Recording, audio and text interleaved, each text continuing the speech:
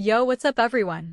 It's Goofy Harry, and today we're checking out what if Harry claimed his lordship and saved Dobby from Malfoy Manor earlier? Drop a like if you're hyped. Subscribe for daily content. Let's get this story started. Chapter 1. The Will of the Last Black. The letter arrived at 6:30 on a Tuesday morning, carried not by owl but by a goblin who materialized on the front step of number 4, Privet Drive with a crack that rattled the milk bottles. Harry had been awake for hours. Sleep had become a negotiation he lost most nights, and the ones he won weren't much better. Sirius falling, always falling, that stupid veil fluttering like it was breathing, like it was hungry. He'd been sitting on the edge of his bed staring at the wall when the sound hit, and he was at the window with his wand drawn before he'd finished his next breath. The goblin was 3 feet tall, dressed in what appeared to be a suit of black leather armor, and was glaring at a garden gnome with undisguised contempt. Harry pulled on his trainers, shoved his wand in his back pocket. He could hear Moody's voice growling about better wizards losing buttocks, and crept downstairs. The Dursleys wouldn't be up for another hour. Vernon's snores were shaking the light fixtures in the hallway. He opened the door. "Mr. Potter," the goblin said. Not a question. Its eyes were black and sharp and old in a way that had nothing to do with age. "Yeah, I am Griphook of the Inheritance and Bloodline Division, Gringotts Bank. You are summoned to appear for the reading and execution of the last will and testament of Sirius Black, Lord of the most ancient and noble House of Black, deceased." The goblin held out a scroll sealed with dark wax. "Today, 9 o'clock. You will not be late." Harry took the scroll. The wax was warm under his thumb, and when he pressed it, something pulsed, not heat, not magic exactly, but recognition. Like something behind his ribs had turned over in its sleep. "How am I supposed to get there?" Griphook smiled with too many teeth. "We have arranged transport. Be outside at 8:30. Dress as you see fit. The dead care little for fashion." And then the goblin was gone, leaving only a faint smell of iron and ink and the vague impression that the garden gnome had been offended. Harry stood in the doorway for a long moment, holding the scroll, feeling the morning air on his face. Somewhere in the neighborhood a dog barked. Somewhere much further away, the war continued. He went upstairs to find a clean shirt. The transport turned out to be a black carriage pulled by nothing, no horses, no thestrals, just empty harnesses that moved with purpose through streets that Muggle eyes slid off like water on glass. Harry sat inside on a bench of dark leather and watched London reassemble itself around him as the carriage moved from Surrey into the city with a speed that had nothing to do with the wheels turning. He hadn't told anyone. Not the Order, not Dumbledore, not Ron or Hermione. The thought had crossed his mind and then kept walking. He was tired of being managed. Tired of information arriving in careful doses calibrated by people who thought they knew what he could handle. Sirius had died in June. It was now mid-July. If there was a will, he should have known about it weeks ago. The carriage stopped in an alley behind a chip shop that smelled of vinegar and old grease. Harry stepped out, and the carriage folded in on itself like a piece of origami until it was a small black cart, which Griphook, who had apparently been driving from somewhere that didn't exist, tucked into his armor. "This way, Mr. Potter." They entered Gringotts through a door Harry had never seen before, in a wall he was fairly certain hadn't been there a moment ago. The corridor beyond was narrow and lit by torches that burned without flickering, perfectly still flames that cast shadows so sharp they looked cut from black paper. "You're not taking me through the main hall," Harry said. "No." "Why?" "Because Albus Dumbledore is sitting in the main hall," Griphook said, "and our client's instructions were explicit. You are to hear the will first. Others may be informed at your discretion after." Something cold and bright moved through Harry's chest. Sirius didn't want Dumbledore here? "Lord Black," Griphook said, with a slight emphasis on the title, left detailed instructions about many things. His faith in the headmaster was, specifically limited. "You will understand shortly." They descended. The corridors grew older as they went deeper, the stone rougher, the air denser, the torches replaced by veins of crystal in the walls that pulsed with a faint phosphorescent light. Harry had the sense of being inside something alive, some vast organism that was aware of him and hadn't yet decided how it felt about his presence. The room they entered was circular, small, and dominated by a stone table around which sat 3 goblins in ceremonial armor. In the center of the table was a pensive, but not like Dumbledore's. This one was carved from black granite, and the substance inside wasn't silver but dark red, almost the color of old blood. "Sit," Griphook said, gesturing to the single chair on the human side of the table. Harry sat. The eldest goblin, Harry thought it was the eldest, though with goblins it was hard to tell. This one's face looked like it had been carved from the same stone as the walls, spoke without preamble. "We're here to execute the final will of Sirius Black, Lord of the most ancient and noble House of Black, who died on the 18th of June. The will was sealed in this vault in October of last year. It has not been tampered with. The blood seal is intact." The goblin looked at Harry with an expression that might have been curiosity. "The primary beneficiary is present. We shall begin." The pensive flared, and Sirius was there. Not a ghost. Not a portrait. A memory, but so vivid, so sharp, that Harry's hands gripped the arms of the chair hard enough to ache. Sirius stood in this same room, younger by several months, thinner than Harry remembered, but with that grin, that reckless, defiant, generous grin that had made you believe everything might actually be okay. "Harry," the memory said, and Harry stopped breathing for a moment. "If you're hearing this, I'm dead." Which, let's be honest, was always one of the more likely outcomes for me. "I want you to know that however it happened, I don't regret a second of it. Not one. You gave me something to fight for again, and that's worth more than you know." The memory Sirius ran a hand through his hair. The gesture was so familiar it hurt. "But I'm not here just to be sentimental. I'm here because there are things you need to know, things I should have told you when I was alive. Things Dumbledore specifically asked me not to tell you, and like an idiot, I listened. I'm done listening. I'm dead, and the dead get to say what they want." He paced the small space of the memory, his boots clicking on stone that existed somewhere in the past.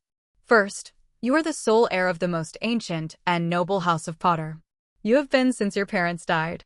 The Potter Lordship should have been offered to you on your 14th birthday, which is the age of legal majority for ancient and noble houses. It wasn't. I asked Dumbledore about it, and he told me it wasn't the right time, that you weren't ready, that it would put a target on your back."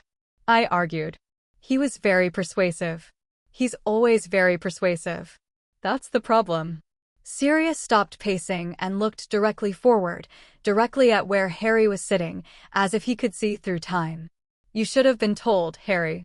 The Potter Lordship isn't just a title. It's magic, old magic, family magic, the kind that runs in the blood and the stone and the land. When you claim it, you'll feel it. You'll understand things about your family, your history, your power, that no one has ever bothered to explain to you. And you'll have a seat on the Wizengamot. A vote. A voice. You'll be a legal adult. No more Dursleys. No more being shuffled around like luggage. No more asking permission from people who don't have the right to grant it." Harry's jaw was clenched so tight his teeth ached. His hands were shaking. Not from grief, from something hotter, something that had been building for 5 years. "Second," Sirius continued, "I'm naming you heir to the House of Black." "Yeah, I know. The Blacks. My lovely family." The sarcasm was thick enough to cut. "But here's the thing, the Black Lordship comes with power. Real power. Political alliances, ancient contracts, blood debts, and, this is important, authority over anyone bound to a Black family line through marriage, dowry, or service." Sirius leaned forward, and his eyes were sharp now, the playfulness gone. "The Malfoys, Harry. Narcissa Malfoy is a Black by birth. When she married Lucius, certain things went with her as part of the dowry: artifacts, gold, and a house elf. Dobby. The elf you freed in your 2nd year, except you didn't really free him, did you? You tricked Lucius into giving him a sock, which terminated Lucius's personal authority, but Dobby was originally a Black family elf. The binding runs deeper than one sock and one angry Malfoy. Dobby has been in a kind of limbo, free of the Malfoys, but still tangled in the old Black family magic. As Lord Black, you can sever that completely. Or, if Dobby chooses, you can offer him a bond with you. A proper one. One based on choice, not chains. Harry thought of Dobby. Dobby, who wore mismatched socks and cried when people were kind to him. Dobby, who had tried to save Harry's life by nearly killing him with a bludger. Dobby, who had been beaten and burned and made to iron his own hands as punishment for showing basic decency.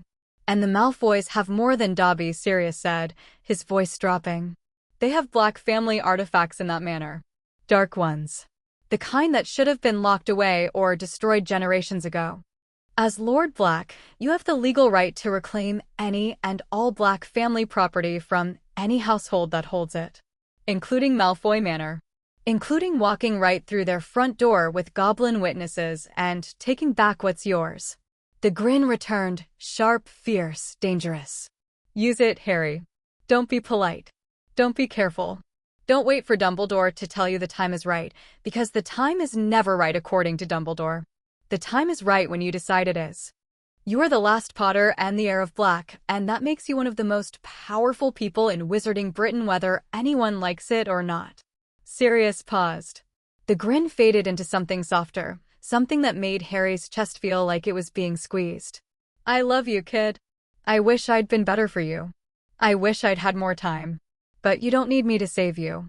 You never did. You just need someone to stop getting in your way. The memory dissolved, and the pensive went dark. Harry sat in silence. The goblins watched him with their ancient, knowing eyes. The rage was enormous. It filled him from the soles of his feet to the crown of his head, not wild, not scattered, not the uncontrolled fury he'd felt in Dumbledore's office last month, smashing instruments and screaming. This was different. This was focused. This was the rage of someone who had just been handed a map showing exactly where all the knives in his back had been placed, and by whom. 14. He should have known at 14. Before the Tri-Wizard tournament. Before Cedric. Before the graveyard. He'd been a legal adult, a lord of an ancient house, with a seat on the governing body of Wizarding Britain, and no one had told him. Dumbledore hadn't told him. Had actively prevented Sirius from telling him. Mr. Potter, the eldest goblin said. Do you wish to claim the lordship of the most ancient and noble house of Potter? Yes. And do you wish to accept the legacy of the most ancient and noble house of Black, as designated by its last lord? Yes. Then we require your blood. Griphook produced a knife, short, silver, inscribed with runes that seemed to move in the crystal light. He placed it on the table alongside 2 rings, one gold with a ruby, one silver with an onyx stone. A cut across the palm, Griphook said. Press the blood to each ring in turn. The magic will do the rest. Or it won't, and you'll simply bleed on a very expensive table. Comforting, Harry said. He picked up the knife. The handle was warm. He drew the blade across his left palm in a single clean motion. It was sharper than he'd expected, and the pain was bright and immediate and somehow clarifying, like a bell rung in a silent room. He pressed his bleeding hand to the gold ring first. The world stopped. Not metaphorically. The crystal light in the walls froze. The air ceased to move. Even the goblins seemed suspended, caught between one heartbeat and the next. And into that frozen instant poured something vast, a river of memory and magic and identity that flooded through Harry's blood and bones and settled into him like it had always been there, like it had been waiting. He saw Godric's Hollow, not the ruin, but the original, a stone keep on a green hill. He saw generations of Potters, their faces flickering past like pages in a book, warriors, scholars, diplomats, healers, troublemakers, and peacemakers. He felt their magic braided into his own, strengthening it, deepening it, giving it roots that reached down into something ancient and immovable. The gold ring resized itself and slid onto his right ring finger. It fit perfectly. The world resumed. Harry exhaled. He felt not different exactly. More like he'd been wearing shoes 2 sizes too small his entire life and had just taken them off.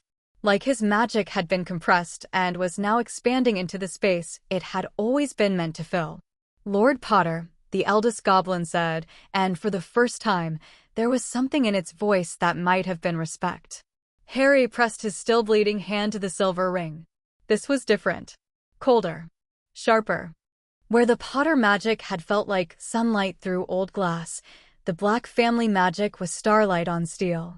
It carried weight, the weight of a family that had been powerful and terrible and brilliant and cruel for 1,000 years. Harry felt it test him, probe him, push against his mind looking for weakness or submission. He pushed back. Not with force, with certainty. He was not a Black by blood, but by choice, and that choice was made by a man he loved, and he would not bend. The silver ring accepted him. It settled onto his left ring finger with a cold snap, and the Black family magic wove itself into the Potter magic like a countermelody, different in tone but harmonious in purpose. Harry looked at his hands. 2 rings. 2 houses. The cut on his palm had healed itself, the blood absorbed by the rings without leaving a trace. So, he said, what do I need to know? What followed was 3 hours of the most intensive education Harry had ever received, delivered by goblins who had no patience for stupidity and no interest in softening their words. They told him everything. The Potter vaults, plural, because there were 4 of them, not just the one he'd been withdrawing pocket money from since he was 11.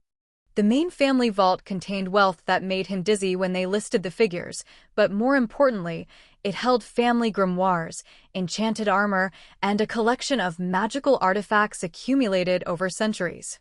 No one had told him. He'd been walking around in hand-me-down robes while a fortune gathered dust underground. The Black vaults were similarly extensive, though darker in character. Cursed objects, dark texts, and financial holdings that stretched across Europe.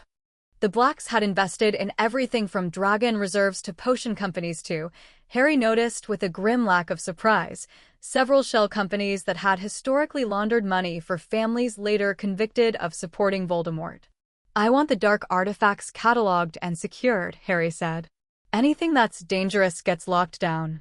Anything that's illegal gets destroyed, properly, by goblin curse breakers. I'll pay whatever it costs. The goblins exchanged glances. That is an unusual request from a lord of the House of Black. I'm an unusual lord. Evidently. The eldest goblin made a note on a scroll. It will be done. They moved on to politics. Harry's 2 seats on the Wizengamot, 1 Potter, 1 Black, gave him significant voting power. The Potter seat had been held in trust by Dumbledore since 1981. Harry felt that hot, focused anger pulse again. Of course it had. Of course Dumbledore had been voting his seat, wielding his political influence, for 15 years without telling him. I want the proxy revoked, Harry said. Immediately. Both seats are mine. No one votes for me. The paperwork will be filed within the hour. Good. Now, the Black family authority over dowry transfers and bound servants. Tell me exactly how it works. This part took longer. Goblin inheritance law was labyrinthine, and the intersections with wizarding family magic even more so. But the core of it was simple. When a Black family member married into another house, certain properties, magical objects, elves, gold, transferred as part of the marriage contract. But they remained Black family property in a fundamental, magical sense. The receiving family had use of them, but the Lord of House Black could reclaim them at any time. Any time, Harry repeated. Any time, Griphook confirmed. It is an ancient provision. Rarely invoked, because the Black Lords traditionally had no reason to antagonize their allied families. But the right is absolute and legally unassailable. And Dobby? The elf known as Dobby was assigned to the Black family in 1437. He was included in the dowry of Narcissa Black when she married Lucius Malfoy in 1973. Your trick with the sock in 1993 broke the Malfoy-specific binding, but the underlying Black family magic remains. Dobby exists in a state of partial binding free of the Malfoys, but still connected to the House of Black. As Lord Black, you can sever the connection entirely, or you can offer him a new bond. One he chooses, Harry said. Griphook studied him for a long moment. Yes, one he chooses. Though I should note that house elves who exist in a state of partial binding suffer. The magic pulls at them. It is uncomfortable. He's been like this for 3 years? Yes. Harry stood up. The chair scraped against stone. Then we're going to Malfoy Manor. Today. The goblins looked at each other again. This time, Harry caught what might have been the beginning of a smile on Griphook's face.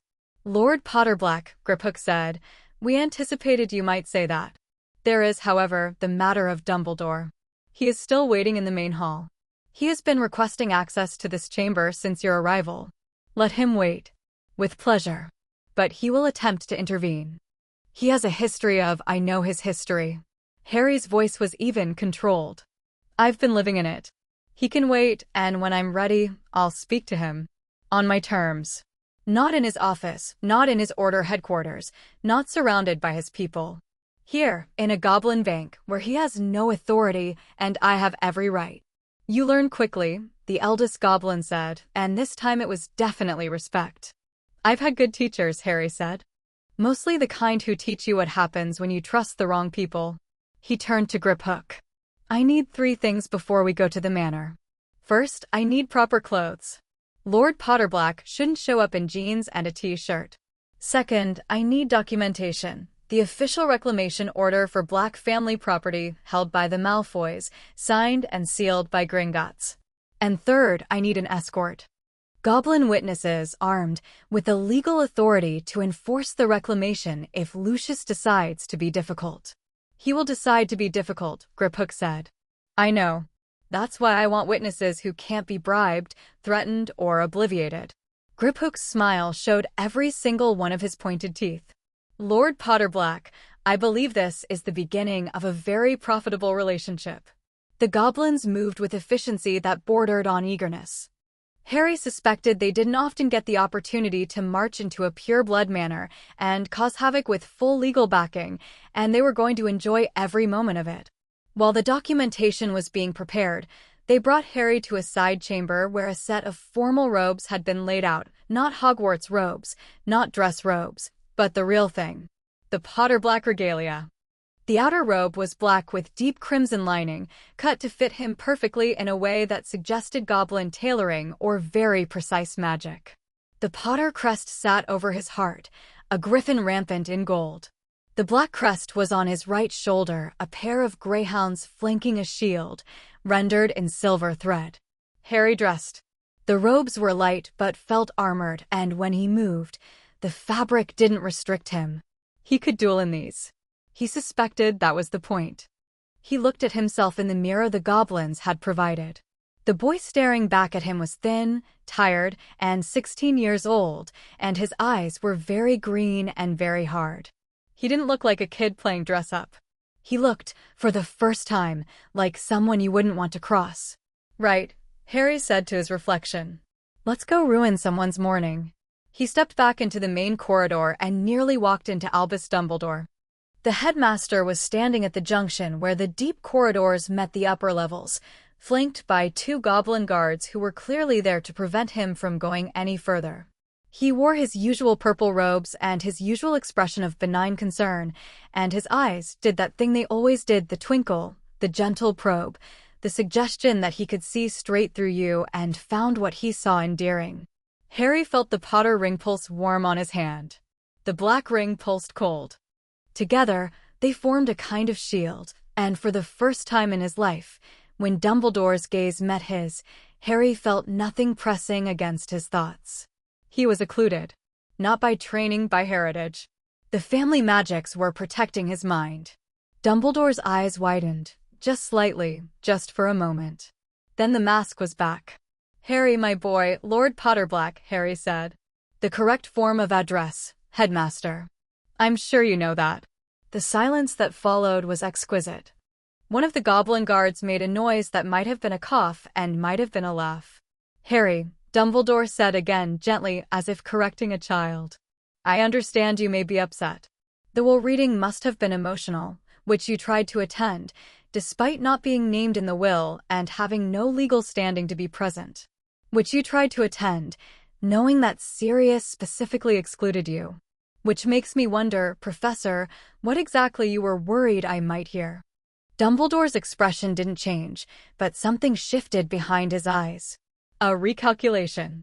Harry had seen it before, the moment when Dumbledore realized a chess piece had moved somewhere he hadn't anticipated. There are things, Dumbledore said carefully, that I had hoped to explain to you in the proper time and context, like the Potter Lordship. Harry, like the fact that I've been a legal adult since I was 14? Like the fact that you've been voting my Wizengamot seat for 15 years? Like the fact that I spent every summer in a house where I was starved and locked in a cupboard when I had 4 vaults at Gringotts and a family manor and every legal right to live wherever I chose. Harry's voice hadn't risen. That was the thing that seemed to unsettle Dumbledore most, the control. The old Harry would have shouted. The old Harry would have broken things. This Harry stood in goblin-made robes with 2 lordship rings on his hands and spoke with the precision of someone who had stopped being angry and started being dangerous. The Blood Wards, Dumbledore began, protected me from external threats while doing nothing about the internal ones. I know about the wards, Professor. I also know that the Potter family manor has its own protections, older, stronger, and not dependent on me being miserable to function. You chose the Dursleys. You could have chosen differently. You didn't. The decisions I made were in your best interest. No. They were in your best interest. They kept me ignorant, dependent, and grateful. They kept me coming to you for guidance because I didn't know I had any other option. That ends today. Dumbledore was quiet for a long time. The torchlight played across his face, and for a moment he looked every one of his 150 years tired, heavy, burdened by things he'd done and things he'd failed to do. I have made mistakes, he said finally. I will not deny that. But everything I have done because I believed it was necessary to protect you and to protect the wizarding world from Voldemort. I know. The prophecy. Neither can live while the other survives. Sirius told me you know the full version. Were you ever going to share it, or were you going to wait until I was standing over his body or he was standing over mine? Another silence. Longer this time. Not today, Harry said. We'll have that conversation, but not today. Today I have other business. I'm going to Malfoy Manor to reclaim Black family property, including a house elf named Dobby who's been suffering for 3 years because no one bothered to sort out his binding. Gringotts is providing an escort. The paperwork is in order. You are not invited. He stepped past Dumbledore. The old man didn't try to stop him physically, at least. Harry. Dumbledore's voice followed him down the corridor. Be careful at the manor. Lucius Malfoy is more dangerous than you, I know. Harry turned back. I know exactly how dangerous he is. I watched him hand a cursed diary to an 11-year-old girl. I watched him try to murder me in the Department of Mysteries. I know what he keeps in his basement and who he serves. The difference is that now I have the legal authority to do something about it, and I'm not asking anyone's permission. He walked away. Behind him, he heard Dumbledore say something to the goblin guards, a request, maybe a demand, and he heard the goblin's flat refusal. The sound followed him like music. Griphook was waiting at the end of the corridor with 4 armed goblin enforcers in full battle armor. Each carried a weapon that was part axe and part something Harry didn't have a name for, and they wore the Gringotts seal on their breastplates. The documentation is prepared, Griphook said. The reclamation order is signed by the director of Gringotts and countersigned by the head of the Inheritance Division. It is legally binding under the Treaty of 1473. The Malfoys have no grounds for refusal. And if they refuse anyway, then they are in violation of a goblin-sealed treaty, and the consequences are ours to determine. We have a long institutional memory, Lord Potterblack. The Malfoys owe us 3 blood debts from the 17th century. We would be delighted to call them in. Harry looked at the armed goblins, at their sharp eyes and sharper weapons, at the barely contained anticipation in their posture. He thought about Dobby, small, brave, impossible Dobby, who had risked everything to warn him about the Chamber of Secrets, who had been punished for every act of kindness, who right now was probably somewhere in Malfoy Manor hurting because of magic that Harry could fix. Let's go, he said. But first there was a detour. As they passed through the upper corridors toward the exit, Harry felt something, a tug, faint but persistent, pulling at the Black family magic in his blood. He stopped walking. There's something here, he said. In the bank. Something that belongs to the House of Black. Griphook's expression sharpened. You can feel it? Like a thread. Pulling me. Harry turned, orienting himself. Down. deeper than where we were. The goblins exchanged rapid words and gobbledygook. Griphook turned back to Harry with an expression that was all business. Lord Potterblack, what you are feeling may be a Black family artifact stored in a vault belonging to another family. The family magic calls to its lord. This is rare. It typically only manifests in lords of exceptional magical sensitivity. Whose vault? Without further investigation, I cannot say. But the deep vaults in the direction you indicate belong to our oldest clients. The Lestranges. The Blacks. The Lestranges, Harry said. The word tasted like ash. Bellatrix Lestrange. Born Black. Bellatrix's vault. She was a Black before she married. Is there Black family property in her vault? There may be. The Lestrange vault has been sealed since 1981. No one has entered it. Harry filed that away. The pull was real. Something in that vault wanted to be found. Something tied to the Black bloodline, but it would have to wait. Dobby came first. We'll deal with the Lestrange vault later, Harry said. I want a full audit of every vault that might contain Black family property. Priority 1 is Malfoy Manor. Priority 2 is the Lestrange vault. Can you start the audit today? It has already begun, Griphook said. We started the moment you claimed the Lordship. Gringotts takes property rights very seriously. Good. They left the bank through the same hidden door they'd entered, emerging into the alley behind the chip shop where a morning rain had begun to fall. The goblin enforcers didn't seem to notice the rain. Harry supposed if you spent your life underground in volcanic caverns, a bit of London drizzle was nothing. Griphook produced a length of heavy gold chain. Porky.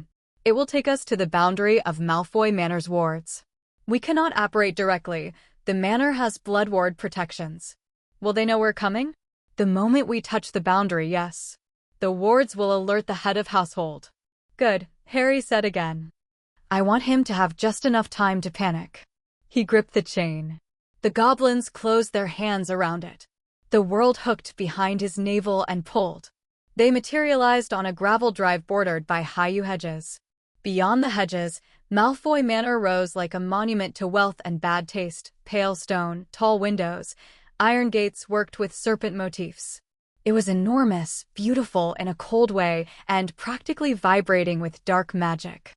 Harry could feel it pressing against the air like a headache.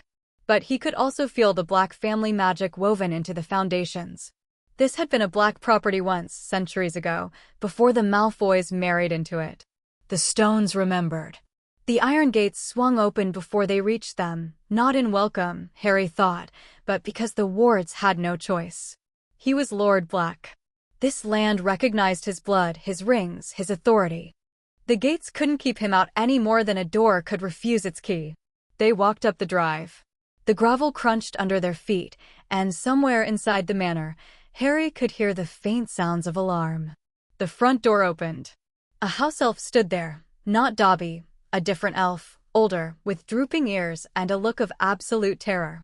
Lord Potterblack, the elf stammered. Master Malfoy says, I'm sure he does, Harry said. Tell your master that Lord Potterblack is here to conduct official House of Black business, accompanied by Gringotts enforcement officers. He has 5 minutes to present himself, or we'll conduct our business without his participation. The elf vanished with a crack that echoed across the marble entrance hall. Harry stepped inside. The hall was exactly what he'd expected, all marble and dark wood and portraits of pale-haired Malfoys sneering down from gilt frames. The portraits were whispering to each other, their painted eyes tracking Harry's movement with undisguised alarm. 3 minutes later, Lucius Malfoy descended the grand staircase. He was dressed impeccably, of course, dark robes, silver buttons, his cane in his hand, his hair falling in a pale curtain. But there was something off about him, something that hadn't been there in the Department of Mysteries. A tension around the eyes. A stiffness in the way he held his cane, not like an accessory, but like a weapon he might need at any moment. He's scared, Harry realized. Not of me. Of what's living in his house. Mr. Potter, Lucius said, with a smile that showed exactly the right number of teeth. What an unexpected visit. I'm afraid you've caught us at a rather inconvenient, Lord Potterblack, Griphook corrected, stepping forward with the documentation. And this is not a visit. This is an official reclamation action under the provisions of the Treaty of 1473, authorized by Gringotts Bank and executed by the Lord of the most ancient and noble House of Black. Griphook held out the scroll. Lucius didn't take it. His eyes were on Harry, and Harry watched the calculations happening behind those gray irises, the rapid assessment, the weighing of options, the search for leverage. I wasn't aware, Lucius said slowly, that the Black Lordship had been claimed. It was claimed this morning. The documentation is in order. You can verify it with Gringotts, but I suspect you already know it's legitimate, or your wards wouldn't have let me through your gate. Lucius's jaw tightened. Just a fraction, but Harry caught it. And what, precisely, are you here to reclaim? All Black family property currently held in Malfoy Manor. Artifacts, heirlooms, enchanted objects, and any servants or elves that were transferred as part of the Black Malfoy marriage dowry. That is a rather broad demand. It's not a demand. It's an execution of legal rights. The list is attached to the reclamation order. Harry nodded at the scroll in Griphook's hand. You can cooperate, in which case this will be civilized and concluded within the hour. Or you can obstruct, in which case Gringotts will exercise its treaty rights, and I promise you, Lucius, you do not want to know what those look like. The use of the first name was deliberate. Not Mr. Malfoy. Not Lord Malfoy, because technically, the Malfoys weren't an ancient house, a fact that Lucius had spent decades and considerable gold trying to obscure. Just Lucius. A reminder of hierarchy. Of who, in this room, held the older title. Lucius took the scroll. He read it. His face didn't change, but his knuckles whitened around his cane. Some of these items, he said, have been in this manor for decades. They are part of the Black family collection, held in trust by the Malfoy family as per the marriage contract of Narcissa Black and Lucius Malfoy, dated 1973. The trust is hereby revoked by the current Lord Black. That's me. My wife is welcome to petition me directly if she has objections. Is she here? Narcissa is indisposed. Then she can write me a letter. In the meantime, the reclamation proceeds. Griphook. The goblin stepped forward with a device that looked like a compass made of bones. This will identify and locate all items in this property that carry Black family magic. With your permission, Lord Potterblack. Go ahead. The compass spun, and its bone needle pointed deeper into the manor, toward the lower levels. There's a basement, Harry said. It wasn't a question. Lucius's composure cracked. Just for a second, just a flash, but Harry saw it, real fear, the kind that lives in the gut. Whatever was in that basement, Lucius didn't want anyone seeing it. There are private areas of this manor that I must insist. You can insist all you like. The reclamation order covers the entire property. Every room, every vault, every hidden compartment. If you have Black family property in your basement, we're going to your basement. Potter, Lord Potterblack. And if you call me Potter again, I'll add a formal complaint of disrespect to a seated Wizengamot lord to the pile of problems you're accumulating this morning. Harry turned to the goblin enforcers. Search the manor. Follow the compass. Catalog everything that registers as Black family property. If any door is locked, open it. If any ward resists, break it. You have my authorization and Gringotts' authority. The enforcers moved. Lucius looked like he wanted to curse someone, but didn't dare, not with 5 armed goblins in his entrance hall and a 16-year-old lord who was looking at him like he was something unpleasant on the bottom of a shoe. Where is Dobby?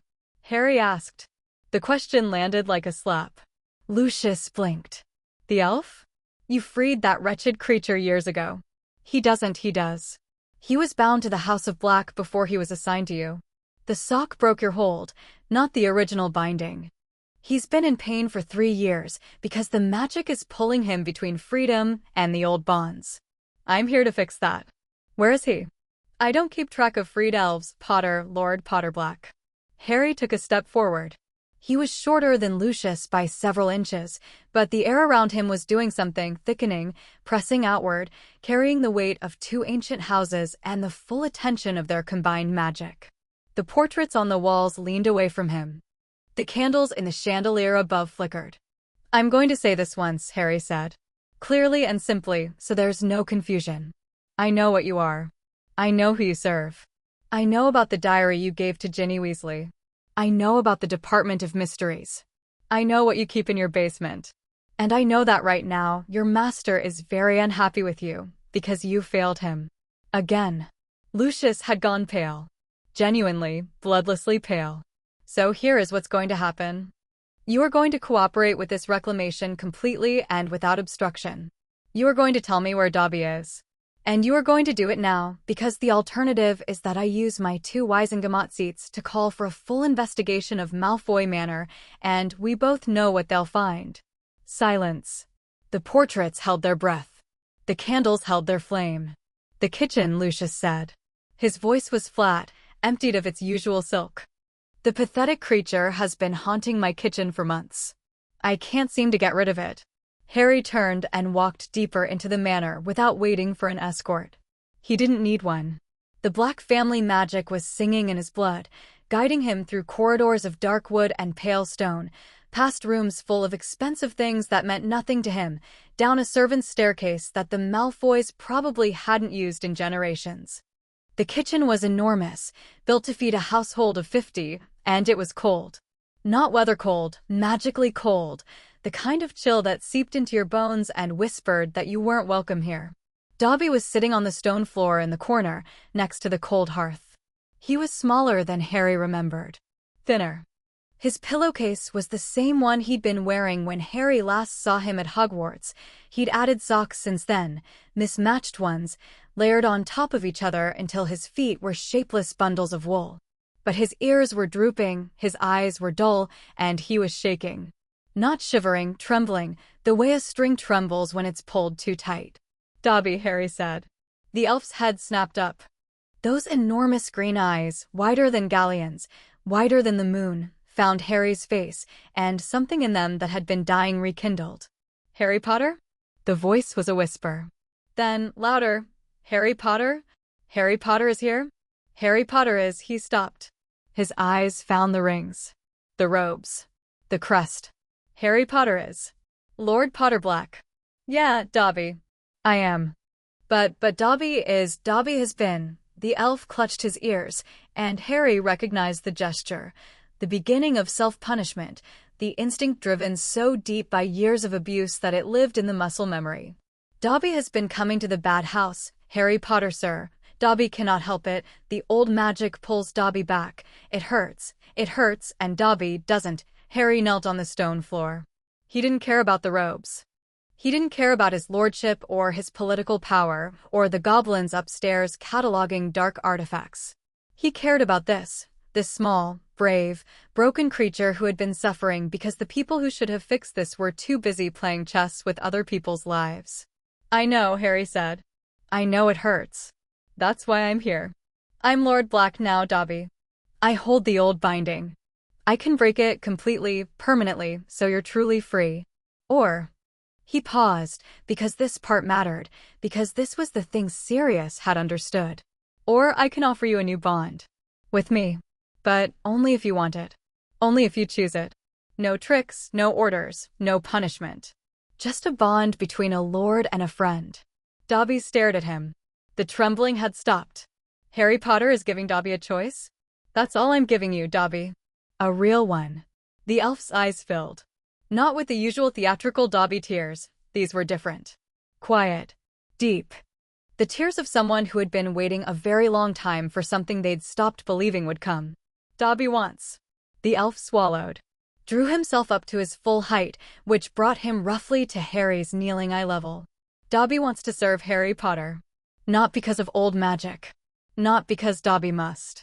Because Harry Potter is the greatest wizard Dobby has ever known, and Harry Potter gave Dobby a sock, and that was the best day of Dobby's life until today. Harry held out his hand. Then it's your choice. Take my hand and the bond forms. Between us. Equals. Equals, Dobby repeated, like he was tasting a word in a language he'd only just learned. He took Harry's hand. The magic that flowed between them was unlike anything Harry had experienced, not the vast ancestral flood of the Lordship claims, but something simpler, warmer, more personal. It felt like trust. It felt like the decision to open a door and let someone in, knowing they might hurt you and choosing to believe they wouldn't. Dobby gasped. His ears lifted. His eyes brightened.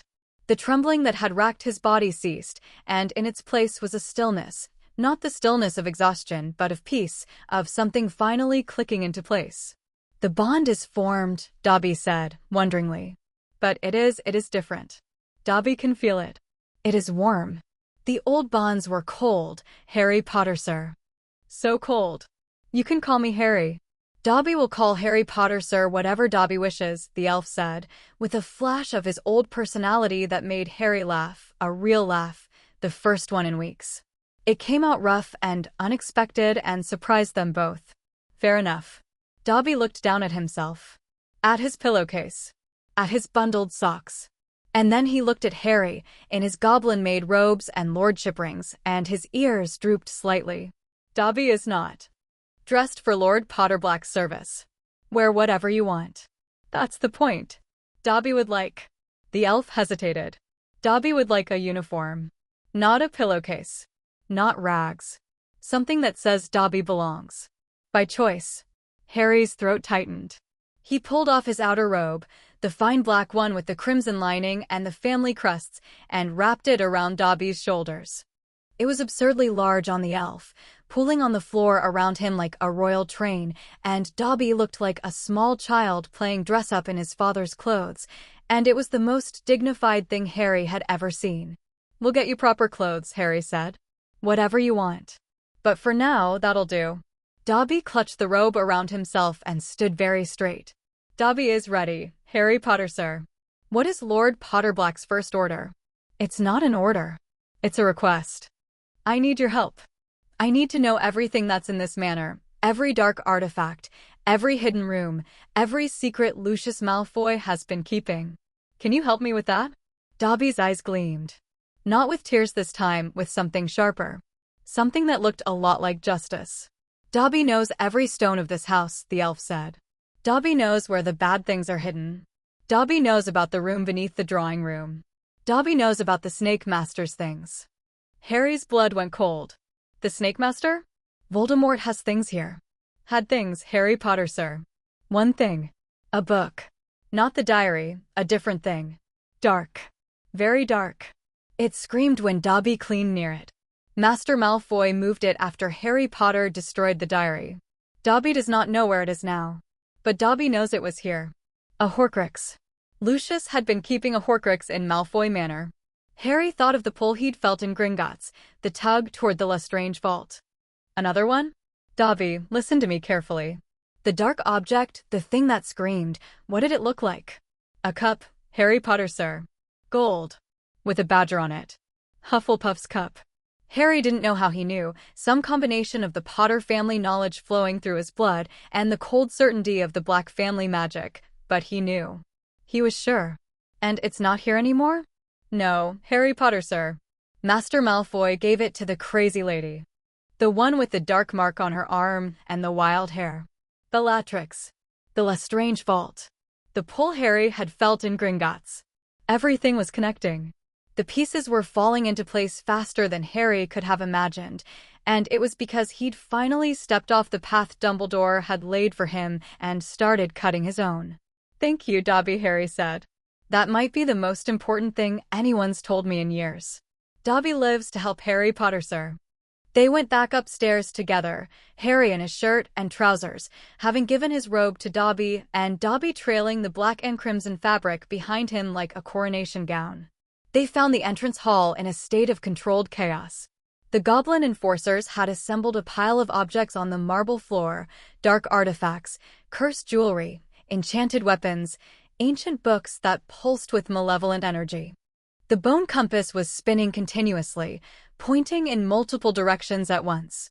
Lucius stood by the staircase, watching his treasures being catalogued and removed with an expression of murderous composure. Narcissa had appeared beside him, blonde, beautiful, rigid, her hand on his arm in a grip that might have been supportive or might have been restraining. Lord Potterblack, Griphook said, consulting a long scroll. We have identified 47 items of Black family origin so far. 32 are classified as dark artifacts under the Ministry's current regulations. 14 of those are in Category 5, restricted, illegal to possess. Harry looked at Lucius. 14 illegal dark artifacts. In your home. With your son upstairs. Those are family heirlooms, their evidence. Griphook, please ensure the catalog is complete and filed with Gringotts Records Division. I'll be requesting a copy for the Wizengamot. Lucius took a step forward. Narcissus' hand tightened on his arm. You are making a very dangerous enemy, Potter, Lucius said, and his voice was quiet in a way that was more threatening than any shout. No, Harry said. I'm making a very accurate inventory. There's a difference. And it's Lord Potterblack. He turned to Narcissa. She met his eyes, and what he saw there wasn't hostility, it was fear. Real fear. The kind that lives in the bones of someone who has made terrible choices and is beginning to understand the consequences. Lady Malfoy, Harry said. Born Narcissa Black. My cousin, by adoption. I have no quarrel with you beyond what the law requires. If you ever find yourself in need of the protection of your birth house, the offer stands. It was a calculated move, an extension of Black family authority, an implicit threat to Lucius wrapped in courtesy to his wife, and a crack in the Malfoy armor that might prove useful later. Narcissa's eyes widened. She said nothing, but Harry saw her fingers loosen on Lucius's arm, just slightly. We're done here, Harry said. For today. Griphook, have everything transported to the Black family vault at Gringotts. I want it sorted, catalogued, and secured by end of business. It will be done, Lord Potterblack. Harry walked toward the door. Dobby walked beside him, not behind him, beside him, wrapped in Harry's robe and carrying himself with a dignity that made the Malfoy portraits murmur in confusion. At the threshold, Harry paused. He looked back at Lucius one more time. One more thing. I know about the room beneath the drawing room. I know what's been kept there. And I know it's gone now, moved to a vault in Gringotts belonging to Bellatrix Lestrange. Just so you know that I know. Lucius's face went the color of old parchment. Narcissa's hand flew to her mouth. Have a pleasant afternoon, Harry said, and walked out into the rain. The gravel crunched under his feet. The gates swung open. The rain fell on his face, cool, clean, washing away the chill of the manor. Dobby trotted beside him, ears up, eyes bright, clutching the robe with one hand and Harry's wrist with the other. Harry Potter, sir, Dobby said, as they reached the boundary where the portkey waited. Dobby has a question. Go ahead. What happens now? Harry looked up at the gray sky. He thought about Sirius, falling. About Dumbledore, calculating. About Lucius, terrified. About a gold cup in a vault, and a locket that might be somewhere else, and a prophecy that said he was the one who had to end this. He thought about a boy in a cupboard under the stairs who had once believed that his life would always be decided by other people. That boy was gone now. In his place was something new, not a weapon, not a chess piece, not a symbol. A lord. A fighter. A person who had claimed his own story and was done letting anyone else write it. Now, Harry said, we change everything. He gripped the portkey chain. Dobby gripped it beside him. The goblins closed their armored fists around the gold links. The world pulled, and they were gone, and behind them, Malfoy Manor sat in the rain like a tomb that had just been cracked open, its secrets spilling out into the light. Chapter 2. The Manor of Whispers. The portkey deposited them back in the alley behind the chip shop, and Harry stood in the rain for a moment, feeling the adrenaline drain out of him like water from a cracked cup. His hands were shaking. Not from fear, from the sheer magnitude of what he'd just done. He'd walked into Malfoy Manor, faced down Lucius, reclaimed Black family property, freed Dobby properly, and dropped enough implied threats to keep the Malfoys awake for a week. And it was barely noon. Harry Potter, sir, is shaking, Dobby observed, still clutching the oversized robe around his small frame. Dobby thinks Harry Potter, sir, needs tea. Dobby, I think you might be right. Griphook cleared his throat. Lord Potterblack, we should return to the bank. There are matters to finalize, the vault transfers, the audit of the Lestrange vault, and... He paused delicately. Albus Dumbledore is still waiting. Of course he is. They re-entered Gringotts through the hidden door. The deep corridors were quieter now, the crystal veins pulsing at a slower rhythm, and Harry wondered if the bank itself responded to the moods of those inside it. The goblins led him to a different chamber this time, a private office, richly appointed by goblin standards, which meant stone walls covered in tapestries depicting famous battles and a desk made from what appeared to be a single slab of dark granite. Behind the desk sat a goblin who was clearly someone important. The armor was more ornate, the expression more guarded, and the teeth, when they showed, were capped with gold. "Lord Potterblack," Griphook said. "Director Ragnarok." Harry inclined his head. He didn't bow. Something in the Potter family magic told him that lords didn't bow to anyone, though they could show respect. "Director." "Sit," Ragnarok said. His voice was deeper than Griphook's, rougher, like gravel being crushed. "We have much to discuss, and I dislike standing conversations. They suggest impermanence." Harry sat. Dobby positioned himself at Harry's right side, standing on a chair so he could see over the desk. The robe pulled around him like a nest. "Your reclamation at Malfoy Manor has been logged and witnessed," Ragnarok said. 47 items recovered. 32 classified as dark artifacts. The catalog is being prepared. However, the more pressing matter is this."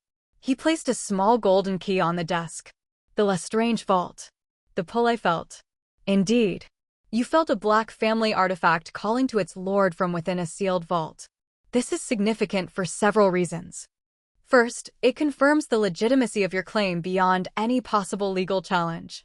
Second, it gives us grounds to open the Lestrange vault, which has been sealed and accruing fees for 15 years under the same reclamation provisions we used at the manor.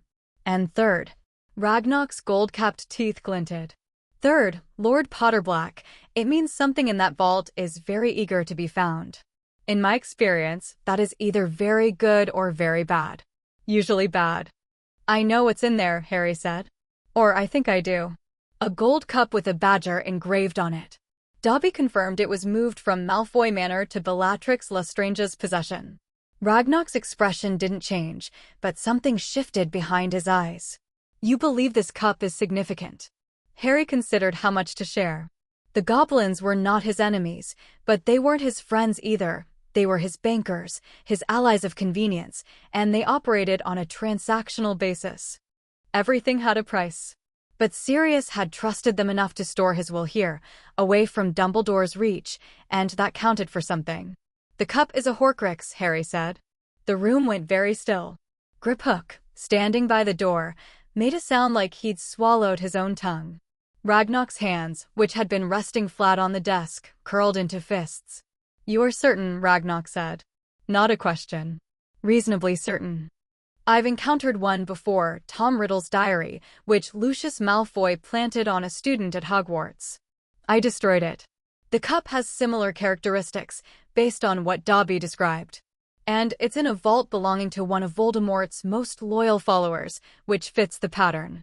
"A Horcrux," Ragnarok repeated. "In Gringotts. In a vault that Gringotts is sworn to protect." "Yes." Ragnarok stood. For a goblin, he was tall, nearly 4 feet, and the way he carried himself added another foot of presence. He walked to the wall, stared at a tapestry depicting what appeared to be a goblin army storming a wizard fortress, and was silent for a long time. "Lord Potterblack," he said finally, "do you understand what this means for Gringotts?" "I think so. Someone used your bank to hide a piece of the darkest magic in existence. If it became public, the trust that Gringotts depends on would be destroyed." "Yes." Ragnarok turned back. "The Goblin Nation has no love for Voldemort. We have no love for most wizards, if I am honest.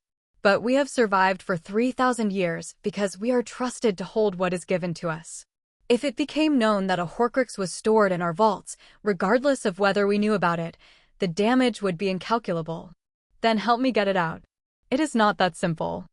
The Lestrange Vault is protected by the most extreme measures we offer. Dragon Guard. Thief's Downfall. Gemino and Flagranti curses on every surface. Even with Black family reclamation rights, entering that vault is extraordinarily dangerous. I'm not asking you to make it easy. I'm asking you to make it legal." Ragnarok studied him. Then, slowly, something that was almost a smile crossed his face. "You remind me of your grandfather, Flemmont Potter. He was a difficult man. Stubborn. Principled. Absolutely impossible to negotiate with." "I'll take that as a compliment." It was intended as one. Ragnarok sat back down. "Here is what I propose. The Lestrange Vault will be opened under Black family reclamation rights. You will enter with Griphook and a team of our curse breakers. All Black family property will be removed and transferred to your vaults.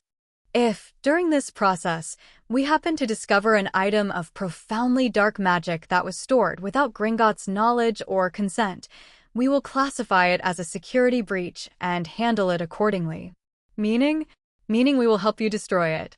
Not as a favor, as a matter of institutional self-preservation.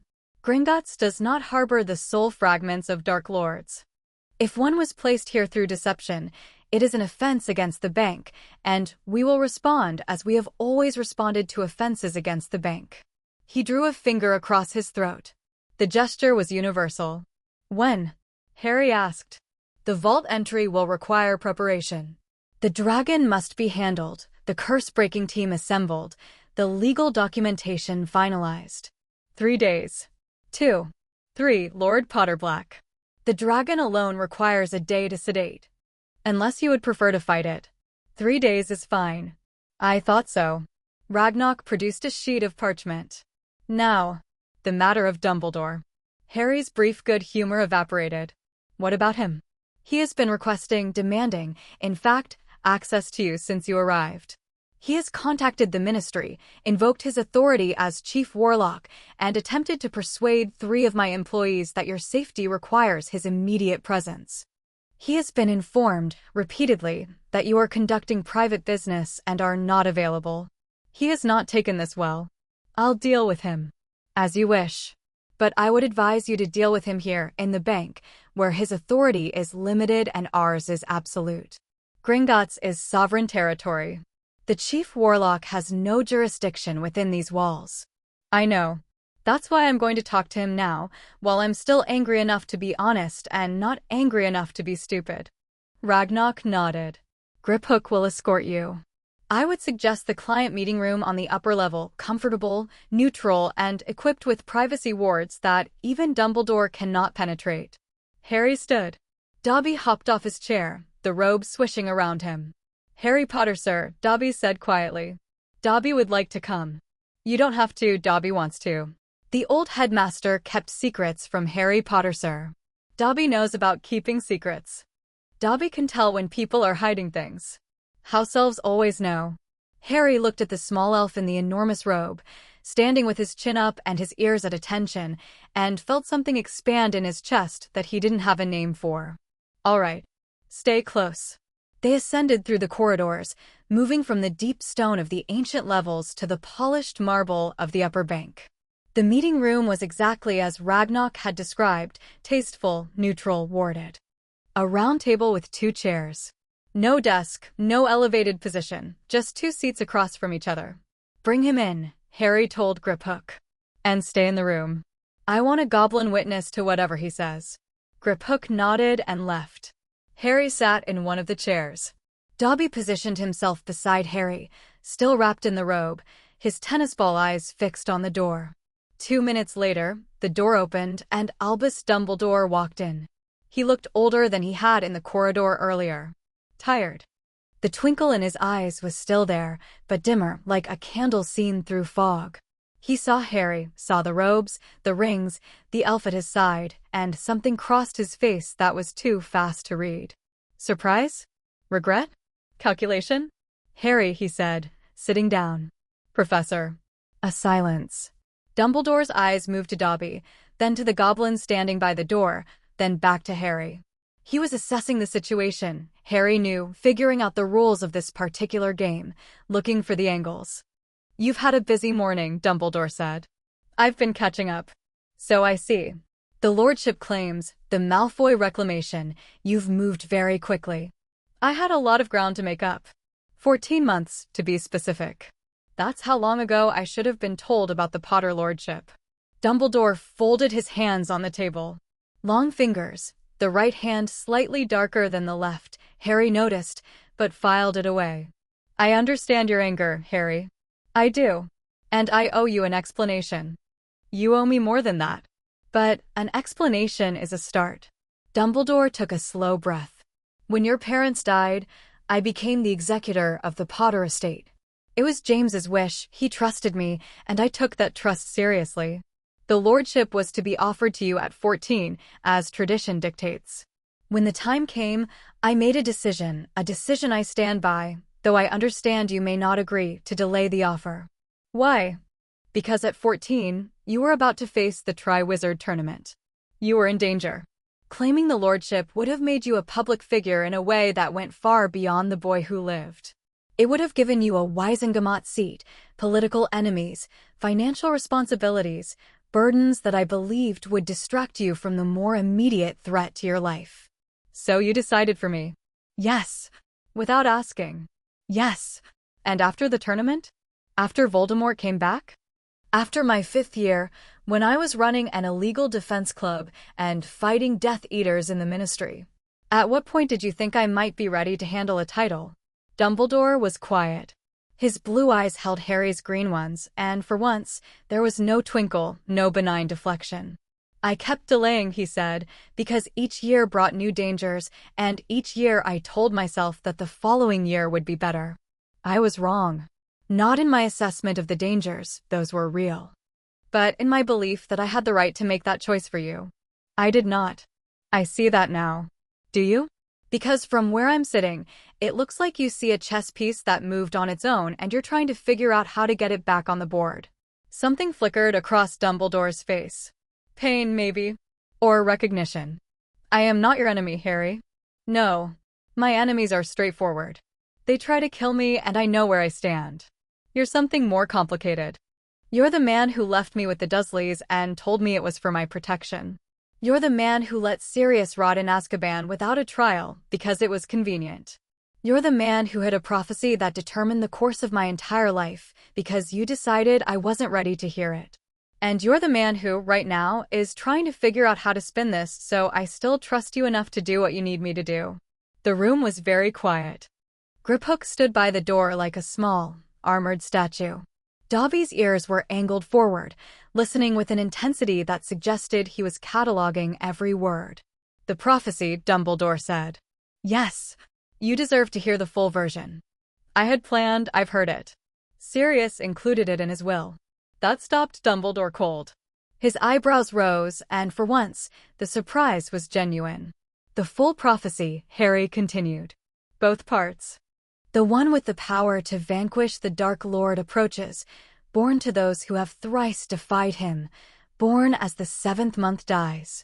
And the Dark Lord will mark him as his equal, but he will have power the Dark Lord knows not, and either must die at the hand of the other, for neither can live while the other survives. That one. Sirius knew the full version? He was James Potter's best friend and a member of the Order of the Phoenix. Of course he knew. The question is why you thought I shouldn't. Dumbledore closed his eyes. When he opened them, they were bright with something that might have been unshed tears. Because I loved you, Harry.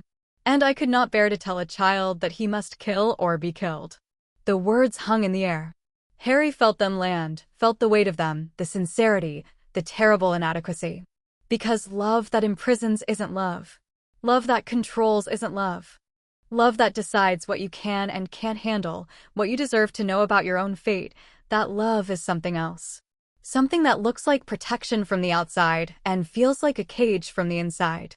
I believe you, Harry said. I believe you care about me. But caring about someone doesn't give you the right to control them. And that's what you've been doing, Professor. Controlling me. My home, my education, my information, my relationships, my access to my own heritage. You've managed all of it. And you've done it so carefully and so gently that I didn't even realize it was happening until Sirius died and the whole structure fell apart. Dumbledore said nothing. So here's what's going to happen, Harry said. I'm not leaving the Order. I'm not cutting ties with you. I'm not running off to fight Voldemort alone. I'm not stupid, and I'm not so angry that I can't see the value of what you've built. But the dynamic changes. Today. Now. I am Lord Potterblack. I hold 2 Wizengamot seats. I am a legal adult.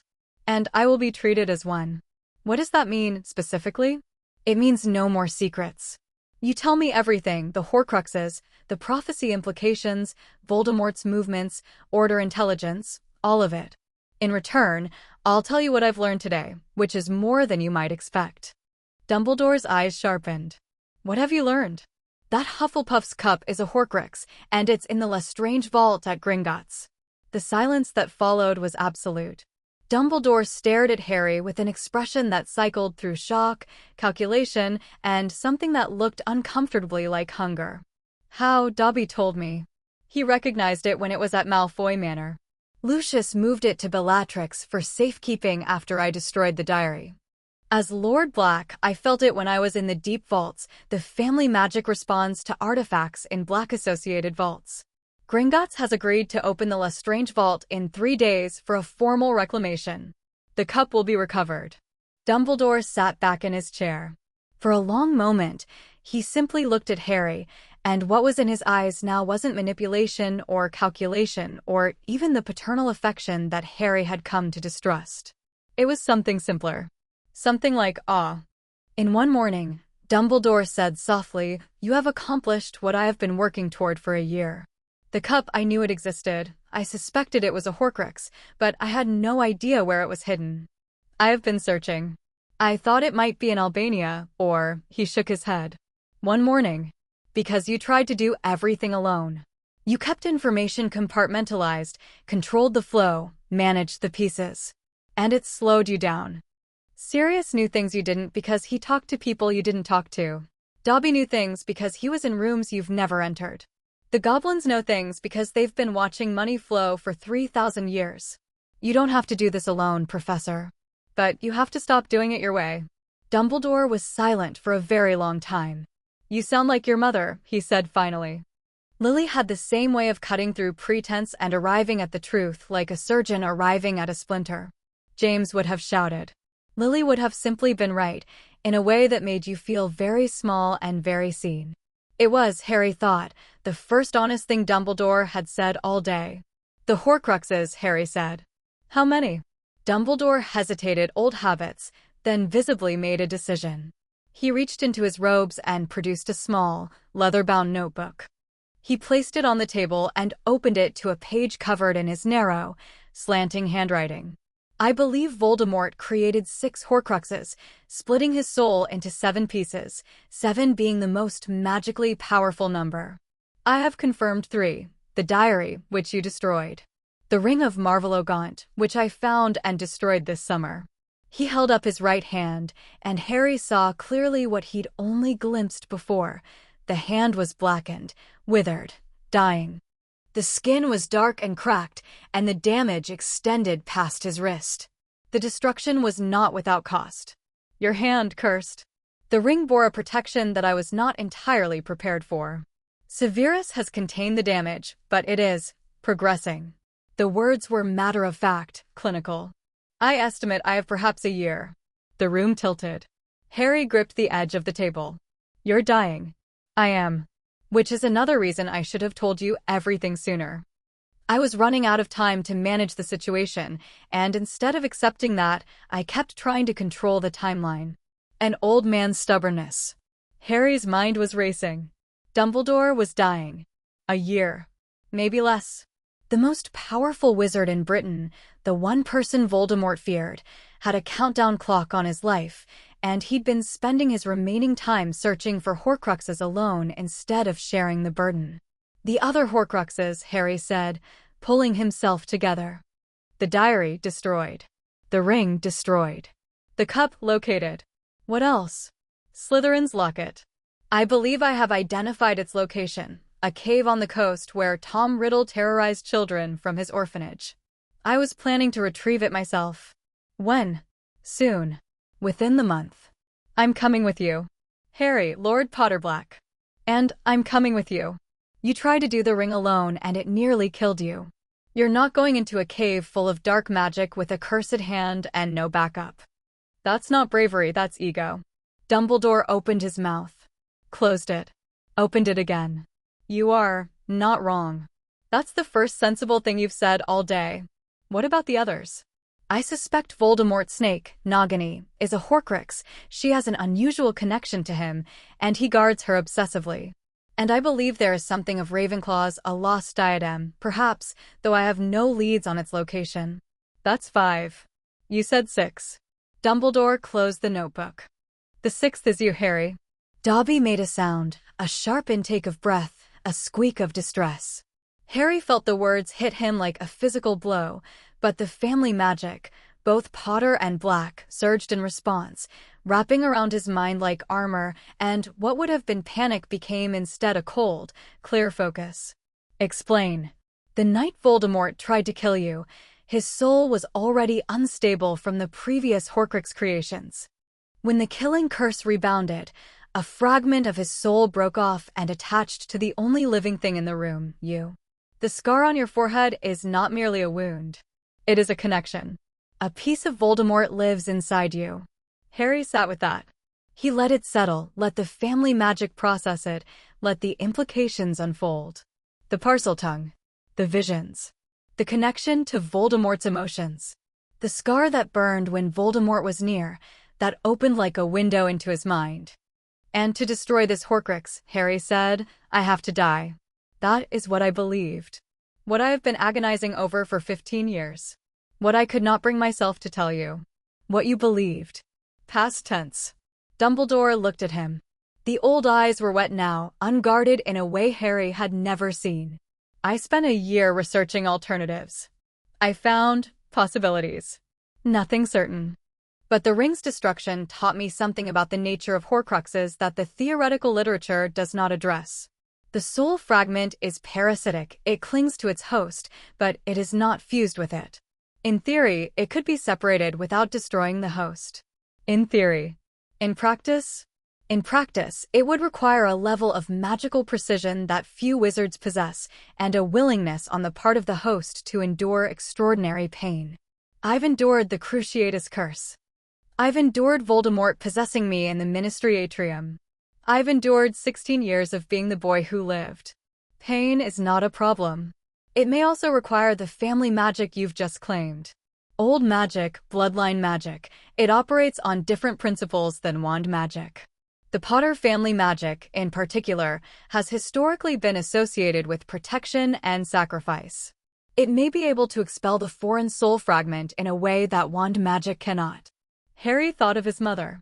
Her sacrifice, her protection, her love burned into his blood.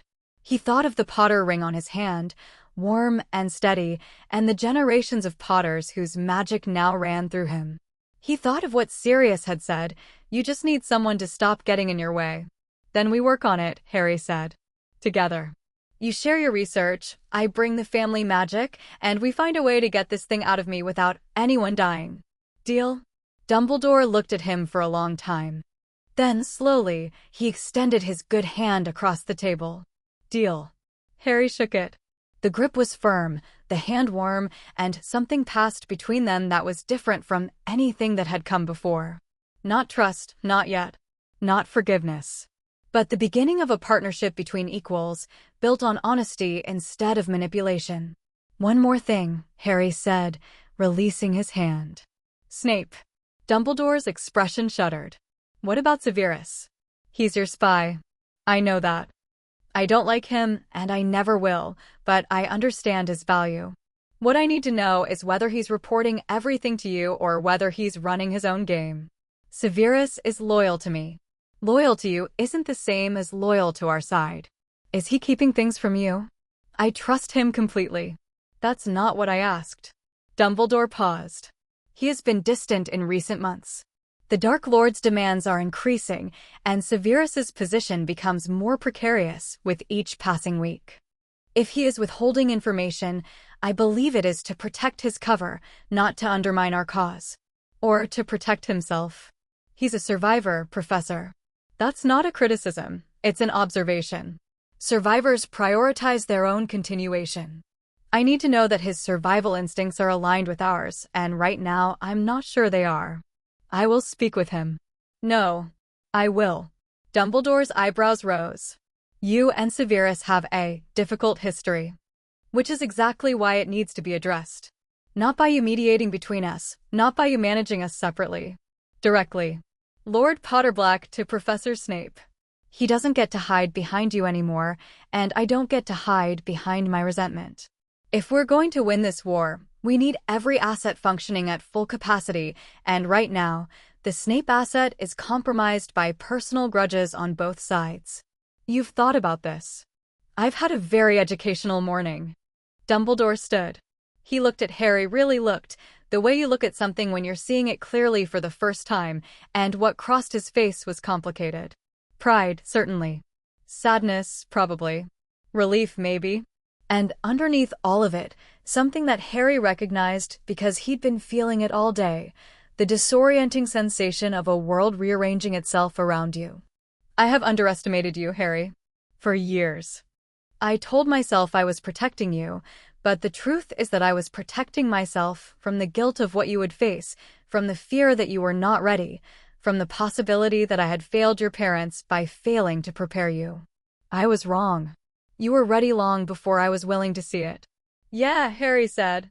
I was. It wasn't forgiveness. But it was acknowledgement, and right now, that was enough. Dumbledore left. Harry sat in the quiet room with Dobby and Grip Hook and felt the weight of the day settle onto his shoulders. Horcruxes. A dying mentor. A soul fragment in his head. A war to fight, a government to reform, and enemies on every side. He was 16 years old. But he wasn't alone. He had Dobby. He had the goblins. He had the beginnings of a real alliance with Dumbledore, built on something stronger than blind trust. And in 3 days, he'd have Hufflepuff's cup. Dobby, he said. I need to send some letters. Dobby can deliver letters faster than any owl, Harry Potter, sir. I know you can. 3 letters. 1 to Hermione Granger. 1 to Ron Weasley. 1 to Neville Longbottom. What should Harry Potter, sir, write? That everything has changed. That I need to see them. And that they should come to Gringotts tomorrow morning, prepared to hear things that will make them very angry and very motivated. Dobby will deliver them personally. Good. And Dobby, Harry hesitated. Get yourself some proper clothes first. Whatever you want. The Potter Vault is yours to access for personal needs. Dobby's lower lip trembled. Just once. Then he drew himself up, adjusted the oversized robe with immense dignity, and said, Dobby will select something appropriate. Dobby has excellent taste. I have no doubt. The elf vanished with a crack, leaving Harry alone with Grip Hook in the quiet room.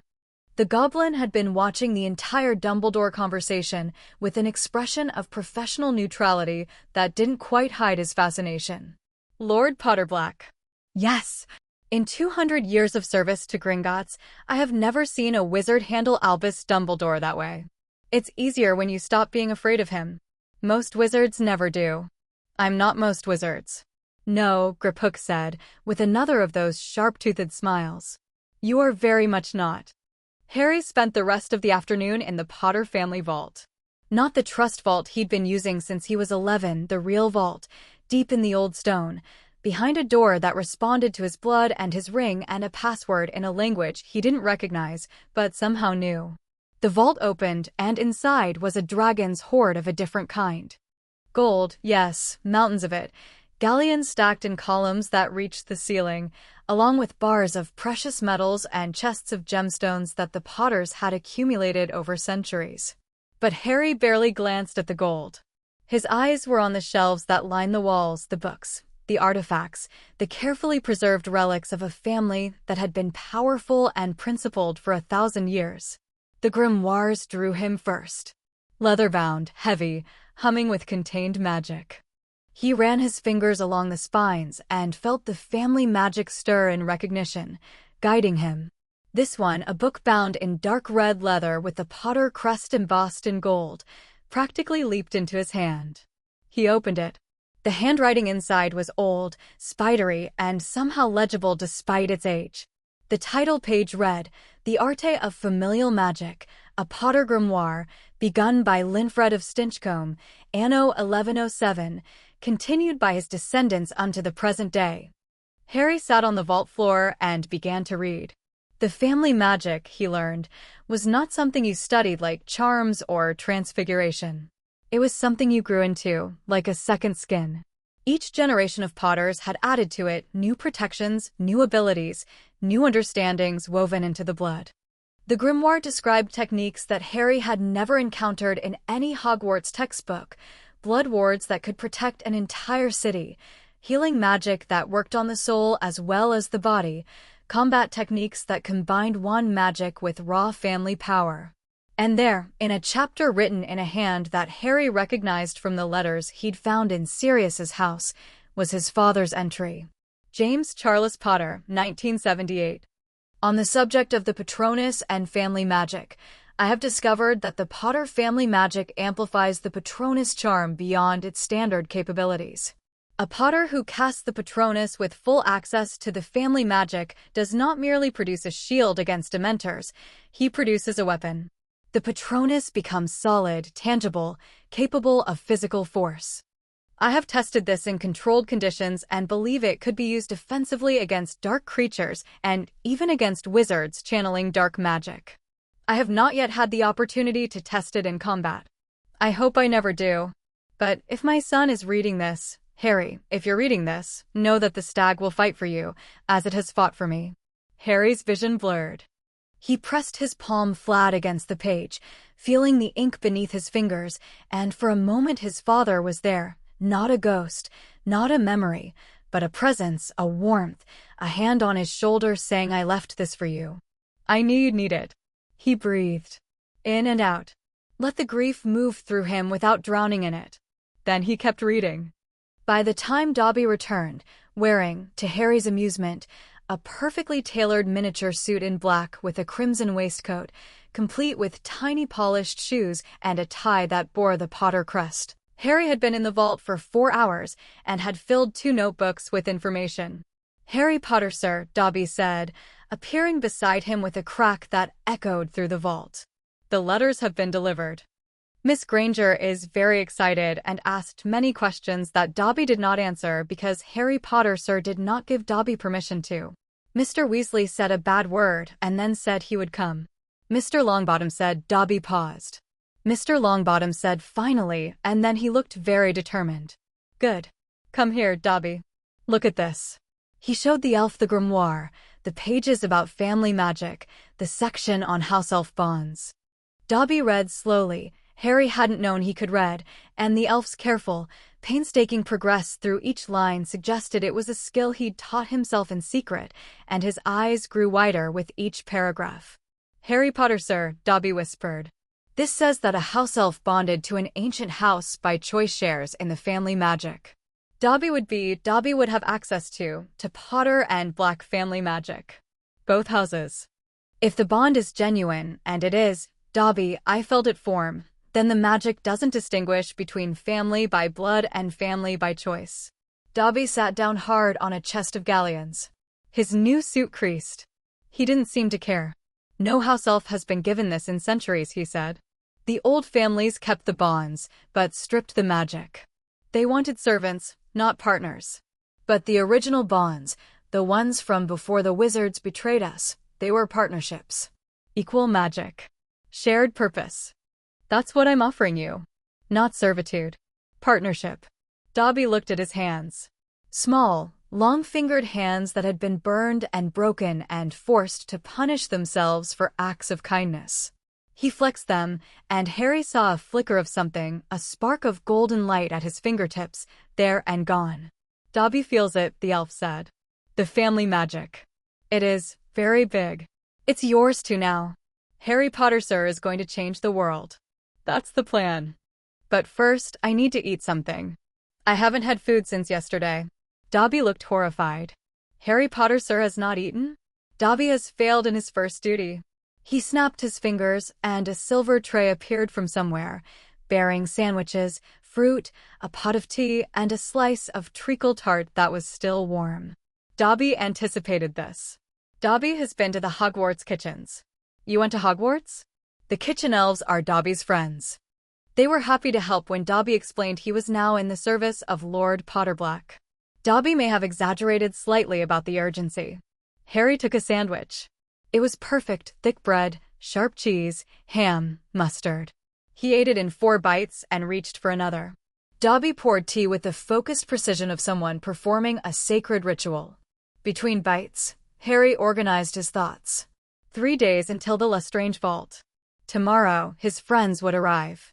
He needed to tell them everything: the Lordship, the Horcruxes, the prophecy, Dumbledore's condition. He needed them informed and ready, because the days of half-truths and need-to-know were over. But tonight, there was one more thing he needed to do. Dobby, is there a way to access the Potter family manor? The grimoire mentions it, but I don't know where it is. Dobby knows. Harry Potter, sir. It is called Potterkeep. It is in the west of England, hidden beneath heavy wards. No one has lived there since Harry Potter sir's grandparents died. But the house elves of the Potter family have maintained it. There are Potter house elves? 3. Harry Potter, sir. They are very old and very loyal and very lonely. They have been waiting. For what? For a Potter to come home. Something shifted inside Harry. He hadn't had a home, a real home. Not the Dursleys' grudging tolerance, not the borrowed warmth of the Burrow, not the temporary sanctuary of Hogwarts. He'd never had a place that was his, that wanted him, that had been built and maintained and loved by his family. Take me there, he said. Dobby held out his hand. Harry took it.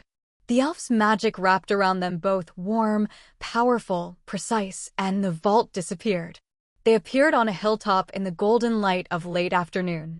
The air smelled of grass and rain and something older, something that Harry's blood recognized before his mind did. Below them, nestled in a valley between green hills, was Potterkeep. It was nothing like Malfoy Manor.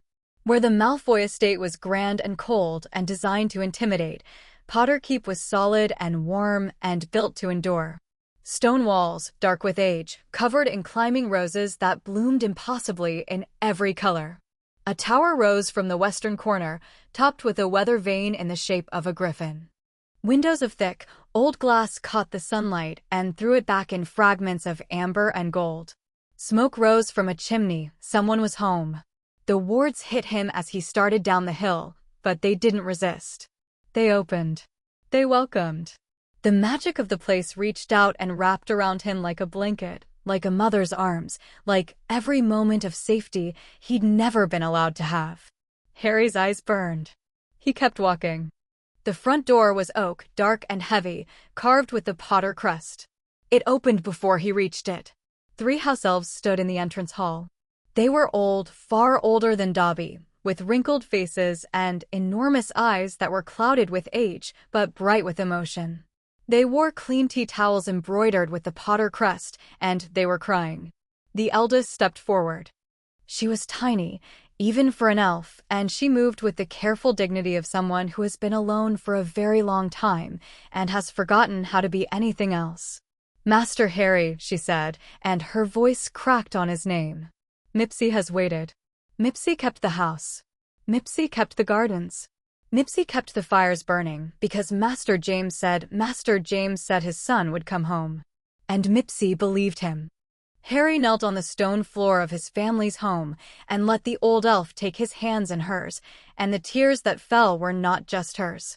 I'm sorry it took so long, he said. Master Harry is here now, Mipsy said. That is what matters. The other 2 elves, Pip and Tally, brother and sister, younger than Mipsy by perhaps a century, crowded close, touching Harry's robes, his hands, his face, assuring themselves that he was real. Dobby stood behind him in his crisp suit, watching with an expression of profound emotion. He understood what this meant. He understood what a home was, and what it meant to be denied one, and what it meant to finally arrive. Show me the house, Harry said. They did. Every room, every corridor, every creaking stair and sunlit window. The library, not as large as Hogwarts, but more personal, filled with books that bore handwritten notes in the margins from generations of Potters. The dueling room, with its enchanted floor and warded walls. The master bedroom, where the bed was made with fresh linens because Mipsy had changed them every week for 15 years, waiting. And the nursery.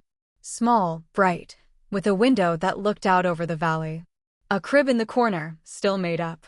A mobile of enchanted animals that turned slowly in the air: a stag, a dog, a wolf, a rat. On the wall, in faded paint, someone had written, "Harry's room." "Your mother painted it," Mipsy said softly. "The summer before you were born." She sang while she painted. Mipsy remembers. Harry stood in the doorway of the room his mother had made for him and felt the last wall inside him crack. Not break, crack. Letting light in. Letting something out that had been trapped for a very long time. He was Lord Potterblack. He had power and wealth and ancient magic in his blood and a war to fight and a dark lord to destroy. But in this moment, standing in a nursery painted by a woman who had loved him enough to die for him, he was just a boy who had finally come home. "This is where we'll work from," he said, turning to Dobby. "Not Grimmauld Place. Not Hogwarts. Here. This is our base. Our home. Dobby will make it ready, Harry Potter, sir." "Mipsy will help," the old elf said firmly. "This is Mipsy's house. Mipsy knows every ward, every secret, every hidden room. Potter Keep has stood for 900 years. It will stand for 900 more." "It will," Harry agreed. "Because we're going to make sure of it." He went back downstairs, through the entrance hall, and out the front door. The sun was setting now, painting the valley in shades of orange and purple. The hills rolled away to the horizon, and the air was clean and full of the sound of birds settling for the night. Tomorrow, his friends would come. In 3 days, they'd open the Lestrange vault. In the weeks and months ahead, there would be battles and politics and terrible choices and moments of joy so sharp they cut. The war was coming. It was already here. And Harry would meet it head-on, with eyes open and magic blazing and not an ounce of fear in his heart. But tonight he would sleep in his family's house, in a bed his parents had slept in, surrounded by magic that had been waiting for him since the day he was born. Tonight he would rest. He stood on the doorstep of Potter Keep and watched the sun go down, and the griffin on the weather vane turned to face the last light, and somewhere in the valley, a nightingale began to sing. Tomorrow, the world would change. Tonight, Harry Potter was home. Chapter 3. The Wizengamot awakens. Harry woke to sunlight and silence and, for 3 disorienting seconds, had no idea where he was. The ceiling above him was stone, not plaster. The bed beneath him was enormous, soft, and smelled of lavender and something woodsy that he couldn't name. The light coming through the window was golden and angled low, catching dust motes that drifted through the air like tiny planets orbiting nothing. He lay still and let the memories reassemble themselves. Gringotts, Malfoy Manor, Dobby, the grimoire, Potter Keep. Home. The words still felt foreign, like a shoe he hadn't broken in yet. But the magic of the place had no such hesitation. It hummed through the walls and the floor and the air, wrapping around him with a warmth that was almost physical, and when he reached for it with the part of his mind that was learning to sense family magic, it responded like a dog greeting its master. Eager. Loyal. Glad. Harry swung his legs out of bed and found that someone, Mipsy, probably, had laid out fresh clothes on the chair beside the window. Not robes, not yet. Muggle clothes, but better than anything he'd ever owned. Dark trousers that fit properly, a white shirt in some fabric that felt like it had been woven from clouds, and a pair of boots in soft black leather that molded to his feet when he pulled them on. There was also a note, written in a cramped but careful hand. "Master Harry's old clothes have been burned. Mipsy is not sorry." Mipsy, Harry laughed. The sound bounced off the stone walls and came back to him warmer than it left, and he realized with a start that he felt good. Not just awake. Not just functional. Good. Rested. Ready. The nightmares hadn't come. Whether that was Potter Keep's wards or the family magic or simply the bone-deep exhaustion of the previous day, he didn't know and didn't care. He'd take it. He found Dobby in the kitchen, which was not where he'd expected to find him. The kitchen at Potter Keep was nothing like the Malfoy dungeon or the Hogwarts industrial operation. It was a large, bright room with a flagstone floor and a fireplace you could stand up in, and copper pots hung from the ceiling beams like a metallic forest. Dobby was standing on a stool at the counter, wearing his black suit with the sleeves rolled up, directing Pip and Tally in what appeared to be a military operation involving eggs, bacon, toast, mushrooms, tomatoes, and a quantity of sausages that could have fed a small army. "Harry Potter, sir, is awake," Dobby announced, without turning around. "Breakfast will be ready in 4 minutes." Dobby has also prepared a briefing. A briefing? On current events, political alignments in the Wizengamot, and the breakfast preferences of Harry Potter, sir's guests, who will be arriving in. Dobby checked a small pocket watch that Harry was certain hadn't existed yesterday. 1 hour and 17 minutes. "Dobby, when did you sleep?" Dobby does not require sleep in the traditional sense, Harry Potter, sir. Dobby requires purpose. Dobby now has purpose. Dobby is extremely well rested. Harry sat at the kitchen table, a massive oak thing that could seat 20, and ate the best breakfast of his life, while Dobby talked. The elf had been busy. Overnight, he had made contact with house elf networks across Wizarding Britain, a web of communication that existed entirely below the notice of their masters, invisible and comprehensive and stretching into every major household in the country. Dobby called it the Whisper, and when he described it, his voice dropped and his eyes went sharp with something that was not quite pride and not quite anger, but lived somewhere between the two. "House elves hear everything," Dobby said. "Masters forget we are there. They speak freely. They plan, they argue, they plot. And the elves listen, and the elves remember, and the elves talk to each other. The Whisper has existed for 1,000 years, Harry Potter, sir. No wizard has ever thought to ask about it." "What are they saying?" "That the Dark Lord is living in Malfoy Manor." Harry's fork stopped halfway to his mouth. "Since when?" "Since last week. He arrived with a snake." Dobby's friends at the manor, the other elves, the ones still bound, they are very frightened. The Dark Lord hurts them for amusement. He has also taken the drawing room as his headquarters and placed wards that even the house elves cannot pass through. "Can your friends get out?" "Not without being freed. They are bound to the house and the family. But they can talk to Dobby through the Whisper." "They are." Dobby hesitated, and something vulnerable crossed his face. "They're asking Dobby for help. They know Dobby is free. They know Dobby serves a lord who is kind.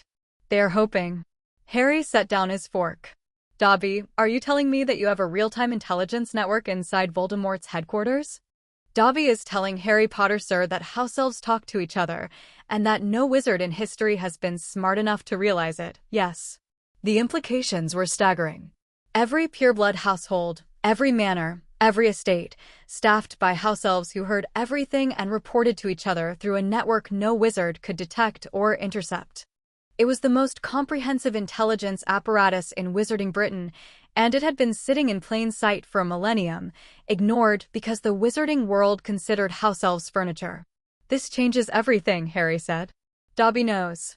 Can you get me regular reports? Movements, conversations, plans, anything the elves at Malfoy Manor overhear. Dobby can do better than reports. Dobby can get Harry Potter, sir, live intelligence." The Whisper is not delayed. When an elf hears something, Dobby can know within minutes. Harry stared at the small elf in his immaculate suit and his tiny polished shoes, standing on a kitchen stool with a pocket watch and a network of spies that would make any military commander weep with envy, and thought, "Dumbledore has the Order. Voldemort has the Death Eaters. I have the house elves. And no one is going to see it coming. Dobby, you're brilliant." Dobby is aware, Harry Potter, sir. The flip flared green at exactly 9 o'clock, and Hermione Granger stepped out of the fireplace in the entrance hall of Potter Keep, already talking. "Harry, your letter was impossibly vague, and I have approximately 400 questions, starting with how did you claim a lordship without legal counsel, and what do you mean, everything has changed, and why does your house elf, who is wearing a better suit than my father owns, by the way, know where your family manor is when I didn't even know you had a family manor," and she stopped. She was looking at him, at the clothes, at the rings, at the way he stood, at the house behind him. Her mouth opened and closed twice. "Hi, Hermione. Harry James Potter, what have you done?" "That's going to take a while to explain. Come in. There's tea." Ron arrived next, stumbling out of the floor with the graceless momentum of someone who had dressed in a hurry and run for the fireplace. He had toast in one hand and his wand in the other, and his shirt was buttoned wrong. Mate, Ron said, taking in the entrance hall, the Potter crests on the walls, the ancient stonework, the house elves, Harry's clothes, Harry's rings, Harry's entire demeanor. What the bloody hell? Tea's in the kitchen. I'll explain everything. Neville was last. He stepped out of the flue with a quietness that was very Neville, no stumbling, no rushing, just a careful, deliberate arrival.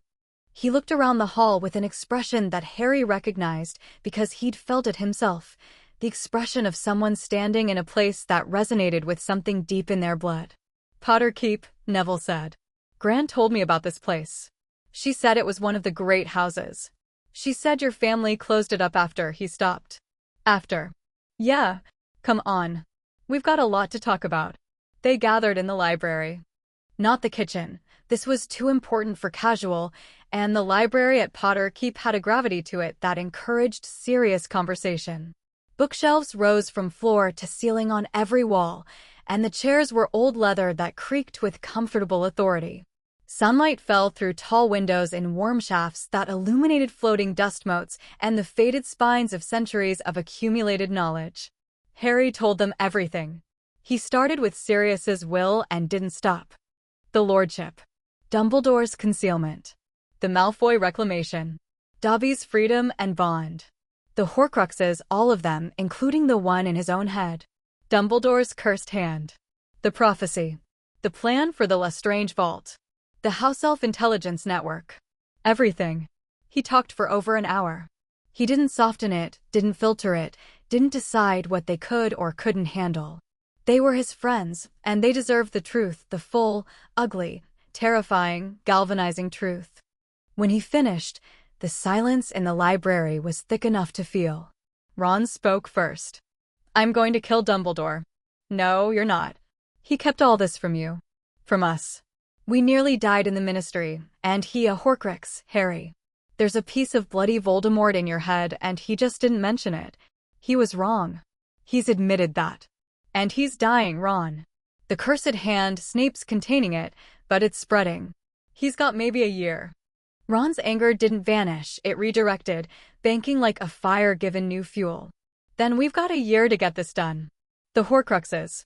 We find them, we destroy them, we end this. That's the plan. Hermione had been silent throughout Harry's entire account, which was so unusual that Harry had been watching her with growing concern.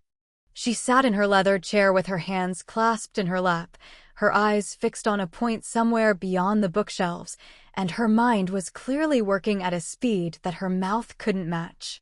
The family magic, she said finally. Harry, the implications of what you're describing, bloodline magic that provides passive occlumency, that amplifies existing spells, that connects you to ancestral knowledge, this isn't in any textbook I've ever read. It's not taught at Hogwarts. It's not even discussed. I noticed. Which means it's either been deliberately suppressed or it's so rare that modern magical education has simply no. No, it wouldn't be that. Her eyes focused, sharp, and bright. It's been suppressed. It has to be. The pure-blood families would have known about it, used it, built their entire social structure around it. But they wouldn't want it taught widely, because family magic is what makes the old houses powerful. If everyone understood it, if Muggleborns could access similar principles through adoptive bonds or created families, the pure-blood power structure collapses, Harry finished. Yeah, I've been thinking the same thing. This is huge. This changes the entire theoretical framework of Hermione. She blinked. Sorry, getting ahead of myself.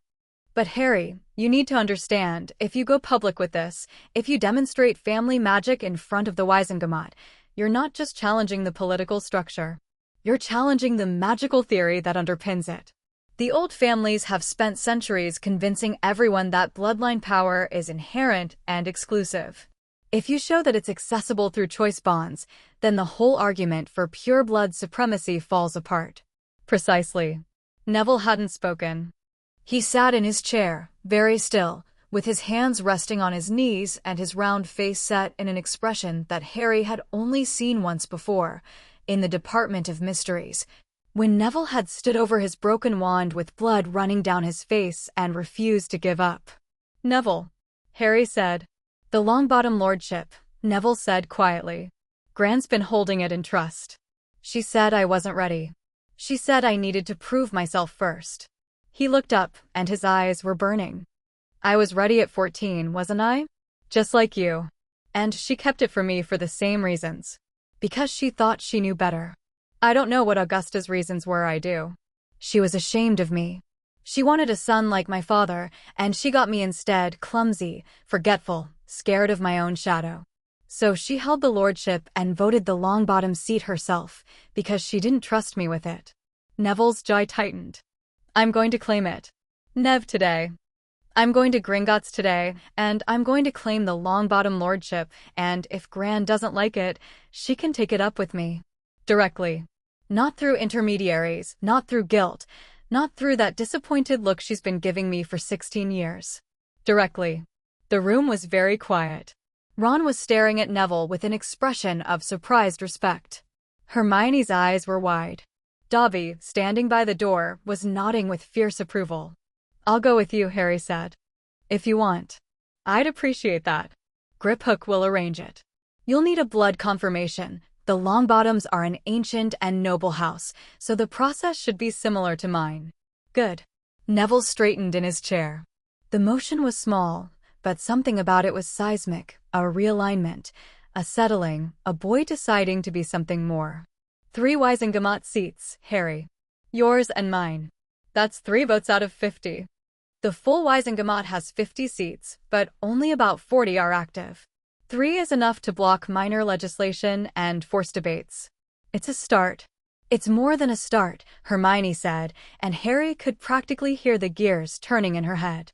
With 3 seats held by lords who are actively opposed to the old pureblood agenda, you can form a voting bloc. Attract allies. The moderates on the Wizengamot, Abbott, Bones, Greengrass, they've been terrified of the Malfoy-not-Parkinson coalition for decades. If you offer them protection and a platform, they'll come to you.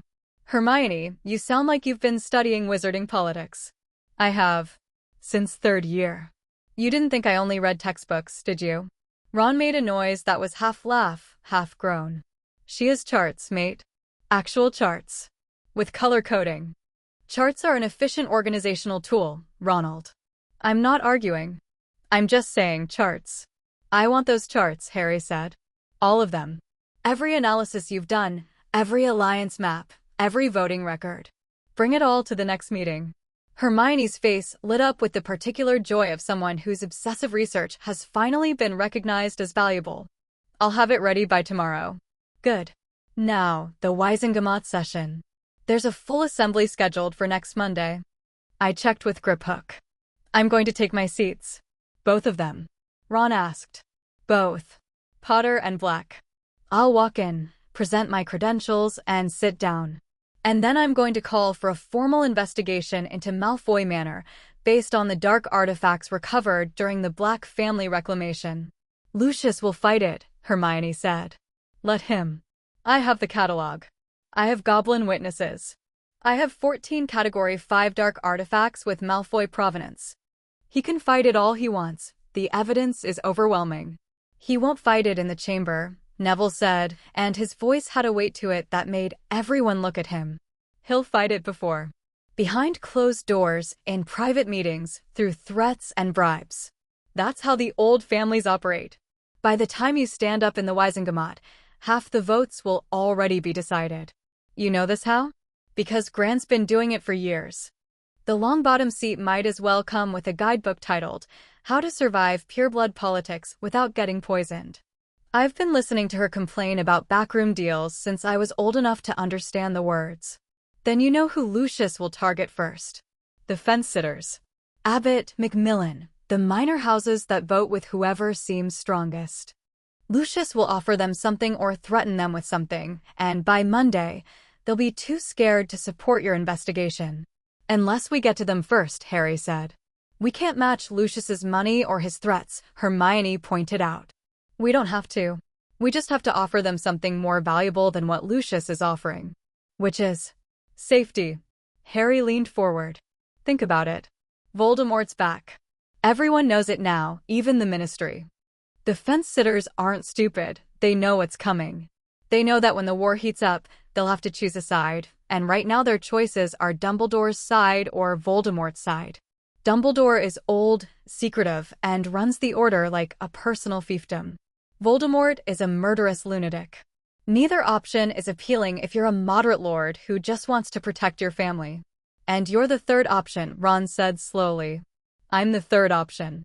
Young, wealthy, politically legitimate, backed by Gringotts and actively fighting Voldemort without the secrecy and manipulation that make Dumbledore's side uncomfortable. I'm not asking anyone to join a secret society. I'm asking them to vote with me in the open, on the record, for policies that protect everyone. That's actually brilliant, Hermione said. Don't sound so surprised. I'm not surprised that it's brilliant. I'm surprised that you came up with it before I did. Harry grinned. It felt strange on his face, unfamiliar, like a muscle that had atrophied from disuse. But the warmth behind it was real, and when he saw it reflected back from his friends' faces, something tight in his chest eased. They spent the next 2 hours planning. Hermione produced parchment and quills from a bag that was definitely enchanted with an extension charm, and began mapping out the Wizengamot's political landscape with a thoroughness that bordered on frightening.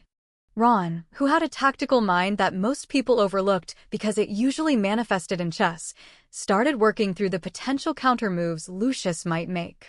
Neville contributed detailed knowledge of the old pureblood families, their histories, their feuds, their pressure points, that surprised everyone except Harry, who had been watching Neville grow sharper for years and was just glad the rest of the world was catching up. Dobby moved between them, refilling tea, producing sandwiches, and occasionally offering intelligence that derailed entire strategies and rebuilt them stronger. The Greengrass family, Hermione was saying, pointing to a name on her chart. They're neutral. Have been for generations. Lord Greengrass has 2 daughters at Hogwarts, Daphne and Astoria. He'll want protection for them above all else. Dobby knows something about the Greengrass family, the elf said, appearing at Hermione's elbow with a plate of biscuits. The Greengrass elves say that Lord Greengrass has been approached by the Dark Lord's people 3 times in the last month. He has refused each time, but the pressure is increasing. His wife is frightened. They have discussed sending the girls abroad. If I can offer him Wizengamot backing and physical security, Harry began. He'll come to your side, Neville finished. And if Greengrass comes, Zabini follows. They have a trade alliance dating back 2 centuries. Zabini's son is in Slytherin, Ron said. Blaise. Bit of a ponce, but not a Death Eater. Which makes Blaise a potential ally at Hogwarts, Hermione said, scribbling furiously.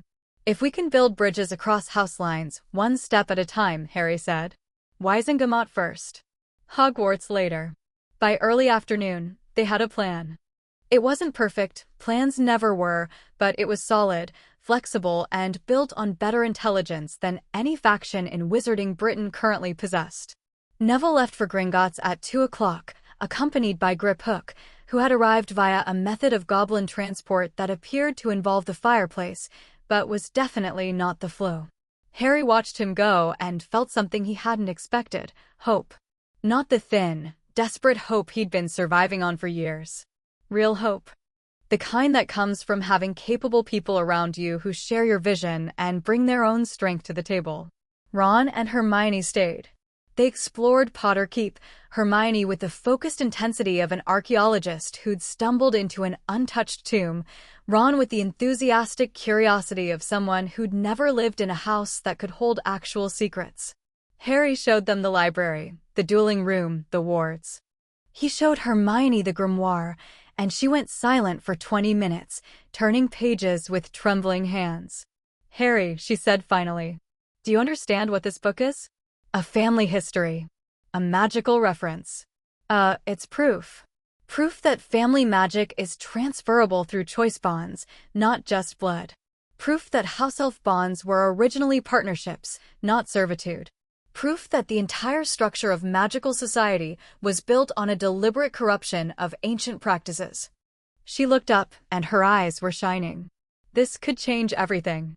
Not just for the war, for magical society. For house elves. For muggleborns. For everyone. I know.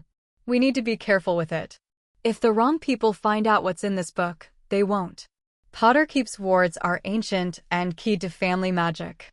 No one gets in without my permission. But Hermione, I'm not going to hide this. Not forever.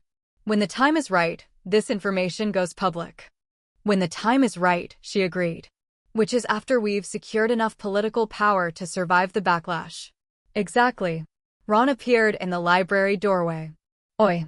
Harry. You've got an actual dueling room? With enchanted targets and everything. Yeah. Can we use it? Harry looked at Hermione. She looked at him. Some conversations don't need words. Let's go, Harry said. The dueling room at Potterkeep was magnificent. A broad, circular chamber with a high-vaulted ceiling and a floor of polished stone that had been enchanted to absorb stray spells without cracking. The walls were warded so heavily that Harry could feel the layers of protection stacked on top of each other like geological strata, centuries of potters reinforcing and refining, building a space where magic could be practiced at full power without risk. Enchanted practice dummies lined the walls, not the simple mannequins used at Hogwarts, but sophisticated constructs that could move, dodge, cast basic spells, and adjust their difficulty based on the skill of the person facing them. They activated when Harry entered the room, turning their featureless heads toward him with an attentiveness that was slightly unsettling. They respond to the Lord of the House, Harry said, remembering the grimoire's description. I can set them to any level. They'll match your ability and push you slightly past it. Brilliant, Ron breathed. Harry Potter, sir, Dobby said, appearing beside them. Dobby would like to observe. Dobby has read the grimoire section on family magic combat applications and believes Harry Potter, sir, should test the enhanced Patronus. The enhanced James's entry. The solid Patronus. Yes, Harry Potter, sir. Harry Potter, sir's father believed the Potter family magic could make the Patronus physically tangible. If this is true, it has significant combat implications. Since when does Dobby sound like a military strategist? Ron muttered. Since Dobby was freed from a house where he was beaten for thinking and given a bond with a lord who values his mind, Dobby said crisply. Shall Dobby set up the training dummies? Ron shut his mouth. Hermione hid a smile behind her hand. Harry stepped into the center of the room. He closed his eyes and reached for the Potter family magic, not tentatively, not cautiously, but with the full confidence of someone who had felt it answer him in the vault, who had read his father's words and understood that this was his inheritance, his right, his power. The magic answered. It surged up through the floor, through his feet, through his blood, through the rings on his hands. It wrapped around his core like a second heartbeat, doubling his power, sharpening his focus, opening channels of ability that had been sealed shut his entire life. He raised his wand. The holly and phoenix feather hummed in his grip. He could feel it resonating with the family magic, the two forces intertwining like threads in a rope. Expecto Patronum. The stag exploded from his wand tip. It was not the translucent silver form he was used to. This was something else entirely. The stag was solid, real, three-dimensional, blazing with white gold light that cast stark shadows across the dueling room. Its hooves struck the stone floor and the impact echoed, physical, tangible. Its antlers gleamed like polished bone. Its eyes, the stag had eyes now, not the blank luminescence of a standard Patronus, but actual eyes, dark and intelligent and aware. It turned its massive head and looked at Harry. Harry stared back. This was not a spell effect. This was not a projection of happy memories shaped into animal form. This was something alive, a manifestation of Potter family magic given shape and purpose, a guardian that carried the accumulated protective instinct of 1,000 years of Potters. Bloody hell, Ron whispered. The stag lowered its antlers toward the practice dummies. Without Harry giving any command, without him even thinking it, the Patronus charged. It hit the first dummy with the force of a battering ram, and the dummy didn't just fall. It shattered. Splinters of enchanted wood scattered across the floor. The stag whirled, struck again, and a second dummy exploded. Harry, Hermione breathed. Stop it. Stop, those things are ancient. You can't just... Harry called the stag back. It came, trotting to his side like an obedient horse, and stood there, solid and real and radiating protective magic so powerful that the air around it shimmered. "It's solid," Harry said, reaching out to touch it. His hand met warm, dense light, not fur, not skin, but something that existed between the physical and the magical. The stag pressed its head into his hand, and Harry felt a wave of love so intense it buckled his knees. His parents. His grandparents. Every Potter who had ever cast the spell, who had ever stood against the dark, who had ever chosen to protect instead of destroy. They were here. They were with him. They had always been with him. The stag faded, slowly, dissolving into motes of golden light that settled on Harry's skin and were absorbed. The family magic receded to its baseline hum, and Harry found himself standing in the middle of the dueling room, breathing hard, with 3 shattered practice dummies at his feet and his friends staring at him with expressions that ranged from awe to terror. "That," Ron said, "is not a normal Patronus." "No," Harry agreed. "It really isn't." Dobby's analysis was correct, the elf said, from his position near the wall. His voice was professionally neutral, but his ears were standing straight up in what Harry was learning to read as excitement. The family magic transforms the Patronus into a physical combat construct. Dobby estimates it has the striking power of a fully grown mountain troll. Dobby will revise the tactical assessment accordingly. "You have a tactical assessment?" Hermione asked. Dobby has a tactical assessment, a strategic overview, a threat matrix, and a preliminary contingency plan for 7 different scenarios. Dobby will share them with Miss Granger at her convenience. Hermione opened her mouth, closed it, opened it again, and said, "I think I'm in love with your house elf." "He is remarkable," Harry agreed. They trained for 3 more hours. Not just Harry, all of them. Ron's spell work was rougher than Hermione's, but more instinctive, more adaptive, and when the practice dummies pushed him, he responded with a scrappy creativity that the dummies clearly hadn't been programmed to expect. Hermione was precise, methodical, devastating. Her spell chains were works of art, each hex flowing into the next with textbook perfection that was anything but lifeless. And Harry let go. For the first time in his life, in a space that was built for this, surrounded by people he trusted, with family magic amplifying every spell, he let go. He didn't hold back. He didn't pull punches or throttle his power or worry about collateral damage. He dueled the practice dummies at their highest setting, and he won, not through luck or desperation, but through skill and power and the deep, instinctive understanding of combat that had been sleeping in his blood since the day he was born. The dummies never stood a chance. By the time they finished, the dueling room was littered with splinters and the air crackled with residual magic. Harry was drenched in sweat, grinning, buzzing with the particular high that comes from using your full strength and discovering it's more than you thought. Neville arrived back from Gringotts at 5:30, stepping out of the fireplace in the entrance hall with a ring on his finger and a look on his face that Harry recognized because he'd seen it in his own mirror that morning. It was a simple band of dark silver set with a topaz stone, and it sat on Neville's right hand like it had always been there. The Longbottom crest, a lion rampant over a field of stars, was engraved on the inner surface, visible only when you knew to look. "Lord Longbottom," Harry said. "Lord Potterblack," Neville replied. Then they both broke into grins that cracked the solemnity wide open. "How was it?" "Like being struck by lightning and liking it." "The family magic is I can feel my parents, Harry. Not their minds, not their memories, but their magic. It's part of the Longbottom line. They poured everything they had into the family magic before Bellatrix, before he stopped. Swallowed. Continued. Their contribution is there. I can feel it. It's warm." Harry put a hand on his shoulder. Nothing else needed to be said. "Gran was furious," Neville added, with a lightness that was transparently fake but admirably attempted. "She was at the bank. Tried to stop the claim. The goblins told her, very politely, that the claim had been filed and accepted and that she was welcome to petition the Wizengamot if she disagreed." "What did she say?" "Several things that I'm not going to repeat. Then she looked at me, really looked at me, and she said, Your father would have done the same thing." And then she left. That's practically a blessing coming from Augusta Longbottom. I know. That's what scared me. Neville straightened. Monday. The Wizengamot. I'll be there. I know you will. The weekend passed in a blur of preparation. Harry, Hermione, Ron, and Neville worked from Potter Keep, turning the library into a war room.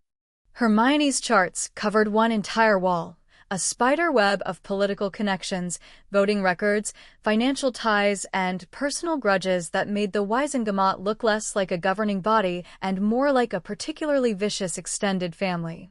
They sent letters, carefully worded, personally delivered by Dobby, each one tailored to its recipient. Lord Greengrass received an invitation to tea at Potter Keep, phrased in the formal language of interhouse courtesy. Lady Bones, Susan's aunt, head of the DM received a more direct communication, a summary of the dark artifacts recovered from Malfoy Manor, with a note suggesting that the Wizengamot might be interested. Lord Abbot received a simple message: "You don't have to be afraid of the Malfoys anymore. Come to the session on Monday. Sit with us." The responses came back faster than Harry expected. Greengrass accepted tea for Sunday. Bones sent a terse acknowledgement that managed to convey both professional interest and personal fury. Abbott sent one word: coming. Sunday morning, Harry opened the Lestrange vault. It was worse than Ragnarok had predicted. The dragon was sedated barely, a Ukrainian ironbelly that thrashed in its chains even in unconsciousness, its scarred hide twitching with nightmares. The thief's downfall poured over them as they descended, washing away concealment charms and, Harry suspected, several protective enchantments that Griphook hadn't mentioned. The vault itself was a cave of horrors. Treasure piled to the ceiling, gold, jewels, armor, weapons, all of it cursed. The Gemino curse activated the moment Griphook touched a goblet near the door, and copies began multiplying, filling the space with hot, burning duplicates that seared flesh on contact. "Don't touch anything," Griphook snapped, which would have been more helpful 5 seconds earlier. Harry didn't need to touch anything. He could feel the cup. The Black family magic was screaming at him, pulling him toward a shelf near the back of the vault where a small golden cup sat among a pile of coins. It looked innocuous, old, dented, decorated with a badger that might have been charming if the thing hadn't radiated malevolence like a furnace radiates heat. "That's it," Harry said. He reached for it. The flagranti curse activated, and the metal blazed white-hot. Harry's hand should have burned. It didn't. The Potter family magic surged the protection, the sacrifice, the love that Lily Potter had woven into his blood, and the curse slid off him like water off oilskin. He picked up the cup. It thrummed with dark magic, with the trapped fragment of Voldemort's soul, with rage and hunger and a desperate, screaming desire to live. Harry felt it pushing against his mind, trying to find a crack, trying to worm its way in. The Black family magic rose to meet it. Cold, sharp, unyielding. The soul fragment recoiled. "Got it," Harry said, and his voice was steady, and his hands were steady, and the cup sat in his palm like a problem waiting to be solved. They destroyed it that afternoon, in a ritual chamber deep beneath Gringotts that the goblins had used for curse-breaking for 3,000 years. The method was fiendfire contained, controlled, channeled through goblin-forged runes that kept the cursed flames from spreading. Harry didn't cast it. A goblin cursebreaker named Bloodhammer did, with the calm precision of a surgeon, and the cup melted and the soul fragment screamed, a thin, piercing shriek that existed more in the mind than in the air, and then it was gone. 2 down. 4 to go. Monday arrived like a blade. Harry dressed in his full regalia, the Potter black robes, both rings, the family crests. Dobby adjusted his collar with fussy precision and declared him adequate, which is the best Dobby can achieve given the raw materials. Harry chose to take this as a compliment. They traveled to the ministry by carriage, the same black, horseless carriage that had brought Harry to Gringotts days ago, now accompanied by a second carriage carrying Neville, and a third carrying Hermione and Ron, who had insisted on attending as advisors. Strictly speaking, non-lords couldn't sit in the Wizengamot chamber, but they could observe from the gallery, and Hermione had brought her charts. The Ministry of Magic was exactly as Harry remembered it, grand, chaotic, and subtly oppressive. The atrium was crowded with morning commuters, and heads turned as Harry's party entered.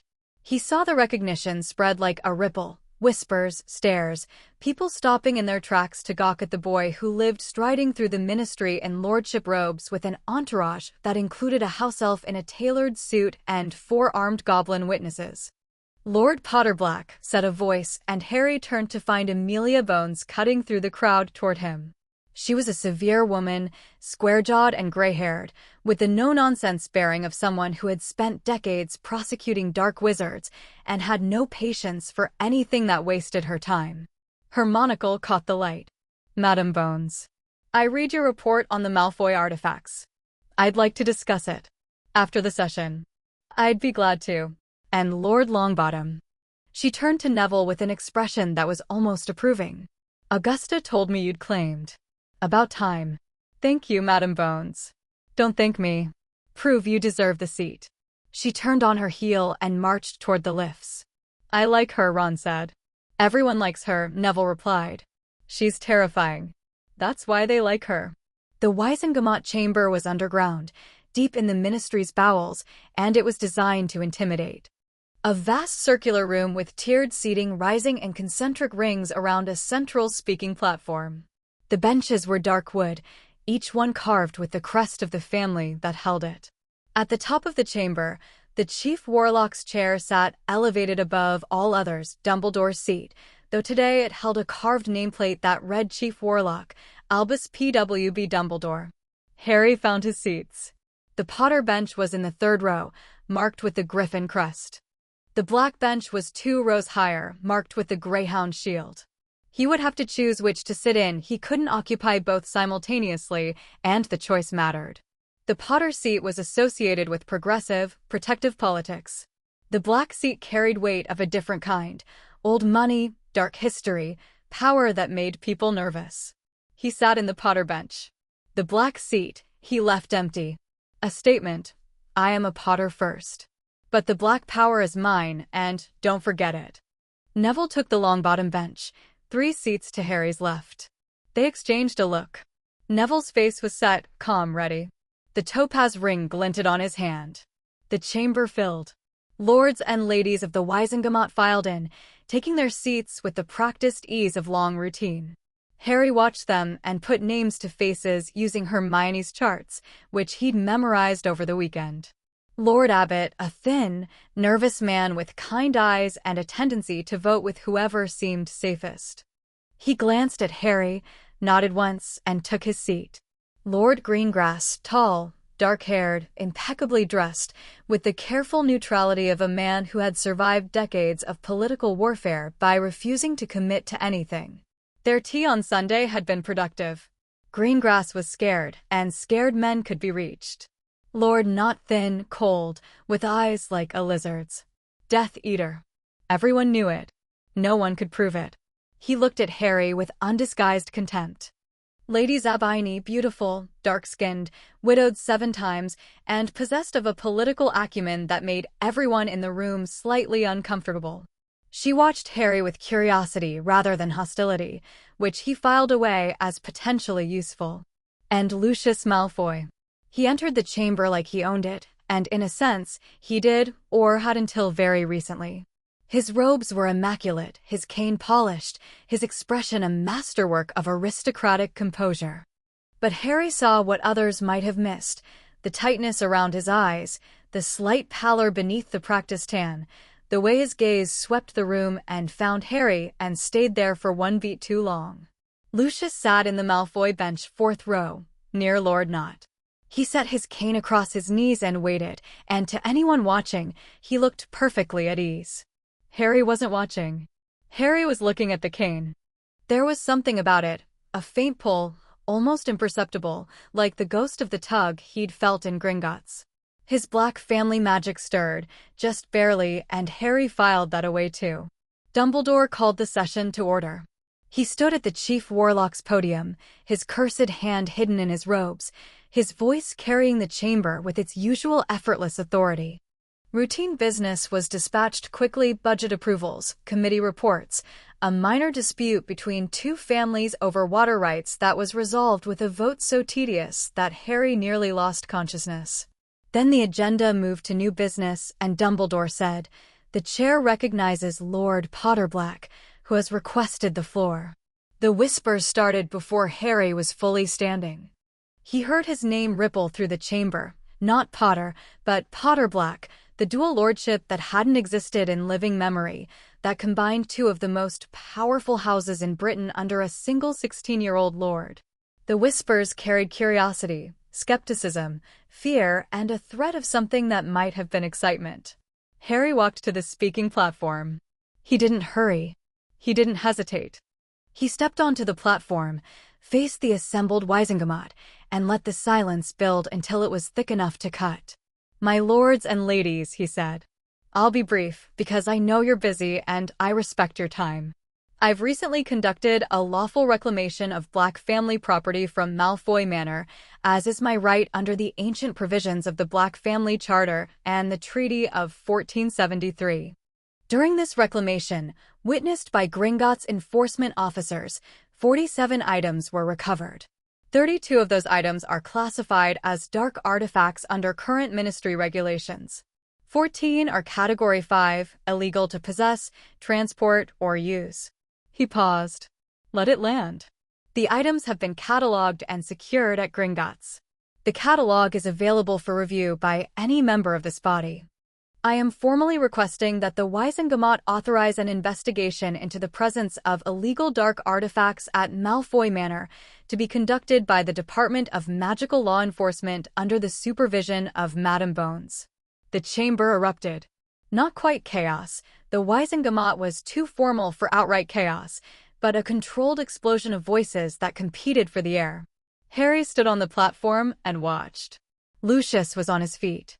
His composure was intact, but his eyes were blazing, and when he spoke, his voice cut through the noise like a blade. Point of order. The so-called reclamation that Lord Potterblack describes was conducted under dubious legal pretense by a minor who claimed a lordship mere hours before arriving at my door with armed goblins.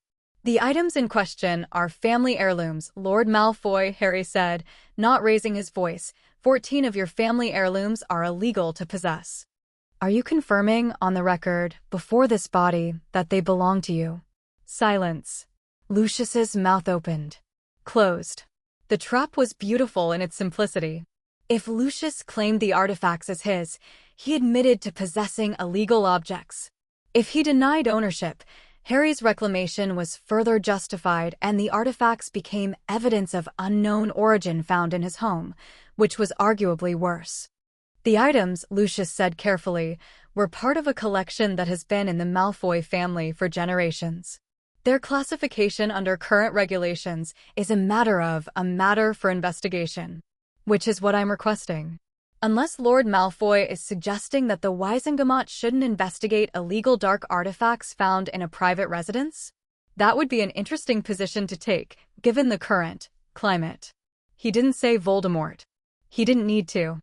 Every person in the chamber heard it anyway. Lord Not spoke. The chair should consider whether Lord Potterblack has standing to request this investigation. Given his age and inexperience, Lord Potterblack holds 2 legitimate seats in this body, Dumbledore said from the podium. His voice was mild, but the authority behind it was absolute. He is full standing. The request is in order. Furthermore, Neville said, standing in the Longbottom bench, Lord Longbottom seconds the request and calls for an immediate vote. More whispers. Harry saw Lucius's eyes flick to Neville, reassessing, recalculating. This was not what he'd expected. 1 young lord was a novelty. 2 was a movement. "The motion is seconded," Dumbledore said. "We will vote. All in favor of authorizing a DMLE investigation into the presence of illegal dark artifacts at Malfoy Manor." Harry raised his wand. Neville raised his. Lord Abbot raised his hand trembled, but it rose. Lord Greengrass raised his, face neutral, eyes sharp. Lady Bones raised hers without hesitation. 2 more followed, minor houses, names Harry barely recognized. Lords who had looked at the evidence and the political winds and made a calculation. All opposed. Lucius. Not. Parkinson. Crabbe. 3 others whose names Hermione's charts had flagged as Malfoy allies. The motion passes, Dumbledore said. 13-7, with 20 abstentions. Madam Bones, the investigation is authorized. The abstentions bothered Harry. 20 lords and ladies who hadn't voted either way, who were still hedging, still waiting to see which side was stronger. But 13-7 was a victory, the first real political defeat Lucius Malfoy had suffered in years, and the expression on his face as the vote was tallied was worth every second of preparation. Harry returned to his bench. As he sat, he felt a pulse from the Black family ring, cold, sharp, insistent. The cane. Lucius's cane. Something about it was pulling at his magic, the same way the cup had pulled at him in Gringotts. Not a Horcrux. Something else. Something that belonged to the House of Black. He filed it away. One battle at a time. The session continued. Harry sat through 2 more hours of Wizengamot business, trade regulations, a proposal to increase Auror funding, passed, a debate about werewolf registration, tabled, to Harry's relief, when Dumbledore intervened and used the time to observe. He watched who spoke to whom during breaks, who avoided whose gaze, who leaned in to whisper, and who sat alone. The political landscape of the Wizengamot was a living thing, shifting with every vote and every conversation, and Harry absorbed it all with a focus he'd never brought to any Hogwarts lesson. The session ended at midday. The lords and ladies filed out, and the whispering intensified. Harry caught fragments as he made his way to the exit. Barely 16 seats. Can you imagine Malfoy looked like he'd swallowed a Toad Longbottom boy too? What's happening? In the corridor outside the chamber, Lord Greengrass fell into step beside Harry. Lord Potterblack. A word. Of course. They stepped into an alcove. Greengrass's face was carefully neutral, but something urgent moved behind his eyes. You've made an enemy of Lucius Malfoy. That's not a trivial thing. I'm aware. He will come for you. Not in the Wizengamot, you outmaneuvered him there. In the shadows. Through proxies. Through the people you care about. I know. You have something I want, Lord Potterblack. Safety for my family. I have something you want, my vote and my influence, such as it is. I'm prepared to formalize this arrangement, but I need to know that you can actually deliver on your promises. 13 votes today is encouraging, but it's not enough. Not against what's coming. What's coming, Lord Greengrass? The man's composure slipped. Just for a moment. Just enough for Harry to see the fear beneath it, raw, genuine, the terror of a father who knows that his children are in danger and that he may not be able to protect them. The Dark Lord has been recruiting. Not just Death Eaters, everyone. Merchants, bureaucrats, foreign contacts. He's building something larger than last time. More organized. More patient. Lucius is his political arm, but there are others, people you wouldn't suspect, in positions you wouldn't expect. The ministry is compromised. Not at the top, Scrimgeour is clean, I believe, but at the middle levels. The people who actually run things. The clerks and the administrators and the people who decide which owls get delivered and which ones get lost. Do you have names? Some. Suspicions about others. I'll share what I know if we formalize an alliance.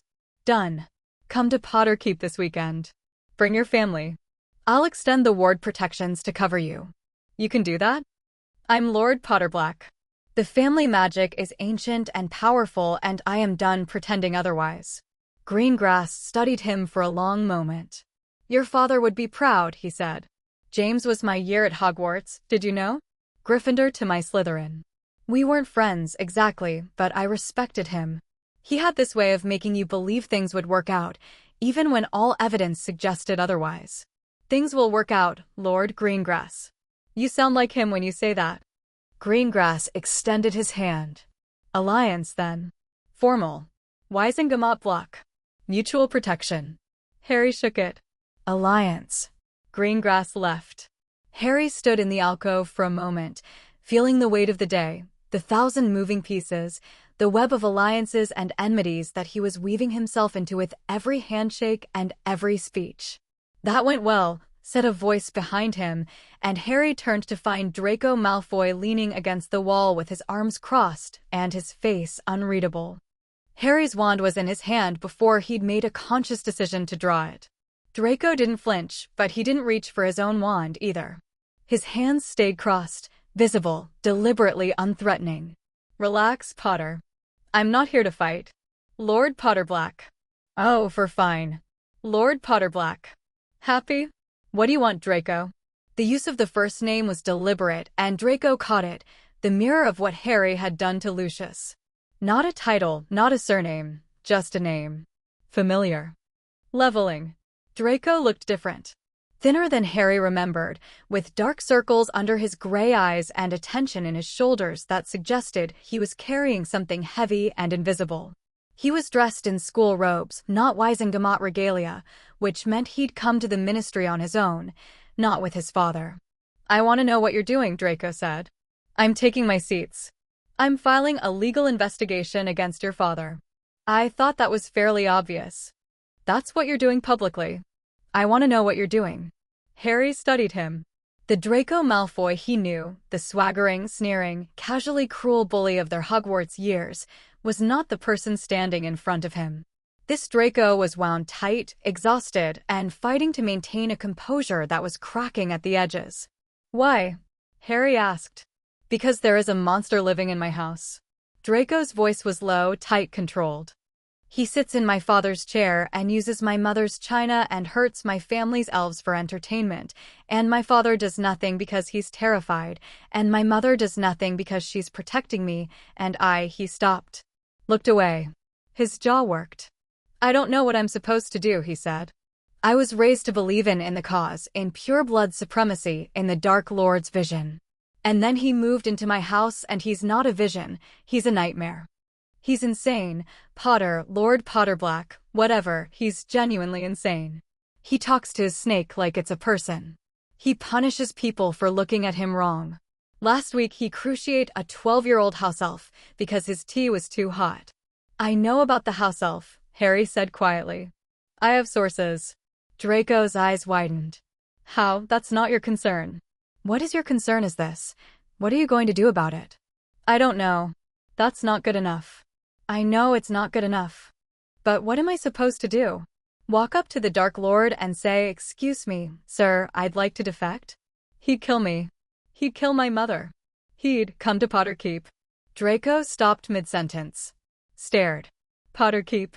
My family manor. It's warded against everything Voldemort himself couldn't break in. Bring your mother. I offered her the protection of the House of Black at the manor. The offer stands.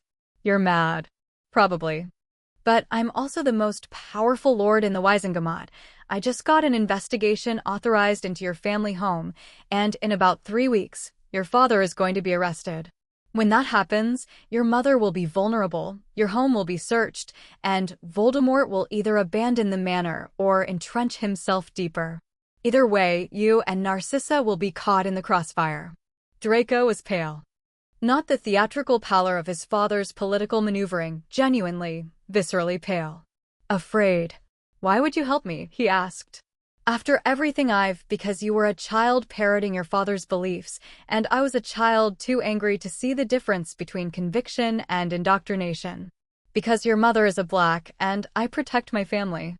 And because defeating Voldemort isn't just about killing him, it's about dismantling everything that made him possible, and that includes the system that turned a scared boy into a junior Death Eater." Draco opened his mouth. Closed it. Opened it again. "I need to think," he said. "Think fast. The clock is ticking." Draco straightened. Something moved behind his eyes, not resolution, not yet, but the beginning of it. "A seed. I'll think about it." He turned and walked away, his school robes trailing behind him, his shoulders tight, his hands clenched at his sides. Harry watched him go and felt the complexity of the moment, the layered impossibility of extending mercy to someone who had spent 5 years making his life miserable, the strategic value of turning a Malfoy, the genuine pity he felt for a boy trapped in a house with a monster. That was either very brave or very stupid, said Hermione, materializing from around the corner with Ron and Neville. How much did you hear? All of it. We were in the gallery above. And? And I think you're right, Hermione said, which clearly cost her something. Draco Malfoy is an awful person, but he's an awful person because he was raised to be one, and if there's a chance to turn him, there's a chance to turn his mother, Harry corrected. Draco is the lever. Narcissa is the prize. She's smart, she's connected, she knows things about Voldemort's inner circle that even Snape doesn't know. And she'll do anything to protect her son. You're thinking like a Slytherin, Neville observed. I'm thinking like someone who wants to win. They left the ministry through the main atrium, and Harry felt the eyes of 100 witches and wizards follow him as he went. The whispers trailed behind him like a wake, and he let them. Let them talk. Let them speculate.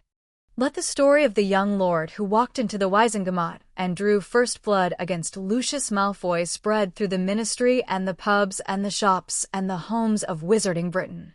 The war wasn't just fought with wands. It was fought with words, with perception, with the story people told themselves about who was winning and who was losing. And today, the story was this. Harry Potter was no longer a boy. He was a lord, a politician, a force. And he was just getting started. The carriage was waiting in the alley. Harry climbed in, Dobby beside him, and as the horseless vehicle pulled away from the ministry and into the streets of London, the elf produced a small notebook and began writing. What's that? Harry asked. Minutes of today's proceedings. Dobby is maintaining records for future reference. Also, Dobby has received intelligence from the Manor elves. The Dark Lord was very angry this morning. He broke several windows and cursed Mr. Malfoy twice. Because of the investigation. Because of Harry Potter, sir. The Dark Lord said Harry Potter, sir's name 7 times. Dobby counted. Should I be flattered? Dobby would suggest being vigilant instead. Harry leaned back against the leather seat as London scrolled past the enchanted windows. The adrenaline was fading, replaced by a bone-deep weariness that came not from exhaustion, but from the sheer volume of things that needed to be done. Horcruxes to find. Alliances to build. A Dark Lord to provoke, outmaneuver, and ultimately destroy. A soul fragment to remove from his own head. A dying mentor to work with. A scared boy to possibly save. 16 years old. But the rings were warm on his hands, and Dobby was beside him, and his friends were in the carriages behind him, and Potterkeep was waiting with its ancient wards and its loyal elves and its library full of weapons he was only beginning to understand. The pieces were on the board. The game was in motion. And for the first time in his life, Harry was the one moving them. The carriage turned north. The city fell away. And somewhere in Wiltshire, in a manor that was no longer the fortress it had been, a Dark Lord spoke a boy's name for the 8th time and felt, for the first time in a very long while, the cold, unfamiliar prickling of doubt. Chapter 4, Blood and Binding. The attack on Diagon Alley came on a Thursday. Harry had been expecting something. Dobby's network had been reporting increased Death Eater movement for days, encrypted communications between Malfoy Manor and cells in London, supplies being moved through channels that smelled of dark magic and desperation. But the specifics had been maddeningly vague. Voldemort was careful with his planning, speaking in the drawing room behind wards that even house elves couldn't penetrate, and what filtered through was fragments. A date. A location mentioned in passing. The word message. Harry had passed everything to Amelia Bones and to Dumbledore. He'd urged increased Auror patrols in likely target areas. He'd stationed Dobby in London with instructions to monitor and report at the first sign of trouble. He'd done everything right. It wasn't enough. The first explosion hit Flourish and Blots at 11 in the morning, when the alley was at peak traffic. Families shopping for school supplies. Children with their parents. Old witches browsing in Twilfit and Tattings. A group of Muggle-born first years on their inaugural trip to the wizarding world, wide-eyed and clutching their Hogwarts letters, guided by a ministry liaison who was the first to die. Harry was at Potterkeep when Dobby appeared with a crack that split the air like a gunshot. Diagon Alley, the elf said. His suit was torn. There was dust in his ears and something dark on his cheek that might have been blood. Death Eaters. At least 20. They're killing people, Harry Potter, sir. They're killing children. Harry was on his feet before Dobby finished the sentence. He grabbed his wand from the table, holly and phoenix feather, warm and ready, and the Potter family magic surged through him like a lit fuse, every nerve ending alive, every sense sharpened to a razor's edge. How many Aurors? For when Dobby left. More coming. Not enough. Ron. Hermione. Neville. Harry's voice was clipped, calm, operating on a frequency that bypassed panic and went straight to action. Are they here? In the dueling room, Harry Potter, sir. Harry moved. Through the corridors of Potter Keep, his boots ringing on stone, the family magic propelling him forward with a speed that was more than physical. He hit the dueling room door and threw it open. Ron, Hermione, and Neville looked up from their practice. They saw his face and they knew. Diagon Alley, Harry said. Death Eaters. Now. Nobody asked questions. Nobody hesitated. Wands came out. Robes were grabbed. In the 6 days since the Wizengamot session, they had trained in this room for hours every day, pushing themselves harder than any Hogwarts class had ever demanded, and the muscle memory of preparation kicked in like a second heartbeat. Dobby, take us there. As close to the fighting as you can get. Harry Potter, sir, should know that the Death Eaters have placed anti-apparition wards over the alley. Can you get through them? Dobby's eyes went flat. Not angry, something colder than angry. Something that had been forged in years of abuse and was now being channeled into something infinitely more dangerous. House elf magic does not obey wizard wards, Harry Potter, sir. It never has. Wizards simply never thought to ask. Then take us in. They linked hands. Harry, Ron, Hermione, Neville, Dobby. 5 points of a star. The elf's magic wrapped around them, not the gentle warmth of the bond Harry had felt when Dobby first swore loyalty, but something fiercer, battle-hardened, thrumming with a power that the wizarding world had spent centuries pretending didn't exist. The world compressed and expanded, and they were there. Diagon Alley was burning. The cobblestones were cracked and scorched. Flourish and Blots was a skeleton of flame, its windows blown out, books scattered in the street like dying birds. Smoke poured from a dozen shops, thick and acrid, turning the midday sun into a smear of orange behind gray. Bodies lay in the street, some moving, some not, and the screams were everywhere, layered on top of each other in a chorus of terror that hit Harry's ears like a physical force. Death Eaters moved through the smoke in their black robes and silver masks, casting curses with the casual efficiency of people doing a job. Not frenzied. Not chaotic. Organized. Disciplined. This wasn't a raid, it was a military operation, and they were working in teams of 3, covering each other's flanks, herding civilians toward the center of the alley where a knot of terrified people huddled behind an overturned cart. 4 Aurors were fighting near Gringotts, outmatched and outmaneuvered. One was down, stunned or dead, Harry couldn't tell. The other 3 were holding a defensive line, throwing shields and stunners that the Death Eaters batted away like flies. Ron, Hermione reinforced the Aurors. Get those civilians out. Neville, you're with me. We're going through the middle. Through, Neville said, and his voice was tight but steady. Through. They're organized. We break their formation, we break their attack. Dobby will handle the flanks, the elf said, and vanished. Harry moved into the smoke. Neville was at his shoulder, close enough to cover, far enough to maneuver. The Potter family magic blazed through Harry's veins, and he let it sharpen his senses, accelerate his reflexes, amplify his power until the air around him crackled and hummed. The first Death Eater team saw them coming. 3 masked figures, wands raised, positioned in a triangular formation at the mouth of Nocturne Alley. The lead figure cast a killing curse without preamble, no warning, no demand to surrender, just a bolt of green light aimed at Harry's chest. Harry sidestepped it. Not with the desperate, stumbling dodges of his past encounters, with the fluid economy of motion that came from a week of training in the dueling room with practice dummies set to their highest level and family magic singing in his blood. The curse passed so close he felt the heat of it on his cheek, and then his wand was up and he was casting. Stupefy. Expelliarmus. Reducto.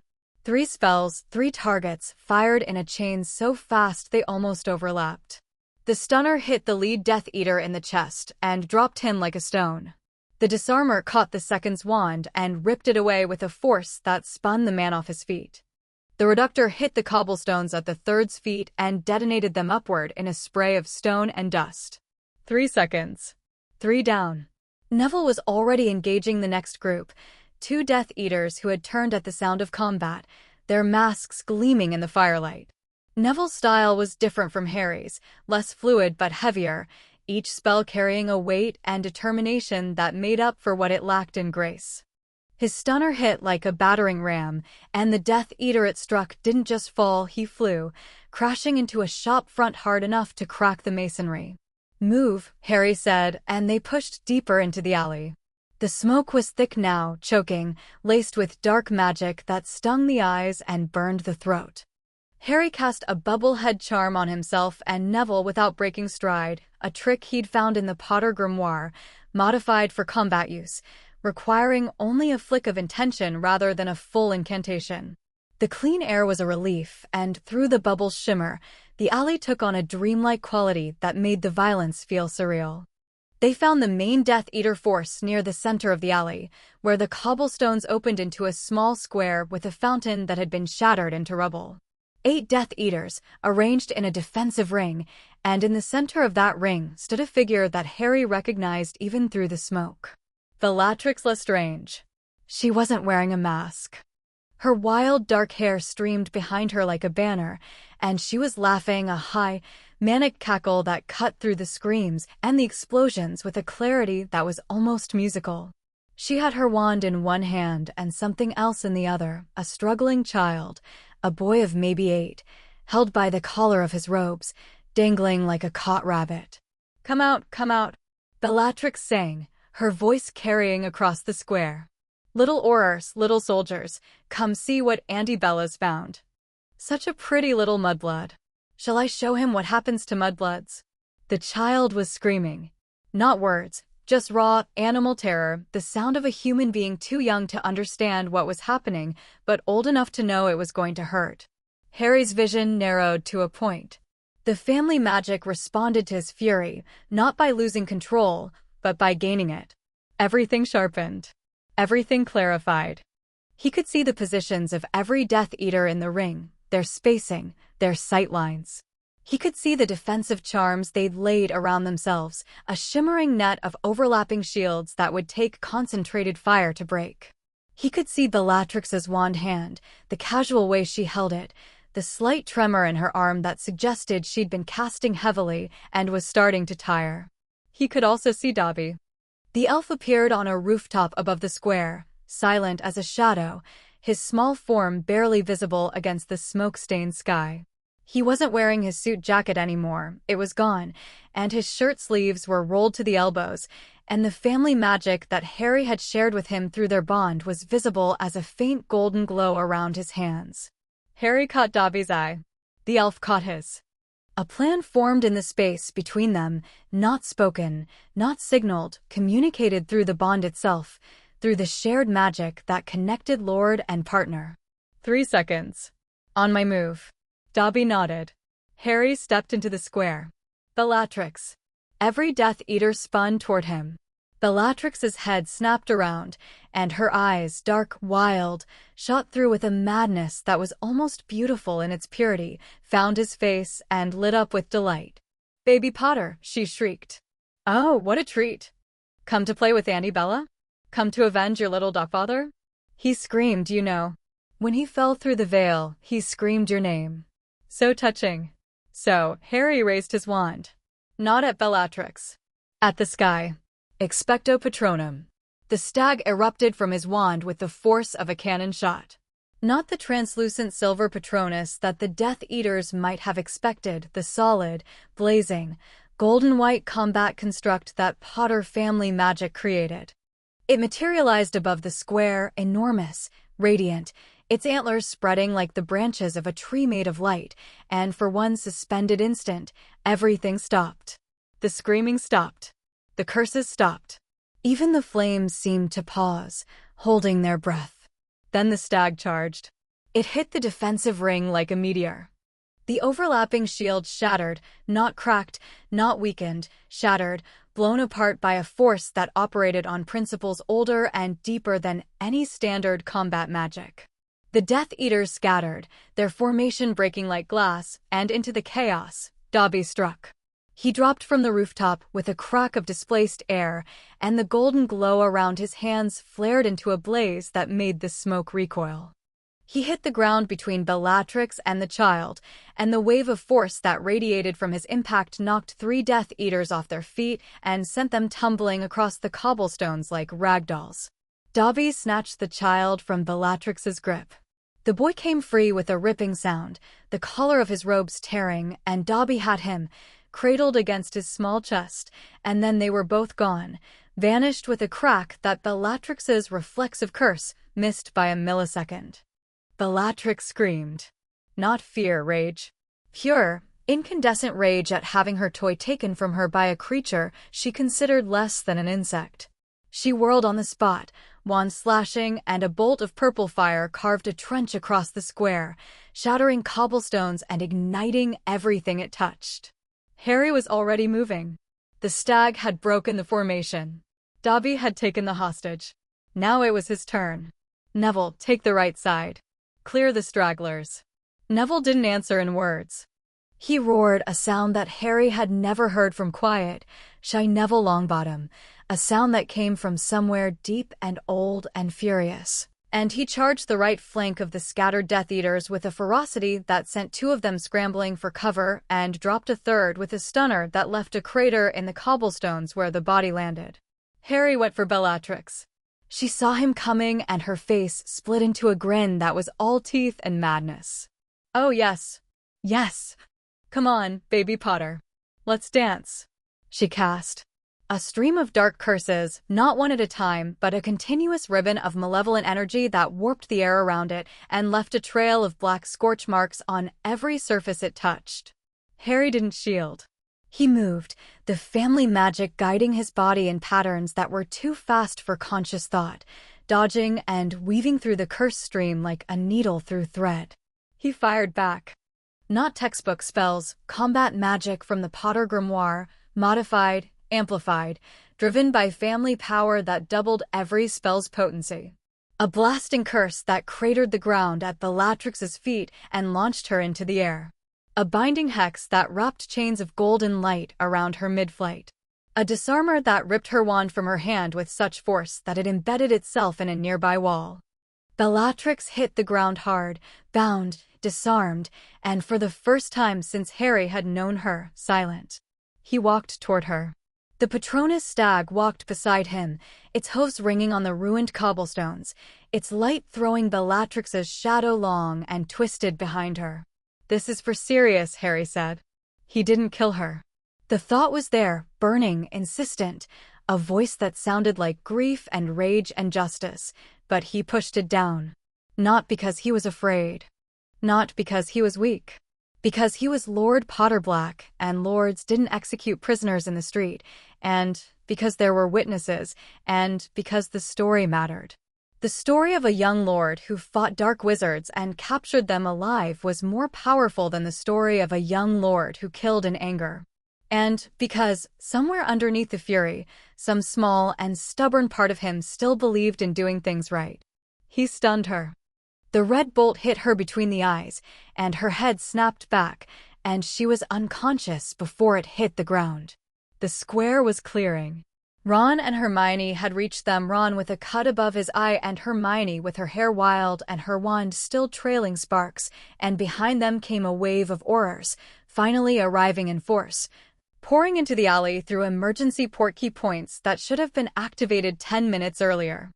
The Aurors spread out, securing the fallen Death Eaters, helping the wounded, extinguishing fires. Harry stood in the center of the destruction, breathing hard, the Patronus fading beside him, and took stock. 8 Death Eaters down. Bellatrix captured.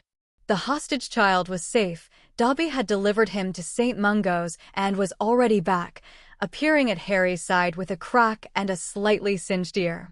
Casualties, Dobby? Dobby is still gathering information. At least 12 civilians wounded. 3. Dobby hesitated. 3 dead, Harry Potter, sir. Including the ministry liaison. A first-year Muggle-born girl. And a shopkeeper from Fortescue's. Harry closed his eyes. 3 dead. On a Thursday morning in a shopping district because a Dark Lord wanted to send a message. The girl, Harry said. The first year. What was her name? Dobby does not know yet. Dobby will find out. Find out. I want to know her name. Yes, Harry Potter, sir. Amelia Bones arrived at the square 20 minutes later, when the fires were mostly out and the wounded were being evacuated. She surveyed the damage with a face like carved granite, and when her eyes found Harry, standing amid the rubble with his wand still in his hand, flanked by his friends and his elf, surrounded by the unconscious bodies of 8 Death Eaters, something complicated crossed her expression. Lord Potterblack. Madam Bones. You were here when the attack started? I arrived approximately 4 minutes after it began. My intelligence network identified the threat, and I responded. Your intelligence network. She looked at Dobby. Dobby looked back with the implacable dignity of someone who has recently thrown 3 grown wizards across a plaza with his bare hands. I'll need a full statement, Bones said. From all of you. You'll have it. But first, Bellatrix Lestrange. Harry gestured to the bound, unconscious figure on the ground. She was leading the attack. She had a child hostage. She's an escaped convict with multiple murder convictions. I trust she'll be going straight to a holding cell, not back to Azkaban. Azkaban is no longer secure. The Dementors have abandoned it. I know. Which is why I said a holding cell. DMLE headquarters. Maximum security. And I'd like to question her before any trial proceedings begin. On what grounds? She's a Black by birth. As Lord Black, I have the right to interview any family member in custody regarding family business. There are Black family artifacts in her possession that I need to recover. Bones's monocle caught the light as she tilted her head. You're using family law to access a terrorism suspect? I'm using every legal tool at my disposal to fight a war. If you have a problem with that, we can discuss it. After the wounded are taken care of. I don't have a problem with it, Bones said. I have admiration for it. You'll have your interview. Tomorrow. My office. 9 o'clock. She turned to direct her orders, and Harry let out a breath he hadn't realized he'd been holding. Harry. Hermione was at his side, her hand on his arm. Her face was pale, streaked with smoke, and her eyes were too bright. That girl. The first year. I know. We got here as fast as we could, and we couldn't, I know, Hermione. She was shaking. Not from fear from the aftermath, the crash that comes when the adrenaline drains and the reality of what just happened hits like a wall. Harry put his arm around her shoulders, and she leaned into him, and for a moment they were just 2 teenagers standing in a ruined street, holding each other up. Ron found them like that. He had blood running down his face from the cut above his eye and a look in his eyes that Harry recognized from the chessboard, the look Ron got when he was already thinking 3 moves ahead. We need to hit back, Ron said. Not just this. Not just capturing Death Eaters in the field. We need to take the fight to them. They attacked civilians. They killed a child. If we don't respond with overwhelming force, they'll do it again. Agreed, Harry said. But not today. Today we take care of the wounded and we bury our dead. Tomorrow we plan. And after we plan? After we plan, we go hunting. They left Diagon Alley through the leaky cauldron, which was serving as a triage point for the less seriously wounded. The pub was crowded, chaotic, filled with people bleeding and crying and searching for family members. Tom the barman moved through the chaos with quiet efficiency, dispensing fire whiskey and bandages in roughly equal measure. Harry stopped. In the corner of the pub, sitting alone, clutching a cup of tea with both hands, was a woman he didn't recognize. She was middle-aged, muggle-dressed, with red-rimmed eyes and a look of absolute devastation. Beside her, on the bench, was a Hogwarts letter unopened. He knew. Before Dobby confirmed it, before anyone said a word, he knew. That's her mother, he said. Yes, Harry Potter, sir. The girl's name was Emma Chen, Muggleborn, 11 years old. She received her Hogwarts letter last week. Harry walked to the corner. He didn't know what to say. There were no words for this, no spell, no political maneuver, no ancient family magic that could undo what had been done. A girl was dead. She'd been 11. She'd been excited about magic, about a world she'd just discovered, and that world had killed her on her first visit. He sat down across from Emma Chen's mother. She looked up. She didn't know who he was. She was Muggle. She didn't read the Daily Prophet. She'd never heard of the boy who lived. She just saw a teenager in strange clothes with a scar on his forehead and eyes that were too old for his face. "I'm sorry," Harry said. "About your daughter." The woman's face crumpled. Not dramatically, quietly, inwardly, the way grief collapses a person from the inside out. "They said, the people here, they said it was an attack. That there are bad people. Dark wizards." She said the word like it was foreign, which it was. Emma was so excited. She said she was going to learn spells. She said she was going to fly on a broomstick. Harry's throat closed. He breathed through it. "I'm going to find the people who did this," he said. "And I'm going to stop them." "That's not enough." "I know it's not enough. Nothing will ever be enough. But I need you to know that your daughter's death is not going to be meaningless. It's going to change things." "How?" The word was raw, cracked, the single syllable of a mother who had just lost everything. "Because I'm going to make sure that no other child dies walking into our world. I'm going to tear down the systems that let this happen. And I'm going to remember her name. Emma Chen. I won't forget it." The woman looked at him for a long time. Then she reached across the table and took his hand, and her grip was fierce, and she said nothing, because there was nothing to say. Harry sat with her until the Aurors came to take her home. They returned to Potter Keep in silence. The Manor's wards closed around them like a fist, and the warmth of the family magic was a physical comfort after the cold horror of the alley. Nipsey had food ready. She always had food ready, the old elf's response to every crisis being the immediate production of hot soup and fresh bread, and they ate in the kitchen without speaking, for young people processing violence and death with the hollow, mechanical motions of survivors. Neville broke the silence. "The girl's family. Is there a fund? Something for Muggle families whose children are?" "No," Hermione said. "There isn't." "There should be." "Then we make one," Harry said. "The Potter Black Foundation for Muggleborn Families. Funded from my vaults. Immediate financial support, legal protection, and security for any Muggleborn student and their family from the day they receive their Hogwarts letter." "That will cost a fortune," Ron said. "I have a fortune. Several, actually. What's the point of having the wealth of 2 ancient houses if I don't use it?" "I'll draft the charter," Hermione said, and the fact that she was already reaching for parchment told Harry everything about where her head was at. She needed to work. They all needed to work. Action was the antidote to helplessness. "Neville, I need you to handle the political fallout. The Wizengamot will hold an emergency session after this. I want you there, visible, vocal. Push for increased Auror funding, emergency powers for the D-Melee, and formal designation of the Death Eaters as a terrorist organization." "They're not already designated?"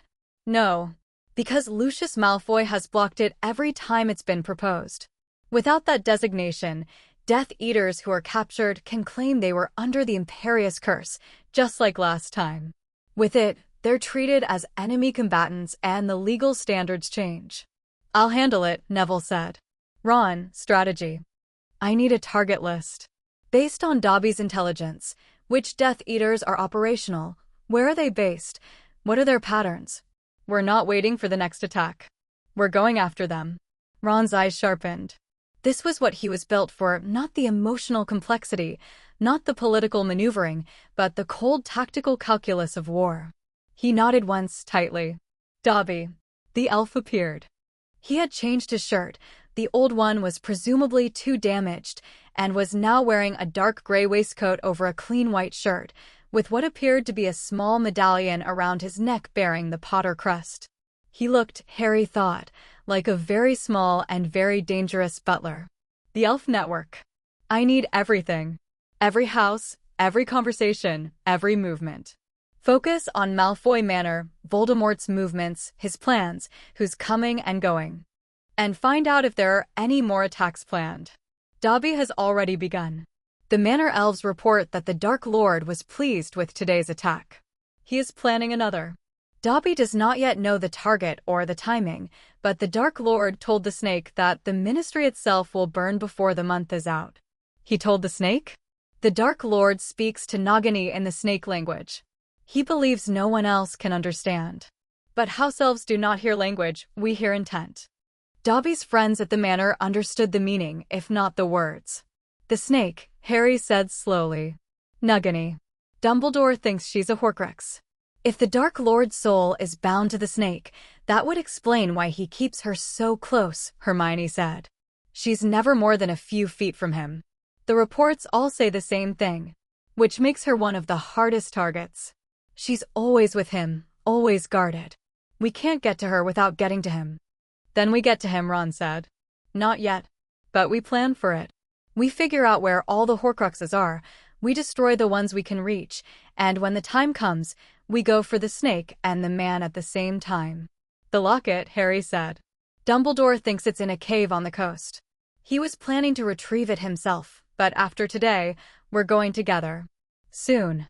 This week. What about the one in your head? Neville asked, and the directness of the question was so quintessentially Neville that Harry almost smiled. Dumbledore's working on it. He thinks the family magic might be the key blood magic, protection magic, the same principles that kept me alive as a baby. If the Potter magic can create a sacrifice-based shield strong enough to stop a killing curse, it should be able to expel a parasitic soul fragment. Should, Hermione repeated. Should. It's not certain. Nothing about Horcruxes is certain, because the magic is so dark that almost no one has studied it. But Dumbledore has the ring's destruction to work from, and I have the grimoire, and between us, we'll figure it out. And if you can't? Harry met her eyes. Then I'll deal with it when the time comes. But I'm not planning to die, Hermione. Not for a prophecy, not for a Horcrux, not for the greater good. I've spent my whole life having my death planned for me by other people. That ends now. Nobody argued. The conviction in his voice left no room for it. They worked late into the night. The library at Potter Keep filled with parchment and maps and tactical diagrams, and the house elves kept the fire burning and the tea flowing, and gradually the horror of the day's violence was channeled into something productive, a plan, a strategy, a path forward that was neither revenge nor surrender, but something harder and more durable than either. Somewhere around midnight, when Ron had fallen asleep over his maps and Hermione was dozing in her chair with a quill still in her hand, Harry went outside. The night was clear. Stars blazed across a sky unmarred by light pollution, and the valley below Potter Keep was silver with moonlight. The air smelled of grass and stone and the faint, sweet fragrance of the climbing roses that covered the manor's walls. Harry sat on the front step and let the silence hold him. Emma Chin. 11 years old. She'd wanted to learn spells. She'd wanted to fly on a broomstick. He pressed his palms flat against the stone step and felt the Potter wards hum beneath him, ancient and protective and alive. The family magic pulsed in time with his heartbeat, and through it, distantly, like an echo of an echo, he felt his parents. Not their voices. Not their faces. Just their presence, their love, their fierce and desperate hope that their son would survive long enough to build a world where children didn't die in the street. I'm trying, Harry said to the empty night. I'm trying to get it right. The stars didn't answer. They never did. But the wards pulsed warm around him, and somewhere in the house, Dobby was working, and somewhere in the valley, an owl called, and the world kept turning despite everything that had been done to it. Harry went back inside. There was work to do. The morning after the attack, Harry walked into Amelia Bones's office at 9 o'clock sharp and found not just Bones but Rufus Scrimgeour, the Minister for Magic himself. Scrimgeour was a tall, lean man with a mane of tawny hair and the sharp yellow eyes of a predator. He'd been an Auror before he was a politician, and it showed he carried himself with the coiled alertness of someone who expected trouble and was prepared to deal with it personally. He'd replaced Fudge after the Department of Mysteries fiasco, and his administration had been marked by a shift from denial to action that Harry approved of in principle, even if the execution was spotty. "Lord Potterblack," Scrimgeour said. His handshake was firm. His eyes were calculating. "Yesterday was a disaster. It was an attack. Disasters are natural. This was deliberate. Semantics.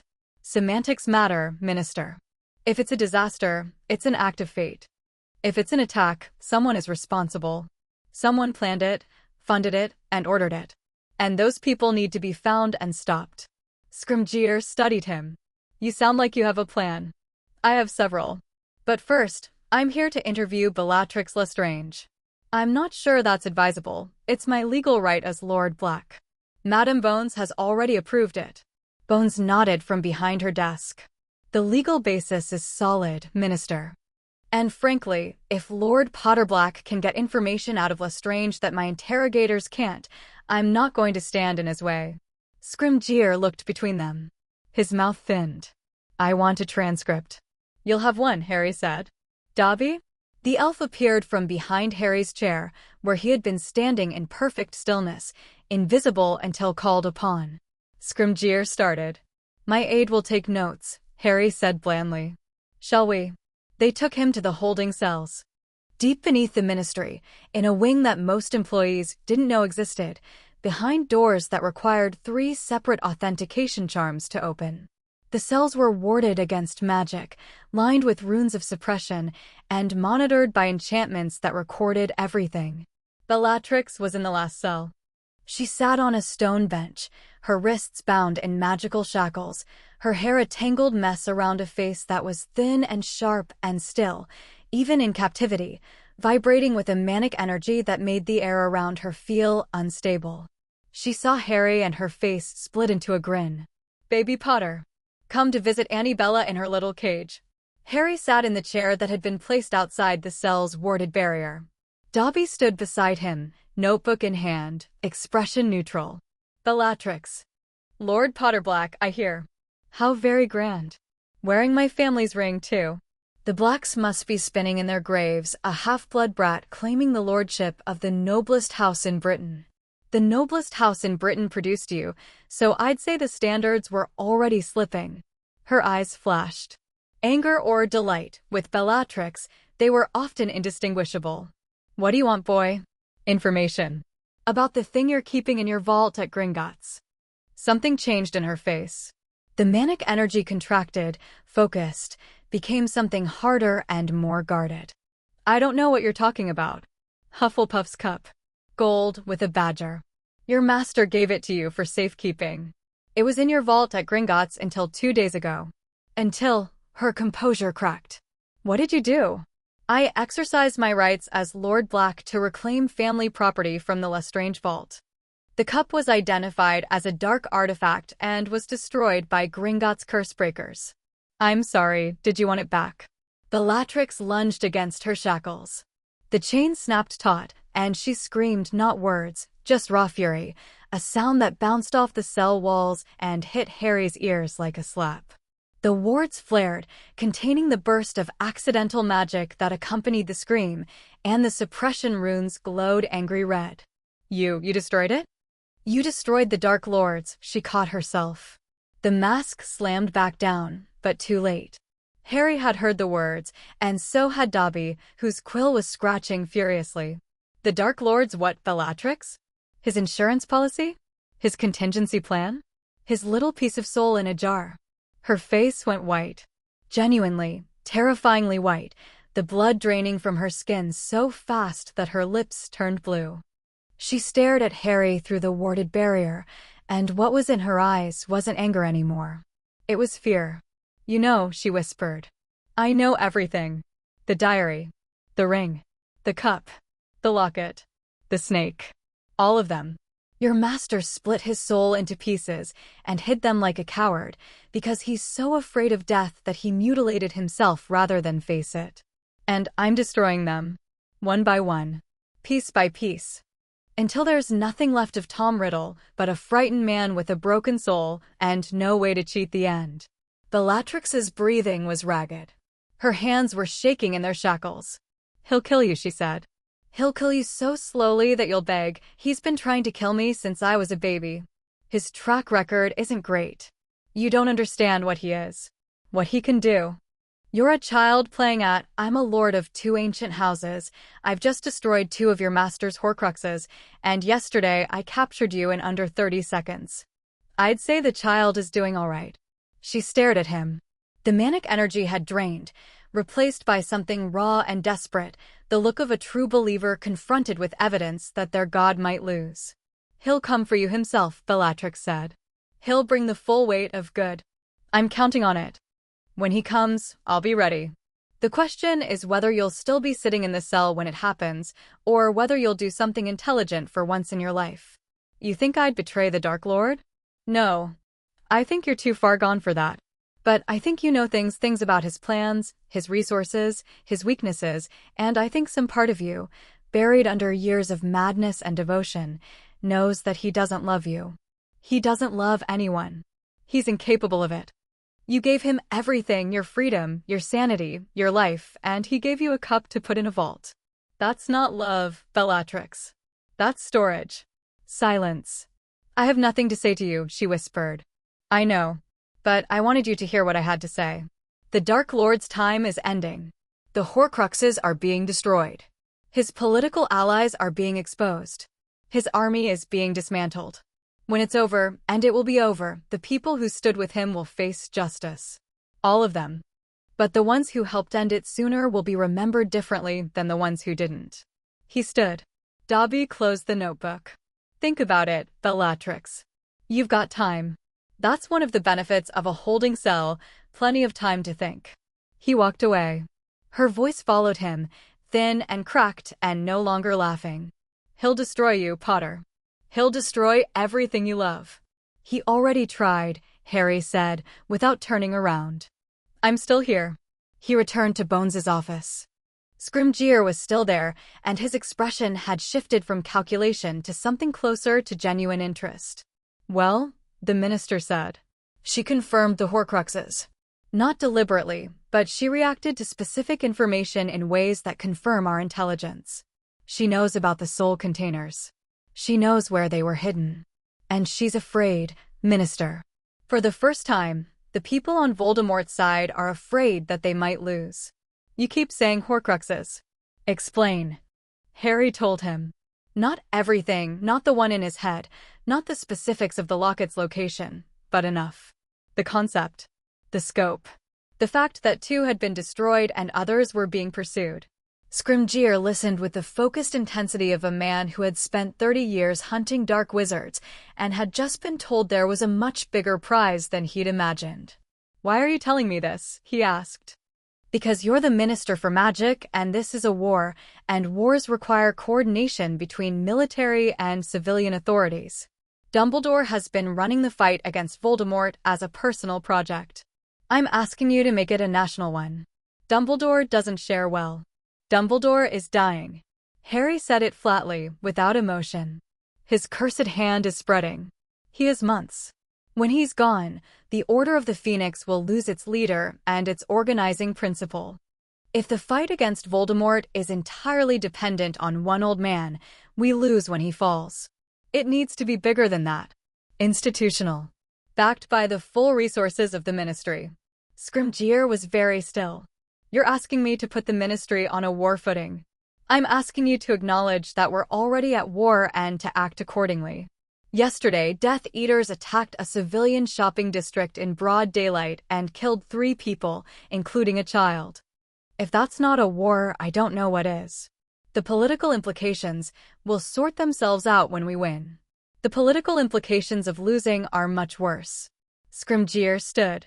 He walked to the window of Bones's office, which, being underground, showed an enchanted view of London that was currently gray and drizzling, and stared out at it for a long time. "You're nothing like Dumbledore," he said. "I'll take that as a compliment. It was meant as one." He turned back. "What do you need?" "Auror support for Horcrux recovery operations. Access to Ministry intelligence on Death Eater movements. Legal authority to detain and interrogate suspected Death Eaters outside of normal peacetime procedures." and a public statement from the Minister for Magic acknowledging that we are at war and mobilizing accordingly. You're asking for a lot. I'm offering a lot. The Potter Black resources, the Goblin Alliance, the Intelligence Network, and a lord who's willing to stand up in the Wizengamot and take the political hits that you can't afford to take. A shield. A partner. I'm done being other people's shield. I'm done being other people's weapon. I'm offering a partnership, equal, transparent, and focused on one goal: ending Voldemort. Take it or leave it. Scrimgeour looked at Bones. Bones looked at Harry. Something passed between the three of them, not trust, not yet, but the recognition of aligned interests and the pragmatic decision to act on them. I'll take it, Scrimgeour said. Good. Madam Bones, the investigation into Malfoy Manor. What's the timeline? My team is ready to move. We've been waiting for the Wizengamot authorization, which you secured on Monday. I can have Aurors at the manor within 48 hours. Make it 24. Voldemort is living there, and after yesterday's attack, he may decide to relocate. Every hour we wait is an hour he has to move evidence or fortify his position. If Voldemort is at the manor when my Aurors arrive, he won't be. He'll know they're coming. The Ministry leaks like a sieve, and he has sources inside. But his departure will be forced, which disrupts his operations, and whatever he leaves behind will be valuable intelligence. You're using my investigation as a harassment tool. I'm using your investigation as a military operation. Denying the enemy his base of operations is a fundamental tactical objective. The fact that it also produces evidence of criminal activity is a bonus. Bones almost smiled. It was a frightening expression on her square, stern face. 24 hours, Lord Potterblack. I'll need your goblin witnesses to testify about the initial reclamation. Griphook will make himself available. Harry left the Ministry at noon. The sun was out, improbably, absurdly, as if the weather hadn't received the memo about the war. He stood on the pavement outside the visitor's entrance and lifted his face to the light, and for a moment he was just a boy in the sun, tired and grief-stricken and 16 years old. Then Dobby appeared beside him, notebook in hand, pocket watch glinting. Harry Potter, sir.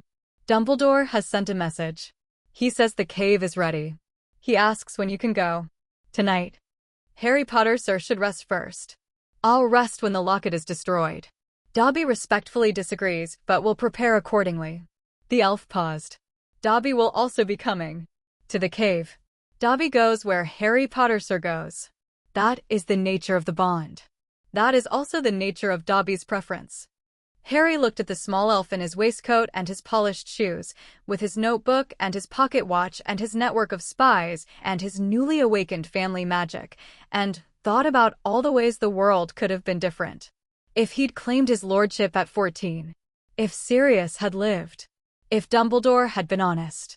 If a house elf in a pillowcase hadn't risked everything to warn a boy he'd never met about a danger no one else was willing to name.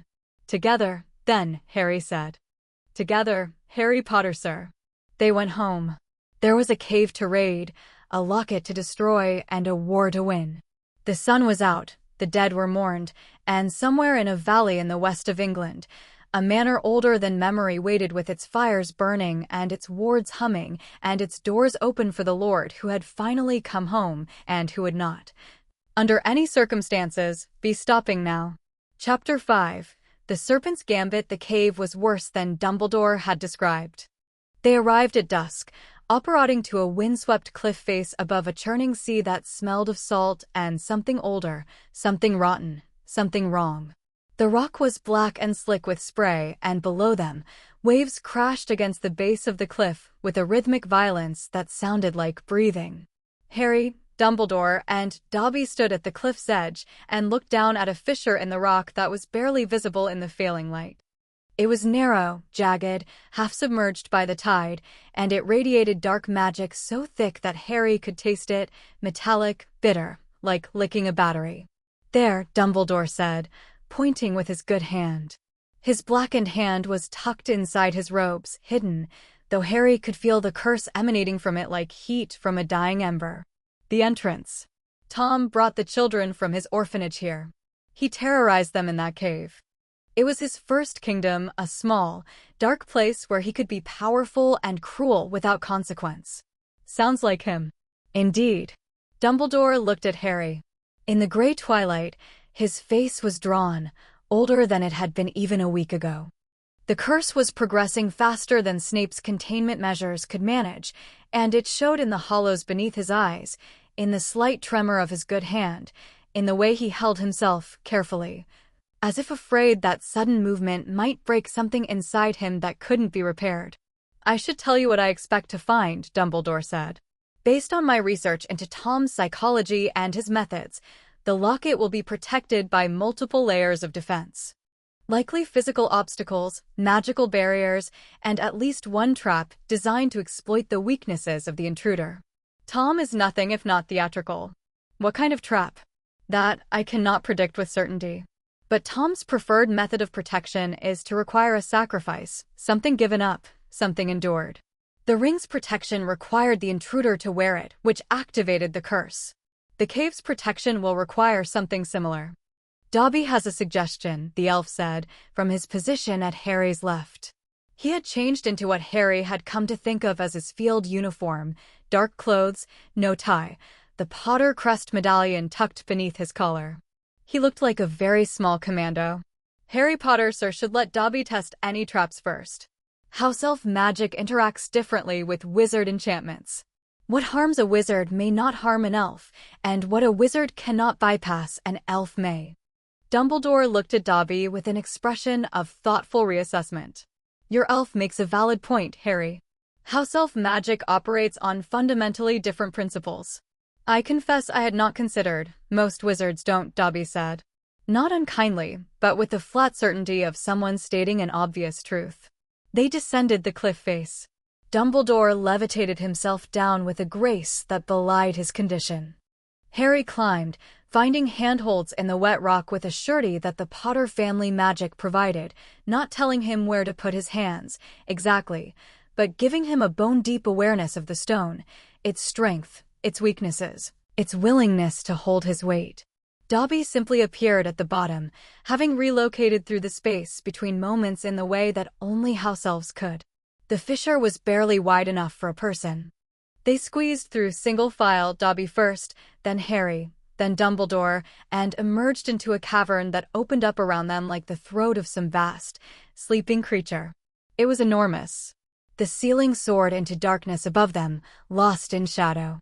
The floor was stone, flat and smooth, almost polished, and at the center of the cavern was a lake. Black, still, utterly motionless. Not a ripple, not a reflection, not a single point of light disturbed its surface. It was the most wrong thing Harry had ever seen, water that didn't move, that absorbed light instead of reflecting it, that felt, to his magical senses, like a wound in the world. "Don't touch the water," Dumbledore said. "Wasn't planning to. Wise. There are things in the lake. I can feel them. Many things." "Inferi," Dobby said quietly. Both wizards looked at him. "Dobby can feel them. Dead things animated by dark magic, sleeping at the bottom. Hundreds of them. You can sense them?" Dumbledore asked. "House elves are sensitive to the boundary between living magic and dead magic.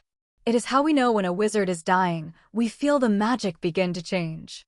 The lake is full of dead magic. It is very unpleasant." "Hundreds," Harry repeated. "Of inferi. Dobby estimates 300, but precision is difficult at this range. 300 corpses animated by dark magic at the bottom of an underground lake. Right. Just another Tuesday. There was a boat. Dumbledore found it with a detection charm, a small, ghostly vessel chained to the cavern wall, invisible until magic touched it. It materialized as a thin green skiff, barely large enough for two people, and it bobbed on the surface of the dead black water with a motion that shouldn't have been possible given the lake's perfect stillness. "The boat is enchanted to carry one wizard," Dumbledore said, examining it. "It measures magical weight, not physical weight. Tom designed it for himself, one wizard, one trip. Additional magical passengers would trigger the defenses. What about non-wizard passengers?" Dumbledore's eyebrows rose. He looked at Dobby. Dobby looked at the boat. House elf magic would not register on a wizard-calibrated detection enchantment, Dobby said slowly. Dobby's magic is a different frequency, if Harry Potter Sir will forgive the Muggle term. So the boat would read one wizard even if Dobby was aboard. Theoretically. Let's test the theory. They boarded Harry and Dobby in the skiff, Dumbledore staying behind with visible reluctance. The old wizard's face was tight with concern, and Harry saw him reach instinctively for the boat, wanting to come, wanting to protect, and then pulling back. Letting go. Trusting. If the defenses activate, Dumbledore said, I will come. Boat or no boat. If the defenses activate, we'll handle it, Harry said. Stay here. Guard the entrance. If something comes out of that water, I'd rather have you on the shore than in a boat.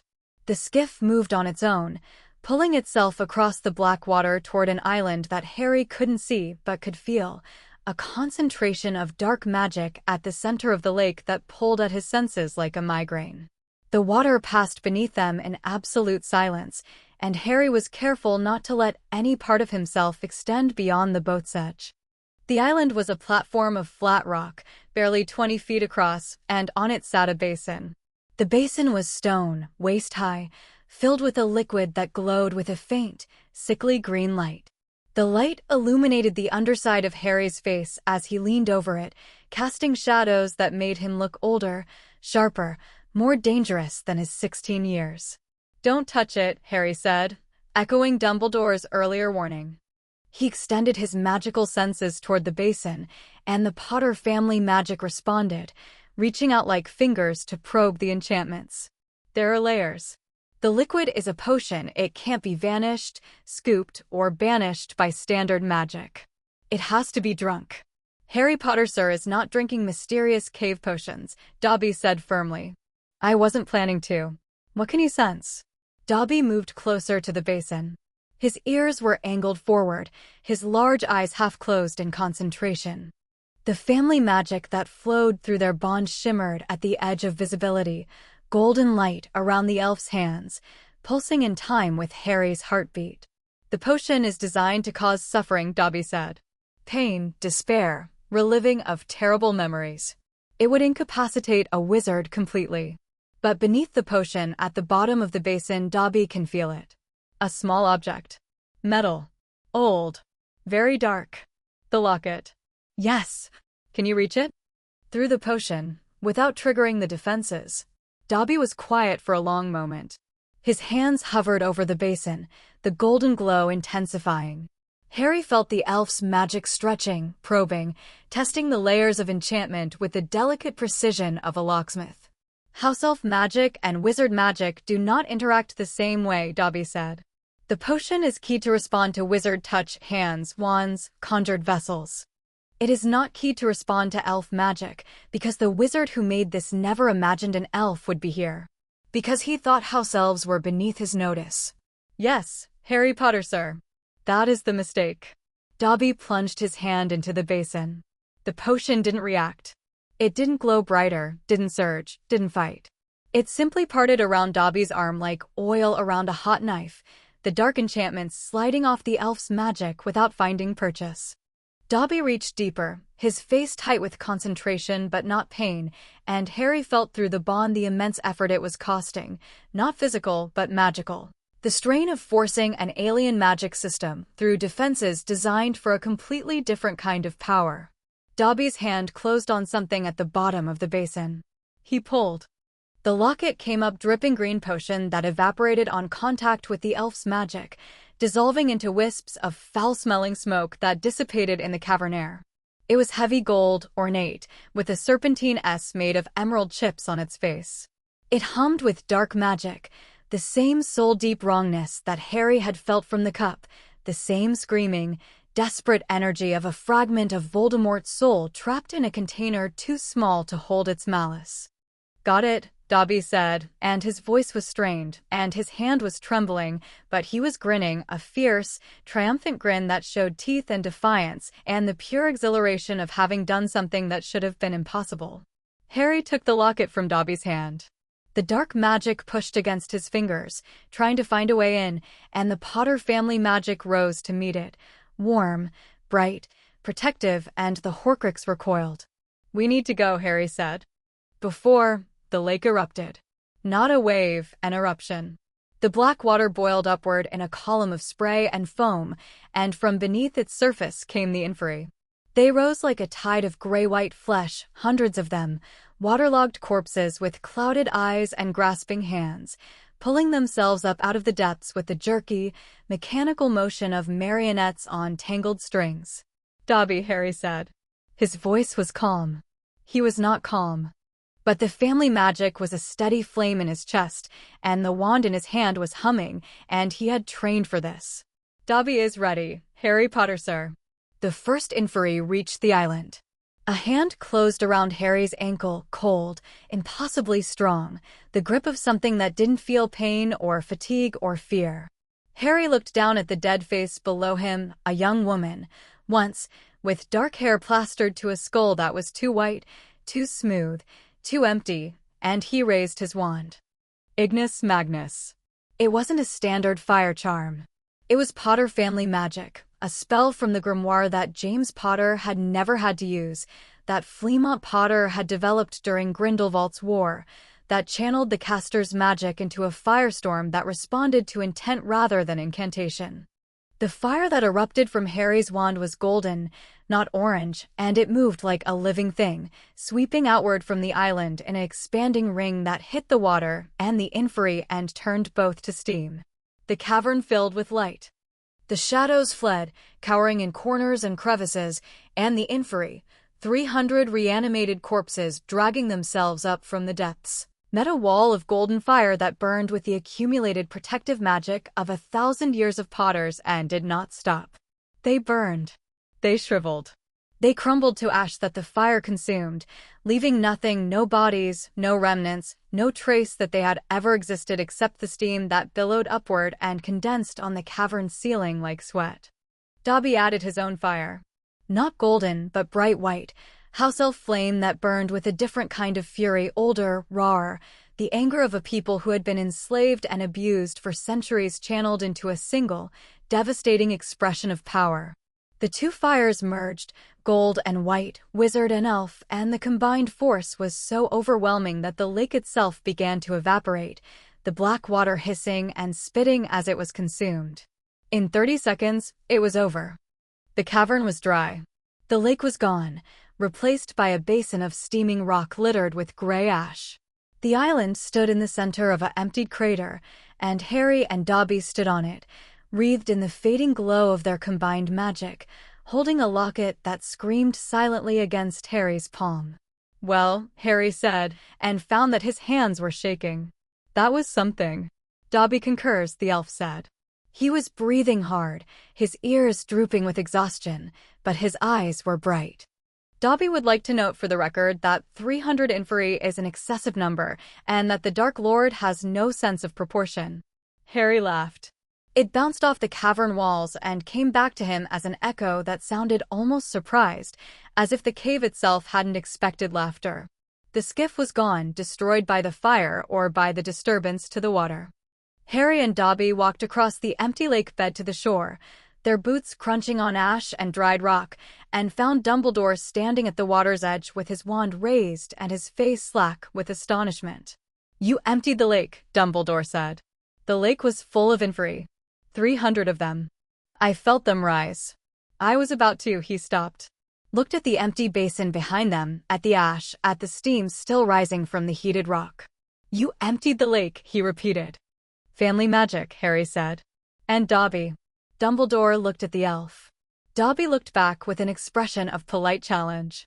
"I underestimated house elf magic," Dumbledore said. "I have been underestimating it for 150 years. "Yes," Dobby said. "You have." The old wizard accepted this with a grace that surprised Harry. No defense, no justification, just a nod of acknowledgement and a quiet, "I am sorry for that." "Apologies are words," Dobby said. "Actions are better." "Then I shall endeavor to act." Dumbledore turned to Harry. "The locket." Harry held it up. The gold caught what little light remained in the cavern, and the emerald-esque glinted. Intact. Screaming mad, but intact. "We need to destroy it." "The fiendfire method that Gringotts used on the cup?" No. I want to try something different. Harry had been thinking about this since the vault, since the cup was destroyed, and he'd felt the soul fragment die. There was something about the family magic, about the way it had expelled the cup's darkness, that suggested a more surgical approach. The grimoire describes a purification ritual. Old Potter magic, it was originally designed to cleanse cursed objects without destroying them. If I can modify it, you want to save the locket. It's Slytherin's locket. A founder's artifact. It's 1,000 years old, and it was corrupted by a madman. If I can remove the soul fragment without destroying the vessel, I should. Dumbledore considered this. The risk is mine to take. And the family magic is designed for exactly this kind of work: purification, protection, cleansing. It's what Potters do. They returned to Potter Keep. Dobby transported all three of them, even Dumbledore, who submitted to house elf transport with the slightly dizzy expression of someone who has just been disassembled and reassembled at a molecular level by a creature half his height.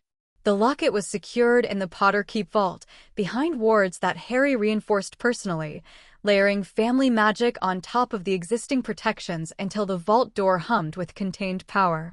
The Horcrux would keep. It wasn't going anywhere. Dumbledore stayed for tea.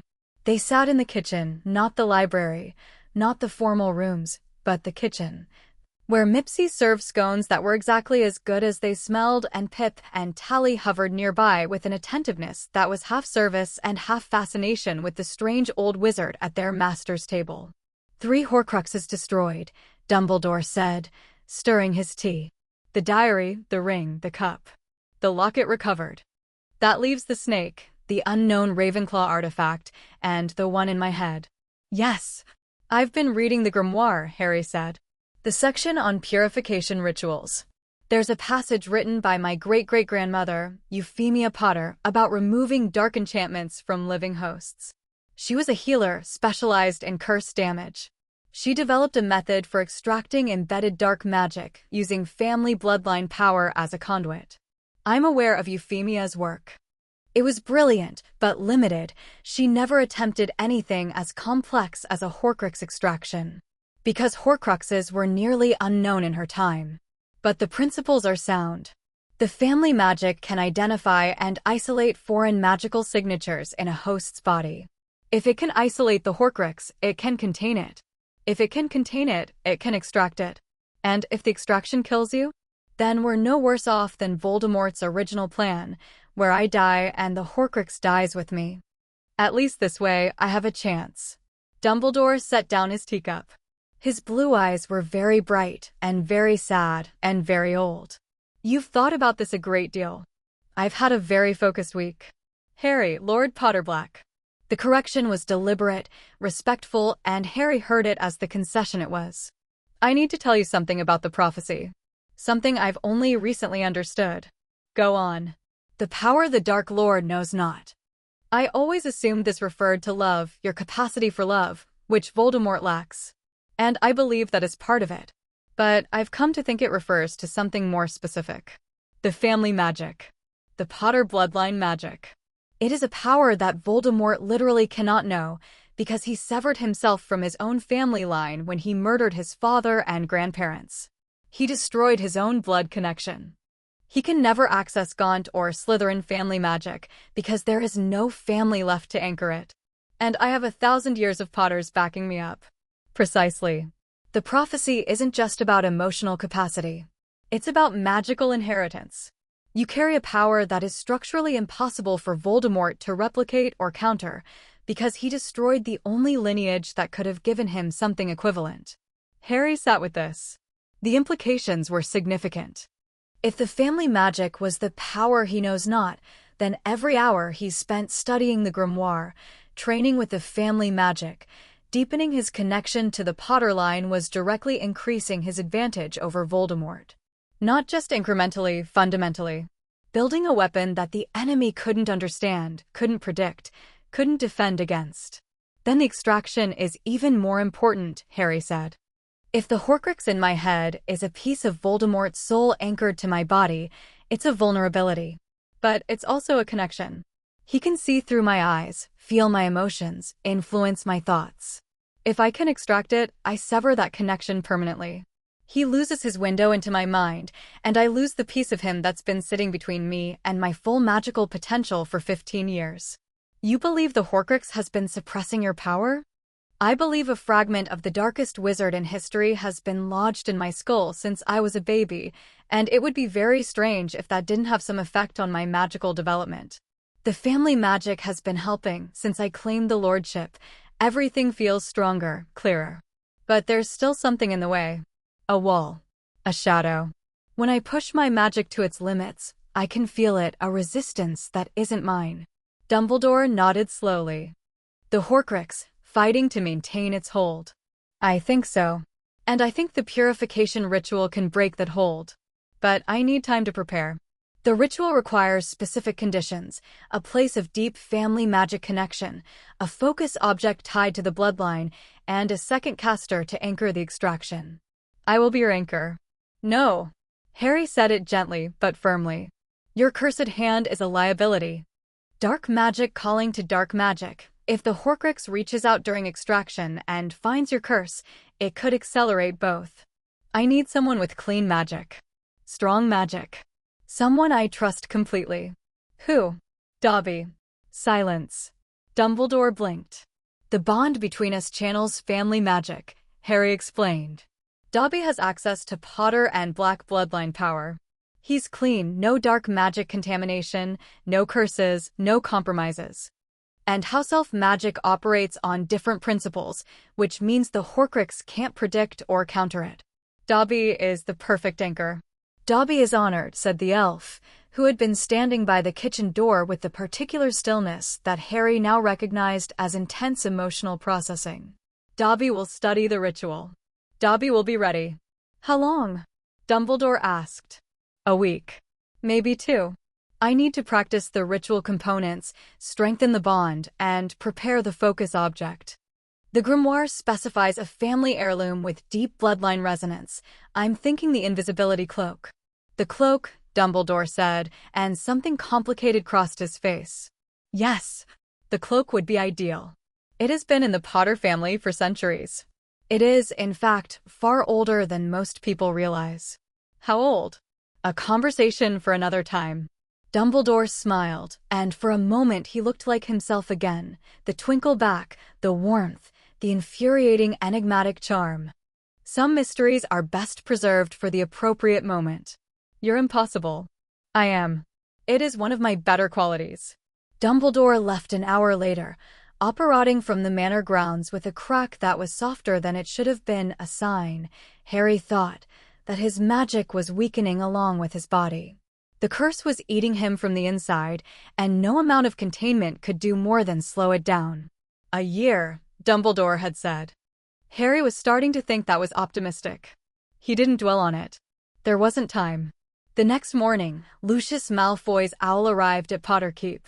It was a magnificent eagle owl, black-feathered and imperious, and it carried a letter sealed with the Malfoy crest. The owl landed on the kitchen windowsill with the air of a creature slumming well below its station, submitted to having the letter removed with visible distaste, and departed without waiting for a reply. Harry opened the letter. Lord Potter Black, I write to you not as an enemy but as a pragmatist. The events of recent weeks have created a situation that serves neither of our interests. I have information that you need. You have something that I need. I propose a meeting, neutral ground, binding terms, no hostility. I know what you are hunting. I know where to find the things you seek. And I know that without my help, people you care about will die before this is over. A man with nothing left to lose is either very dangerous or very useful. I choose to be useful. Yours in mutual self-interest, Lucius Malfoy. Harry read the letter twice. Then he read it a third time.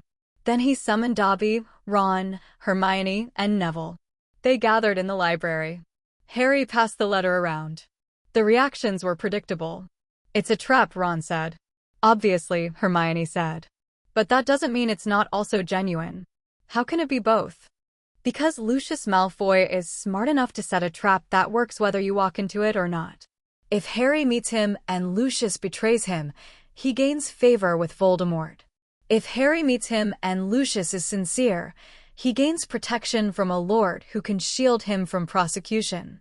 Either way, Lucius wins something. Unless I control the terms, Harry said. Neutral ground. Binding terms. He specified those, which means he expects me to choose the location and the rules. Or he expects you to think you're choosing them, Neville said, while he's already positioned his real place somewhere you're not looking. What does he mean by the things you seek? Hermione asked. Does he know about the Horcruxes? He kept one in his house for years. The cup was at his manor before it went to Bellatrix.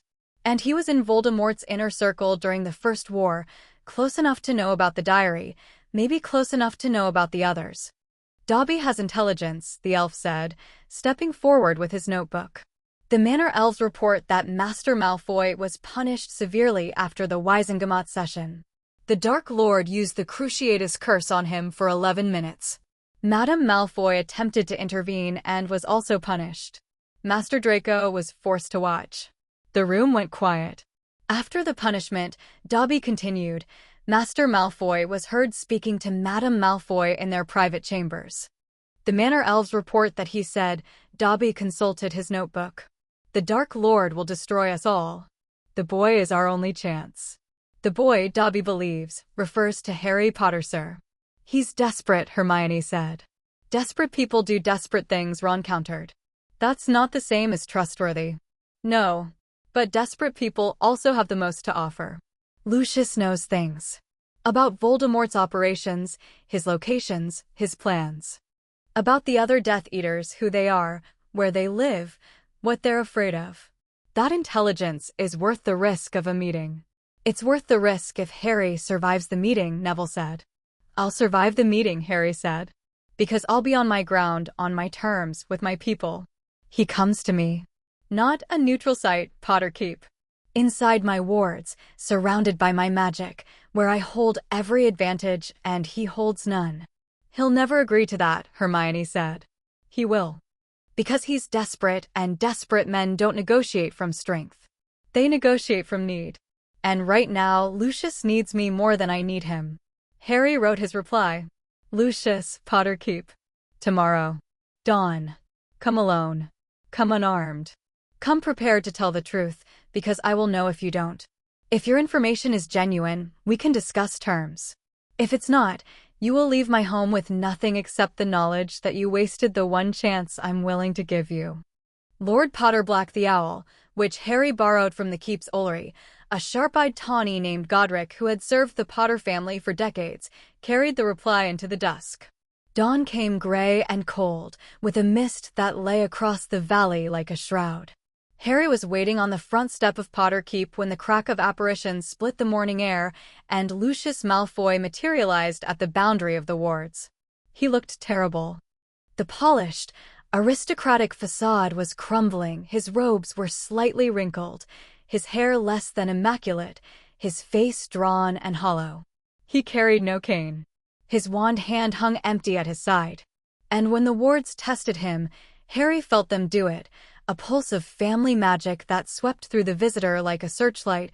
They found no weapons, no hidden charms, no portkeys, no tricks. Lucius Malfoy had come unarmed and alone to the home of his enemy. The fact that he had done so willingly told Harry more about his desperation than any letter could. Harry opened the wards. Lucius walked up the path to the manor with the careful, deliberate steps of a man approaching a dragon's den.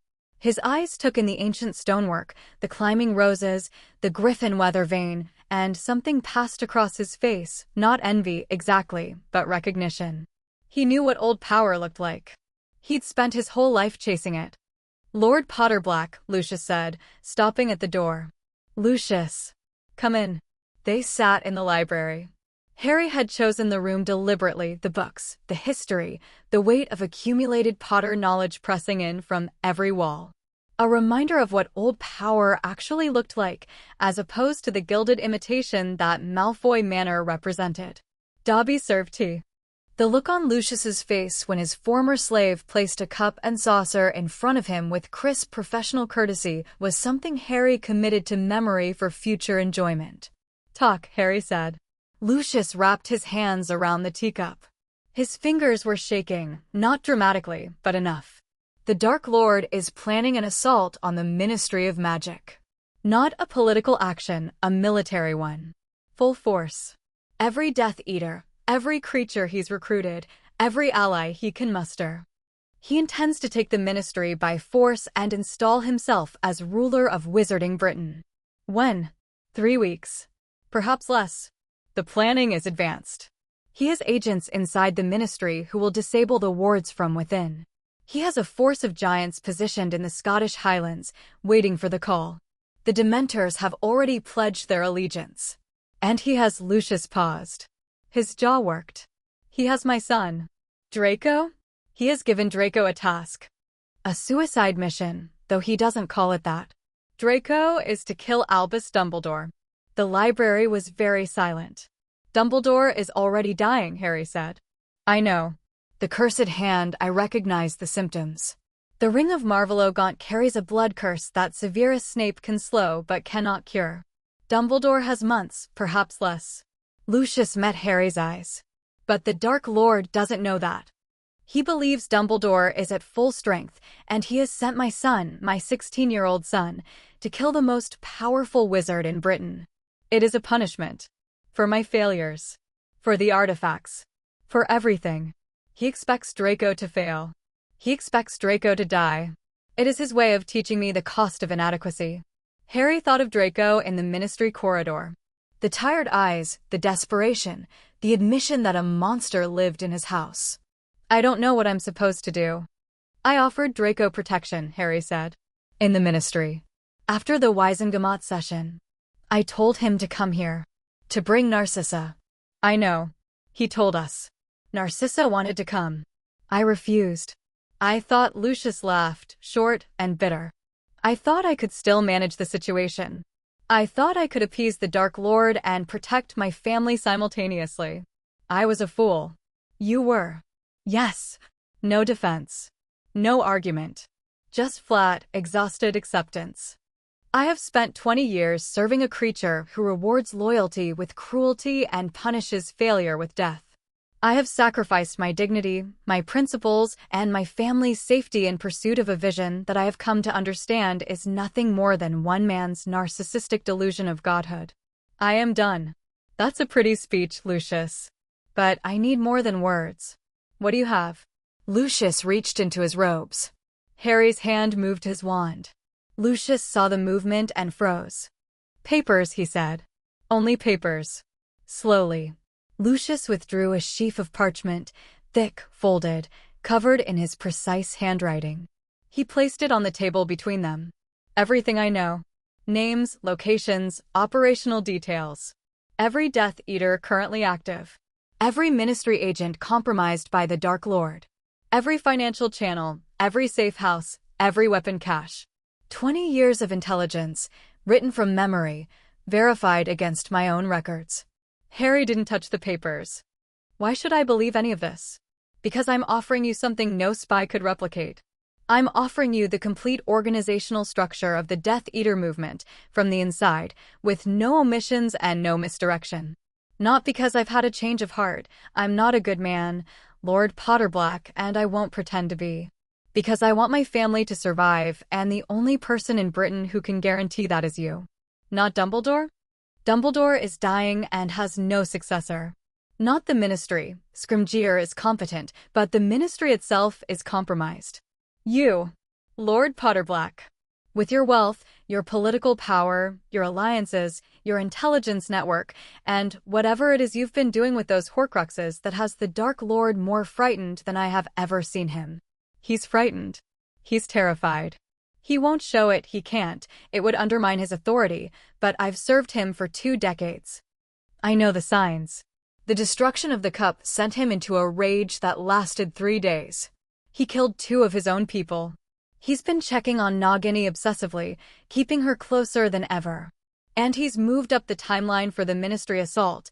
It was originally planned for autumn, but he's accelerated it because he's afraid that if he waits, you'll destroy more of his safeguards. His Horcruxes. Lucius flinched at the word. Yes, those. Tell me about Nagini. She is always with him. Always. She sleeps at the foot of his chair. She feeds from his hand. She goes where he goes. He speaks to her in Parseltongue, conversations that last hours. I believe he considers her his most trusted companion, which tells you something about his relationship with human beings. Where does he sleep? He doesn't. Not in any conventional sense. He rests, retreats into a state that might be meditation or might be something else entirely, but he is never fully unconscious. He is too paranoid. Even at the manor, surrounded by his followers, behind wards he has placed himself, he never truly sleeps. But Nagini does. Yes, Nagini sleeps. Deeply. Usually in the early hours of the morning, when the manor is quietest. Harry filed this away.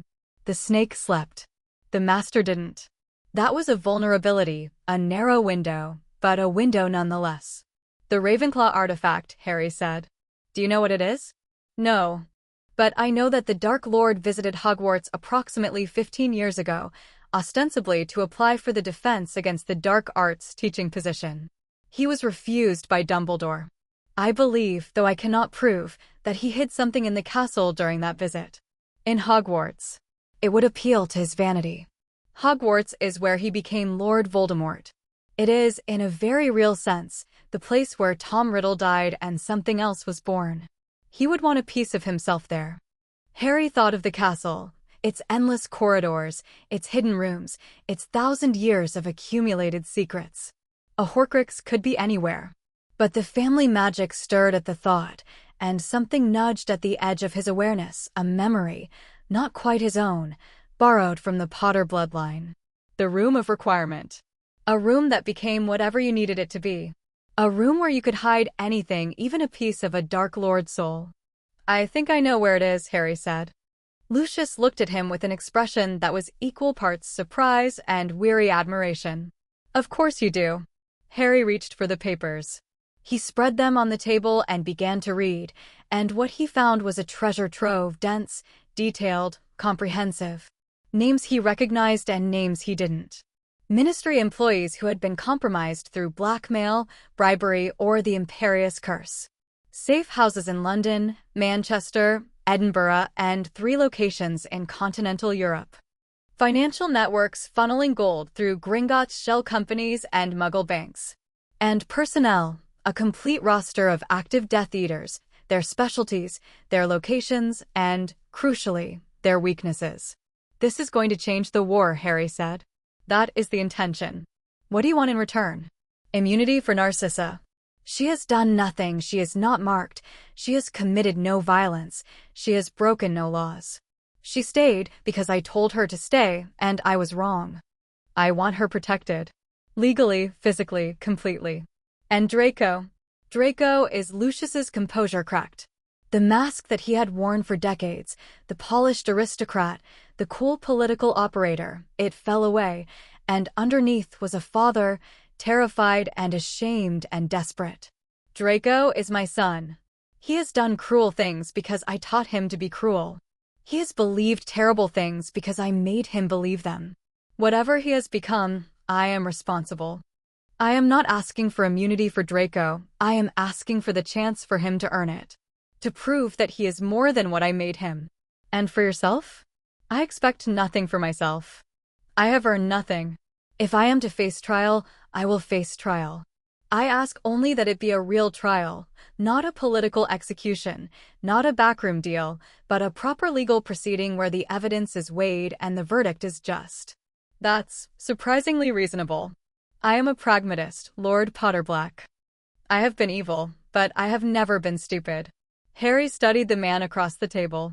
The shaking hands, the hollow eyes, the wrinkled robes. A man who had built an empire on cruelty and influence, and was watching it crumble around him. A man who had stood in this library's equivalent at Malfoy Manor and ordered house elves beaten for the crime of existing. A man who had tried to murder Harry on at least 2 occasions, and had served the architect of his parents' death for 2 decades. Harry didn't trust him. He would never trust him. But trust wasn't required for utility, and Lucius Malfoy was offering more utility in 1 morning than the Order of the Phoenix had produced in a year. Here's what I'll offer, Harry said. Narcissa gets immediate protection. She comes to Potterkeep today, right now, and she stays under my wards until the war is over. Draco comes with her. He cooperates fully, provides any additional intelligence he has, and submits to a truth-telling session under Veritaserum. If he's clean, if he hasn't killed anyone, hasn't tortured anyone, hasn't committed any irreversible acts, then I'll sponsor his rehabilitation personally. And me? You go back to the manor. You act normal. You continue to serve Voldemort as if nothing has changed, and you feed me information. Everything you see, everything you hear, every plan that crosses your desk. You become my spy inside his inner circle. Lucius stared at him. You want me to go back? You're the only asset I have inside Voldemort's headquarters. Dobby's elf network is good, but it has limits. The elves can observe, but they can't attend strategy meetings or decode encrypted communications. You can. You're in the room where decisions are made. If he discovers me, he'll kill you. Yes, that's the risk. But you said it yourself, a man with nothing left to lose is either very dangerous or very useful. This is your chance to be useful, Lucius. To earn the trial you want. To give Draco the future you took from him. Lucius's hands had stopped shaking. The fear was still there, but beneath it, something else was forming, a resolve that Harry recognized because he'd felt it in himself, the cold, clear decision of someone who has weighed the options and chosen the hardest path because it's the only one that matters. I'll do it, Lucius said. I know you will. Because if you don't, if you betray me, if you feed me false information, if you play both sides, I will destroy you. Not kill you. Destroy you. Your name, your legacy, your family's place in history. The House of Malfoy will be remembered as a cautionary tale about the cost of cowardice. That's not a threat, Lucius. That's a promise from Lord Potterblack, and I keep my promises. Lucius held his gaze. Gray eyes meeting green. The predator and the prey, except the roles had reversed so completely that neither of them quite recognized the landscape anymore. I understand, Lucius said. Good. Now call your wife. Tell her to pack light and bring Draco. Dobby will collect them. Lucius sent a Patronus, a peacock, silver and ridiculous, which sailed through Potter Keep's wards and vanished into the morning mist. Within the hour, Narcissa and Draco Malfoy stood in the entrance hall of Potter Keep, looking dazed and frightened and completely out of their element. Narcissa was composed, barely. She wore traveling robes and no jewelry, and her blonde hair was pulled back in a simple knot that stripped away the aristocratic polish and left something more human underneath. She carried a small bag that she clutched with both hands, and her eyes swept the hall, the Potter crests, the ancient stone, the house elves watching from the doorways, with an expression of wonder that she was trying very hard to suppress. Draco was worse. He was thinner than at the Ministry, thinner than Harry had ever seen him, and the dark circles under his eyes had deepened into bruises. He wore Muggle clothes, of all things jeans and a jumper that didn't fit properly, and Harry realized with a jolt that the Muggle clothes meant someone had given them to him in a hurry, which meant the departure from the manor had been more panicked than planned. Lady Malfoy, Harry said. Welcome to Potter Keep. Lord Potterblack. Her voice was steady. Her eyes were not. My husband said, you're safe here. Both of you. The wards will protect you, and so will I. Mipsy will show you to your rooms. I don't understand why she stopped. Looked at Harry, really looked, the way Dumbledore sometimes looked, the way Greengrass had looked, the way people kept looking at him as if they expected to see a boy and kept finding something else. You're not what I expected. Nobody ever is. Draco hadn't spoken. He stood behind his mother like a shadow, his hands in his pockets, his gray eyes darting around the room with the hypervigilance of someone who has been living in a war zone. When his gaze finally settled on Harry, what was there wasn't hostility or gratitude or relief. It was confusion. The confused, lost look of someone whose entire world has been dismantled and who doesn't yet know what to build from the wreckage. Malfoy, Harry said. Potter. A pause. Lord Potterblack. We'll talk later. Get some rest first. You look like death. You're one to talk. It was reflexive, the old snark, the muscle memory of their rivalry, and it fell flat, dying in the air between them like a bad joke at a funeral. Draco seemed to realize this and looked away. Later, he said quietly, Yeah, Nipsey led them upstairs. Harry watched them go, the mother with her rigid spine and her careful composure, the son trailing behind her like a boat without a rudder, and felt the strangeness of the moment. Malfoy's in Potterkeep. The world had tilted. Lucius left. He walked back down the path to the ward boundary, paused, and looked back at the manor one last time. Harry couldn't read his expression from the doorway. It might have been regret, it might have been resolve, it might have been both. Then he apparat, and the crack of his departure echoed across the valley and was swallowed by the mist. "Harry Potter, sir," Dobby said, appearing at his elbow. "The information Lord Malfoy provided. Dobby has cross-referenced it against the Elf Network intelligence. The details are consistent. The Death Eater roster matches what the Manor elves have observed. The Ministry compromises are new. The elves do not have access to Ministry buildings, but the financial channels correspond to transactions that Gringotts can verify. It's real. Dobby believes it is real. Dobby also believes that Lord Malfoy is genuinely frightened and genuinely motivated by his family's survival. Fear is the most reliable motivator, Harry Potter, sir. More reliable than loyalty, more reliable than ideology. More reliable than love? No, Dobby said. Nothing is more reliable than love. But fear is a close second.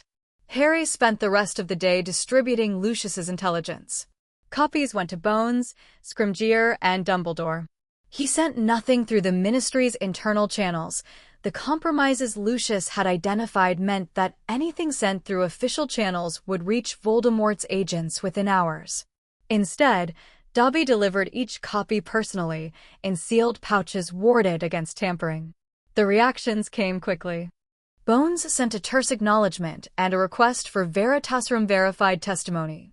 Scrimgeour sent a longer message, outlining immediate plans to replace the compromised Ministry personnel and requesting a meeting to coordinate defenses. Dumbledore sent a single line, "The diadem is at Hogwarts. I know where."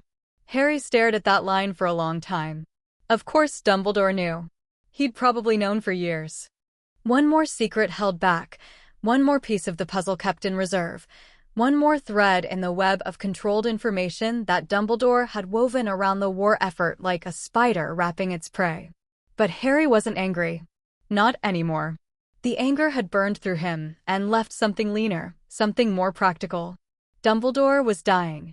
His secrets were spilling out like sand through clenched fingers, and the man was choosing, finally, painfully, to let them go.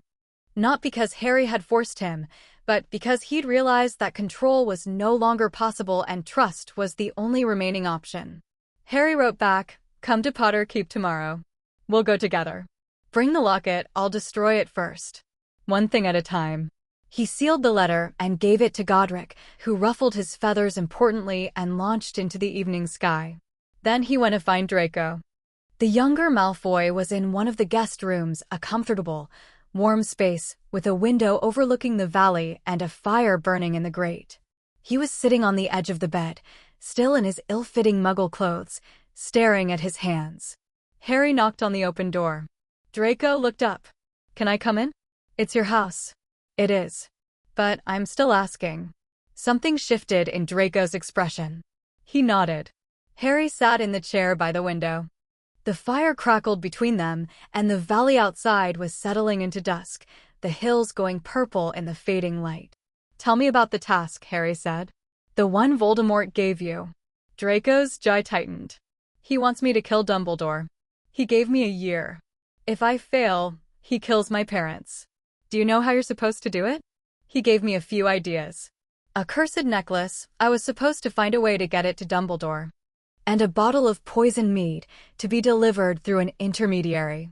And if those failed, I was supposed to find another way. He didn't care how. He just wanted it done. Have you tried either of those methods? No. I've been too. I haven't had the Draco's composure broke. Not dramatically, a fracture, a hairline crack, the kind that spreads slowly and then gives way all at once. His eyes were bright and his voice was rough, and he looked, for the first time since Harry had known him, like exactly what he was, a scared teenager who had been given an impossible task by a psychopath. "I can't do it," Draco said. "I can't kill anyone. He gave me this. He pulled up his left sleeve, and there it was, the dark mark, black and livid against pale skin, the skull and the serpent burnt into the flesh of a 16-year-old boy. He held me down and he branded me like cattle, and my father watched and did nothing. And I can't, you're out, Harry said. It's over. You're here, your mother's here, and Voldemort can't touch you behind these wards. The task is void. You don't have to do anything. He'll find out. He'll know I ran. He probably already knows. And when he finds out, he'll be furious, not because he lost you, but because he lost control. That's all you ever were to him, Draco. A tool. A punishment. A way to hurt your father. You were never a real Death Eater. You were a prop in someone else's power play. Draco stared at him. The mark on his arm seemed to writhe in the firelight, and Harry felt a distant echo of it, the Horcrux in his scar, the connection to Voldemort, the shared darkness that linked them all in ways they hadn't chosen. I'll help you, Harry said. But I need you to help me. Everything you know, the Manor, the Death Eaters, the plans. Veritaserum verified. No hedging, no omissions. And then we work together. Not as friends, I don't think we're there yet. But as allies. Why? The word was small, raw, stripped of every defense Draco Malfoy had ever built. After everything I've done to you, Buckbeak, the badges, the Inquisitorial Squad, all of it, why would you? Because you were a child. Because I was a child. Because the adults in our lives failed us both in different ways, and I'm done letting their failures define my future. Because winning this war means building something after, and I'd rather build it with people who've learned from their mistakes than people who've never made any. Draco was quiet for a long time. The fire popped and settled. Outside, the first stars were appearing above the valley. I'll do the Veritaserum, he said. I'll tell you everything. Thank you. Don't thank me. Draco's voice was bitter, but there was something underneath the bitterness, something fragile and new, like a shoot pushing through cracked earth. I don't deserve thanks. I don't know what I deserve. We'll figure that out together, Harry said. After we win. He left Draco by the fire and walked through the corridors of Potter Keep, past the library where Hermione's charts still covered the wall, past the kitchen where Mipsy was preparing dinner, past the entrance hall where the Potter crests gleamed in the torchlight. He found Dobby in the small study off the library, surrounded by notebooks and intelligence reports and a cup of tea that had gone cold hours ago. The elf was cross-referencing Lucius's information against the elf network data, and the expression on his face was one of fierce, focused concentration. Dobby. Harry Potter, sir. How close are we? The elf looked up. His large eyes were thoughtful, assessing, carrying a depth of understanding that would have surprised anyone who still thought of house elves as servants. The diary is destroyed. The ring is destroyed. The cup is destroyed. The locket is in the vault, ready for destruction. The diadem is located. The snake is identified. The soul fragment in Harry Potter Sir's head is understood, and the extraction ritual is being prepared. Dobby paused. 6 Horcruxes, with clear paths to all of them. Plus Dobby's network inside the enemy's headquarters. Plus a spy in the inner circle. Plus political alliances in the Wizengamot. Plus ministry cooperation. Close then. Close, Harry Potter, sir. Very close. But the hard part is not finding the pieces. The hard part is the ending. Voldemort himself. Yes, he is still the most dangerous wizard alive.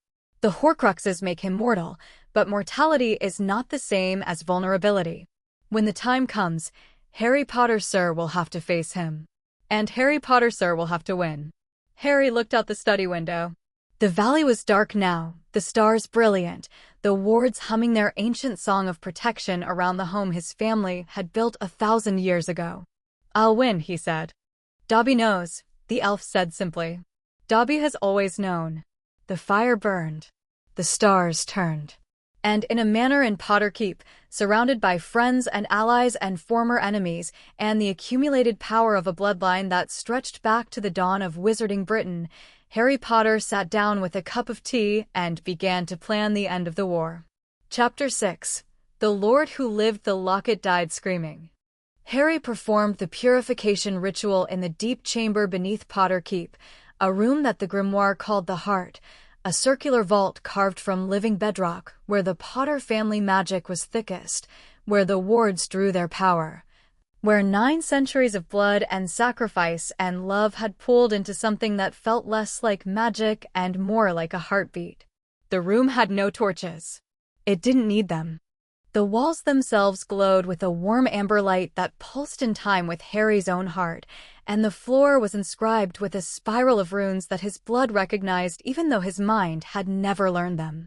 At the center of the spiral was a stone plinth, and on the plinth lay Slytherin's locket, and beside the plinth stood Dobby, and around them both, the Potter family magic hummed like a choir warming up for a performance it had been rehearsing for 1,000 years. Harry placed the invisibility cloak on the plinth beside the locket. The fabric shimmered and went still, and when his hand touched it, both Lordship rings pulsed, gold and silver, warm and cold, and the family magic surged with a recognition so deep it bordered on reverence. The cloak was older than the family, older than the keep. It carried something in its weave that went beyond enchantment, beyond artifact, into the territory of myth. Dumbledore had hinted at this. Harry hadn't pressed. There would be time for that conversation later, or there wouldn't, and the mystery would keep. "Ready," he said. "Dobby is ready."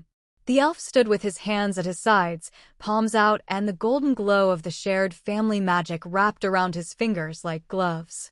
His face was calm. His ears were up. He looked like someone about to do the most important thing he had ever done, and who was completely, absolutely certain that he could do it. Harry opened the locket. The soul fragment erupted.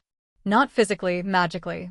A wave of black, screaming energy that boiled out of the locket's open face and clawed at the air, at the walls, at Harry's mind. It was rage and fear and hunger compressed into something almost alive, and it hit him like a fist, driving him back a step, 2 steps, his boots scraping on the rune-carved floor. The Horcrux showed him things. Sirius falling. His parents dying. Hermione's broken body in a future that hadn't happened yet. Ron walking away, always walking away. Dumbledore's disappointed eyes. A lifetime of loneliness, of failure, of being the boy nobody wanted, the weapon everybody used, the sacrifice nobody mourned. Harry let it come. He let the images wash over him and through him, and he did not flinch, because he had lived these fears for 16 years, and they were old and tired, and they had nothing left to teach him. He was Lord Potterblack. He had a home. He had a family not by blood, but by choice, which was stronger. He had friends who had fought beside him, and an elf who had chosen him, and 1,000 years of ancestors who had poured their love into the magic that was currently wrapping around his heart like armor. The fears bounced off. They scattered. They dissipated like smoke in a strong wind. Harry raised his wand and began the incantation. It wasn't a spell in any conventional sense. It was a conversation, a negotiation between the living magic of the Potter bloodline and the parasitic darkness of the Horcrux. The family magic reached out, golden and warm, and wrapped around the soul fragment like hands cupping a poisonous insect. Containing it. Isolating it. Separating it from the locket's gold with a precision that was surgical, molecular, absolute. The Horcrux fought. It screamed. A sound that existed in the marrow of Harry's bones rather than in the air, and it thrashed against the containment, and it tried to dig deeper into the locket, to fuse itself permanently with the metal, to become so embedded that removal would mean destruction. Dobby stepped forward. The elf placed both hands on the plinth, and the white fire of his house elf magic joined the golden light of the Potter line, and the combined force was overwhelming. Not violent, precise. The Horcrux was peeled away from the locket like dead skin from a wound, layer by layer, thread by thread, until it hung suspended in the air between Harry's wand and Dobby's hands, a writhing knot of black energy, contained in a cage of gold and white light. Harry flicked his wand. The containment cage compressed. The Horcrux compressed with it, shrinking, condensing, screaming louder as it was squeezed into a smaller and smaller space. The family magic bore down with the accumulated weight of every Potter who had ever lived, every sacrifice, Every act of protection and love and stubborn, defiant courage, and the Horcrux couldn't withstand it. It cracked. It fractured. It shattered into fragments of dark energy that the family magic consumed like a fire-consuming paper, and the scream cut off, and the silence that followed was so profound that Harry could hear his own blood moving through his veins. The locket lay on the plinth. Gold, ornate, ancient. The emerald S gleamed in the amber light. And it was clean. Harry could feel it, the absence of darkness, the way the metal hummed with nothing more sinister than old enchantment. Slytherin's locket, freed from the violation of a madman's soul, returned to what it had been before Tom Riddle ever touched it. It worked, Harry said, and his voice was rough, and his hands were shaking, and the sense of triumph was so fierce it hurt. Dobby never doubted, the elf said. His ears were drooping with exhaustion, and the golden glow around his hands had faded to a faint shimmer, but he was smiling. Dobby would like to sit down now. Sit down. You've earned it. Dobby has earned a holiday. But Dobby will settle for sitting. For Horcruxes destroyed. 2 remaining. The snake and the scar. Harry carried the purified locket upstairs and placed it in the Potter vault alongside the other recovered artifacts. He would return it to Hogwarts eventually. It belonged there, with the other founders' relics, but for now it was safe. Dumbledore arrived at noon. He came through the flu with a heaviness that hadn't been there even a week ago. The curse was accelerating. Harry could see it in the gray of his skin, the thinness of his wrists, the way he held his blackened hand against his chest like a wounded bird. But his eyes were bright, and when Harry told him about the locket's purification, something luminous passed through them. You saved the locket, Dumbledore said. You found a way to destroy the Horcrux without destroying the vessel. The family magic did the work. I just directed it. That is rather like saying the ocean did the work of carrying the ship. Direction is everything, Harry. Dumbledore sat in the library chair that had become his usual seat over the past weeks. The diadem. I know where it is. As I suspect you've guessed, it is in the Room of Requirement. The room where Dumbledore's army trained. A different configuration. The Room of Requirement becomes what the Seeker needs. If one asks for a place to hide something, the room becomes a vast warehouse of hidden objects, centuries of Hogwarts students concealing their secrets, their contraband, their mistakes. Tom Riddle visited the room during his interview for the teaching post and hid the diadem among a million other objects, counting on the sheer volume of detritus to conceal it. But you know exactly where. I know approximately where. The room revealed its contents to me once, years ago, when I needed to find a particularly advanced chamber pot. I noticed the diadem then but did not understand its significance. It sits atop a bust of an ugly old warlock, near a cupboard with a broken door. We go today. Harry, the school is in session. I know. We go today because in less than 3 weeks, Voldemort is going to attack the Ministry, and after that, Hogwarts will be his next target. Every day we wait is a day he might decide to retrieve or relocate the diadem. We go now. Dumbledore didn't argue. The time for arguing had passed. They went to Hogwarts. Dobby transported them, Harry, Dumbledore, and Neville, who had insisted on coming and whom Harry had not tried to dissuade. They materialized in the corridor outside the Room of Requirement on the 7th floor, and the castle closed around them like a familiar hand. Harry hadn't been back to Hogwarts since the end of 5th year.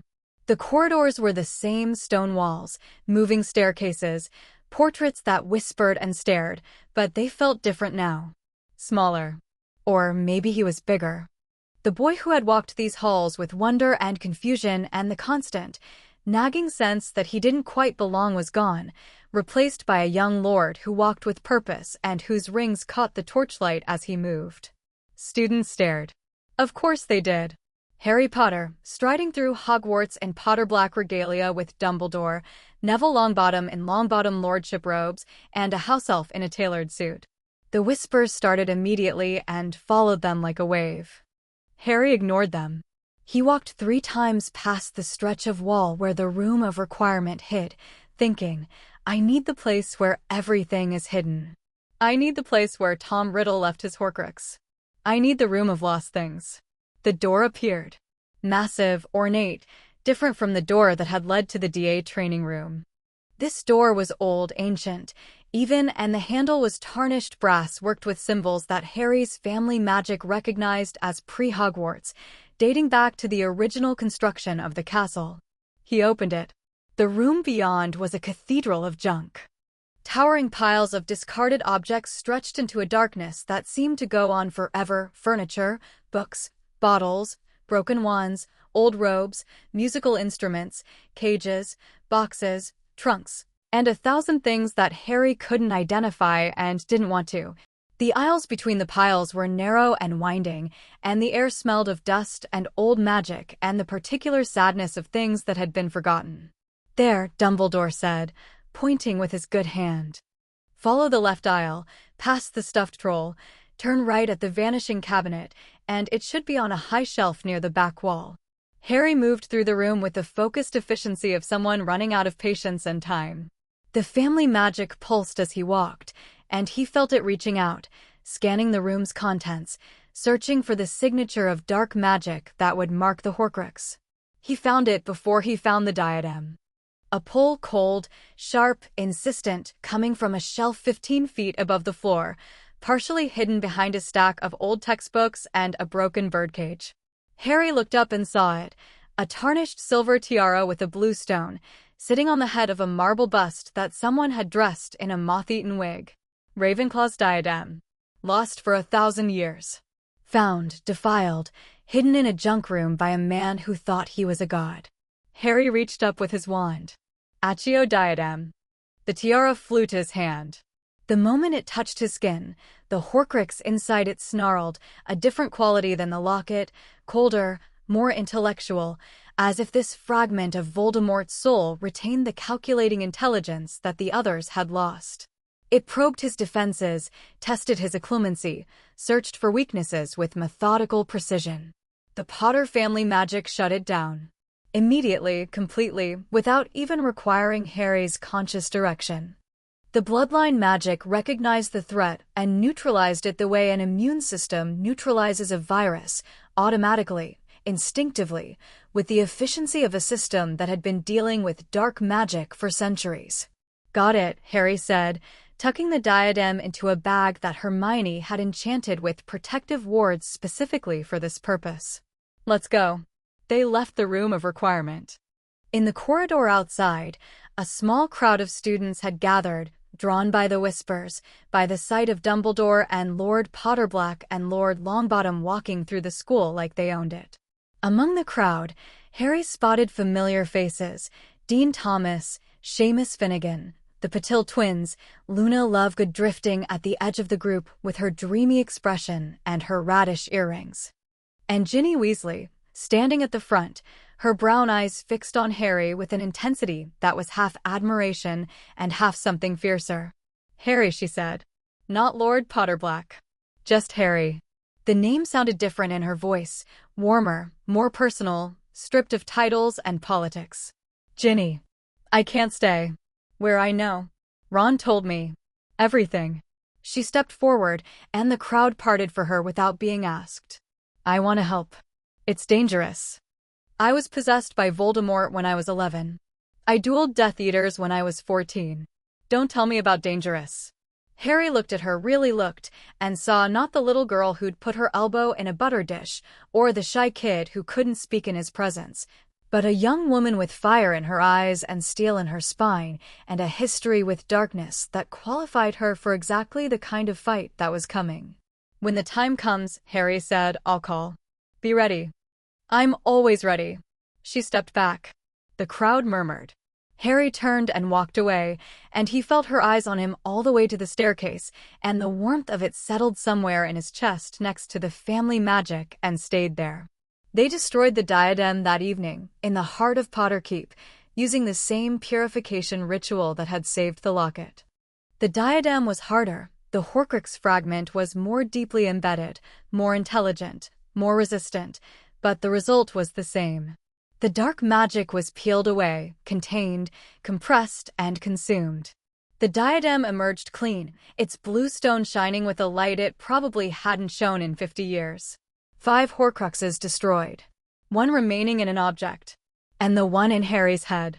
Harry set the date for his own extraction 3 days later. He told no one except Dobby, who would perform the anchoring, and Dumbledore, who would observe and intervene if necessary. He didn't tell Ron or Hermione or Neville. Not because he didn't trust them, because he didn't want them watching if it went wrong.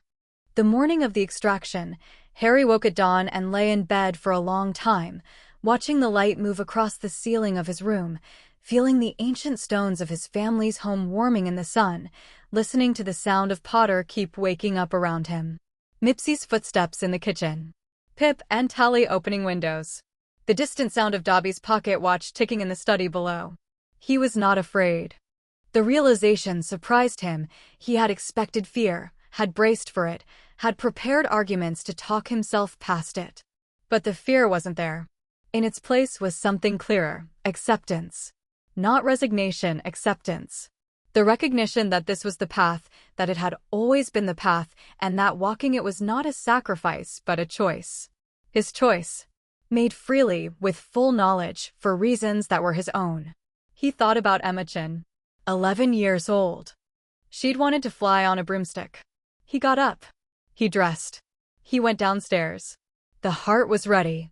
Dobby had spent the previous night preparing the chamber, reinforcing the runes, amplifying the family magic conduits, laying out the focus objects with a precision that bordered on obsessive. The invisibility cloak lay on the plinth. The Lordship rings gleamed on Harry's hands. The air in the chamber thrummed with contained power, thick as honey, warm as blood. Dumbledore stood at the chamber entrance, his face grave, his good hand resting on the doorframe. "You're certain?" "I'm certain. If it goes wrong, it won't." "Harry, it won't go wrong because it can't go wrong. Not here, not now, not with everything that's been poured into this. My parents died to protect me. Sirius died to protect me. Every Potter who ever lived poured their magic into this bloodline so that someday a Potter would stand in this room and do what I'm about to do. The family magic isn't just power, it's purpose. This is what it was built for." Dumbledore's eyes were bright. He said nothing. He stepped aside. Harry walked to the plinth. Dobby was already there, hands raised, the golden glow of the family magic wrapping around his small frame like wings. The elf's eyes were steady, no fear, no doubt, just the absolute, unwavering certainty of someone who had found his purpose and was about to fulfill it. "Together," Harry said. "Together, Harry Potter, sir." Harry lay down on the plinth. The stone was warm beneath him, body temperature, heartbeat temperature, alive. He placed the invisibility cloak over his chest, and the fabric settled against him with a sigh that was almost human, and the magic in its weave merged with the magic in his blood, and the spiral of runes on the floor began to glow. He closed his eyes. He reached inward, past the conscious mind, past the layers of memory and emotion and identity, down into the deep architecture of his magical core where the Horcrux had lived since he was 15 months old. He could feel it, a knot of darkness, cold and hard, embedded in the fabric of his being like a splinter in living wood. It was aware of him. It had always been aware of him. It had been whispering to him for 16 years, feeding his anger, amplifying his pain, muddying his connection to his own magic, and now, for the first time, he could see it clearly. It was small. Smaller than he'd expected. A fragment of a fragment, a sliver of a soul that had been divided too many times. It was desperate and terrified and clinging to him with the frantic strength of something that knew it was about to die. Harry reached for it. Not with anger. Not with revulsion. With the calm, precise intention of a healer excising a tumor, acknowledging the damage it had caused while refusing to let hatred guide the knife. The family magic responded. It surged through him, golden light, warm and vast, carrying the love of every Potter who had ever lived. His mother's sacrifice. His father's courage. Fleamont's innovation. Euphemia's healing. Generations of protectors and warriors and peacemakers, all of them present, all of them lending their strength to this moment. The magic wrapped around the Horcrux. The soul fragment screamed inside his head, inside his bones, a silent shriek of fury and terror that made his body convulse and his vision white out and his heart stutter in his chest. Dobby's hands pressed against his temples. The elf's magic joined the flow, white light merging with gold, house elf power reinforcing bloodline power, the bond between them acting as a bridge, a lifeline, an anchor that held Harry to himself while the darkness was pulled away. The pain was extraordinary. Not physical, existential. The Horcrux had been part of him for so long that removing it felt like losing a limb, like having a piece of his identity torn away. For one horrible, infinite second, Harry didn't know who he was without it, without the anger, without the darkness, without the constant whisper of Voldemort's thoughts at the edge of his mind. And then the family magic filled the space, rushed in like water into a void, like light into a darkened room, and the emptiness became fullness, and the loss became gain, and Harry felt his own magic, his true magic, uncontaminated, uncompromised, expand into dimensions he had never known existed. The Horcrux came free. It tore away from his scar with a sensation like ripping adhesive from skin, and the golden light caught it and contained it and compressed it, and the runes on the floor blazed white-hot, and the chamber shook, and Harry heard himself screaming, not in pain but in release. The primal cry of something caged finally breaking free. The soul fragment dissolved. Not slowly, like the others, instantly, completely, consumed by the combined force of Potter bloodline magic and house elf power and the love of a mother who had died 16 years ago and whose protection had never, not for 1 second, stopped working. Silence. Harry lay on the plinth, breathing. The invisibility cloak was warm on his chest. The chamber's amber light was steady, and the runes on the floor were dark, spent, their energy poured into the ritual. His scar tingled, not with pain, for the first time in his life not with pain, but with the absence of pain, which was so unfamiliar that it took him a moment to identify it. "Harry Potter, sir," Dobby said, and his voice was small and wondering and broken with emotion. "Dobby can feel it. The darkness is gone. Harry Potter, sir, is clean." Harry opened his eyes. The ceiling of the heart chamber glowed amber above him, and the air tasted of ozone and old magic, and Dobby was standing beside the plinth with tears streaming down his face and a smile so bright it could have lit the room on its own. "How do you feel?" Dumbledore asked, from the doorway. His voice was a whisper. Harry sat up. He raised his hand and looked at it, really looked, and the magic that moved through him was different. Not stronger, exactly. Clearer. Like a river that had been dammed for 16 years and was now flowing freely, unobstructed, carrying power that he had never been able to access because something dark and foreign had been sitting in the way. He could feel everything. The wards of Potter Keep, humming in harmony with his heartbeat. The family magic, vast and warm and endlessly deep. The bond with Dobby, a golden thread connecting them. The house elves in the kitchen. The foundations of the manor, the roots of the roses climbing the walls. Everything was connected. Everything was alive. Everything was his. "I feel," Harry said, and paused, because no word in any language seemed adequate. "I feel like me." The connection to Voldemort was gone. Completely, absolutely, irreversibly gone. No more visions. No more burning scar. No more whispered thoughts at the edge of consciousness, no more shared emotions, no more involuntary window into the mind of a monster. Harry was alone in his own head for the first time in his life, and the solitude was not lonely. It was liberating. He stood up from the plinth. The world was sharper, colors brighter, sounds clearer, magic more responsive. When he reached for his wand, it leaped into his hand with an eagerness that was almost comical, and the holly and phoenix feather hummed with a power that vibrated the air around it. 6 Horcruxes destroyed, Harry said. The snake is the last one. And then Voldemort himself, Dumbledore said. And then Tom Riddle dies like a man, because there's nothing left to keep him from it. The emergency came 12 days later, on a Tuesday morning that dawned cold and clear and full of betrayal. Voldemort moved up his timetable. Dobby burst into Harry's bedroom at 4 a.m, his eyes wild, his waistcoat button wrong, a state of disarray so unprecedented that Harry was fully awake and reaching for his wand before the elf finished his first sentence. "The Ministry, Harry Potter, sir. The attack is now. Not 3 weeks now. Tonight, the Manor elves say the Death Eaters are assembling. The Dark Lord is giving final orders. He knows about Mr. Malfoy. He found out. Harry Potter, sir. Someone told him about the intelligence, and he tortured Mr. Malfoy, and Mr. Malfoy broke, and now he knows everything, and the attack is happening now because he wants to move before we can prepare. Harry was on his feet, pulling on clothes, his mind racing. Lucius compromised. The intelligence blown. Voldemort moving tonight instead of in 3 weeks. Lucius, is he alive? Barely, Harry Potter, sir. The Manor elves say he was cruciate for hours. He is alive but broken. Madame Malfoy has been calling for him. She can feel something through the marriage bond. She is very distressed. Harry pushed that aside. Compassion later. Action now. Wake everyone. Ron, Hermione, Neville, Draco, Narcissa. Get Dumbledore. Send a Patronus if you have to. Contact Bones. Contact Scrimgeour. This is it. This is the endgame. And the snake, Harry Potter, sir?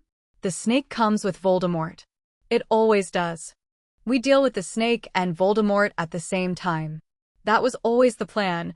We just thought we'd have more time to refine it. Dobby will make it work. I know you will. The next 2 hours were controlled chaos.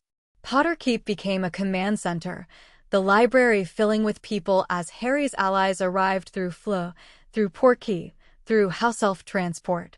Ron arrived first, already dressed for combat, his wand in his hand and his chess player eyes bright with focus. Hermione came next, carrying a bag that clinked with potions and emergency supplies.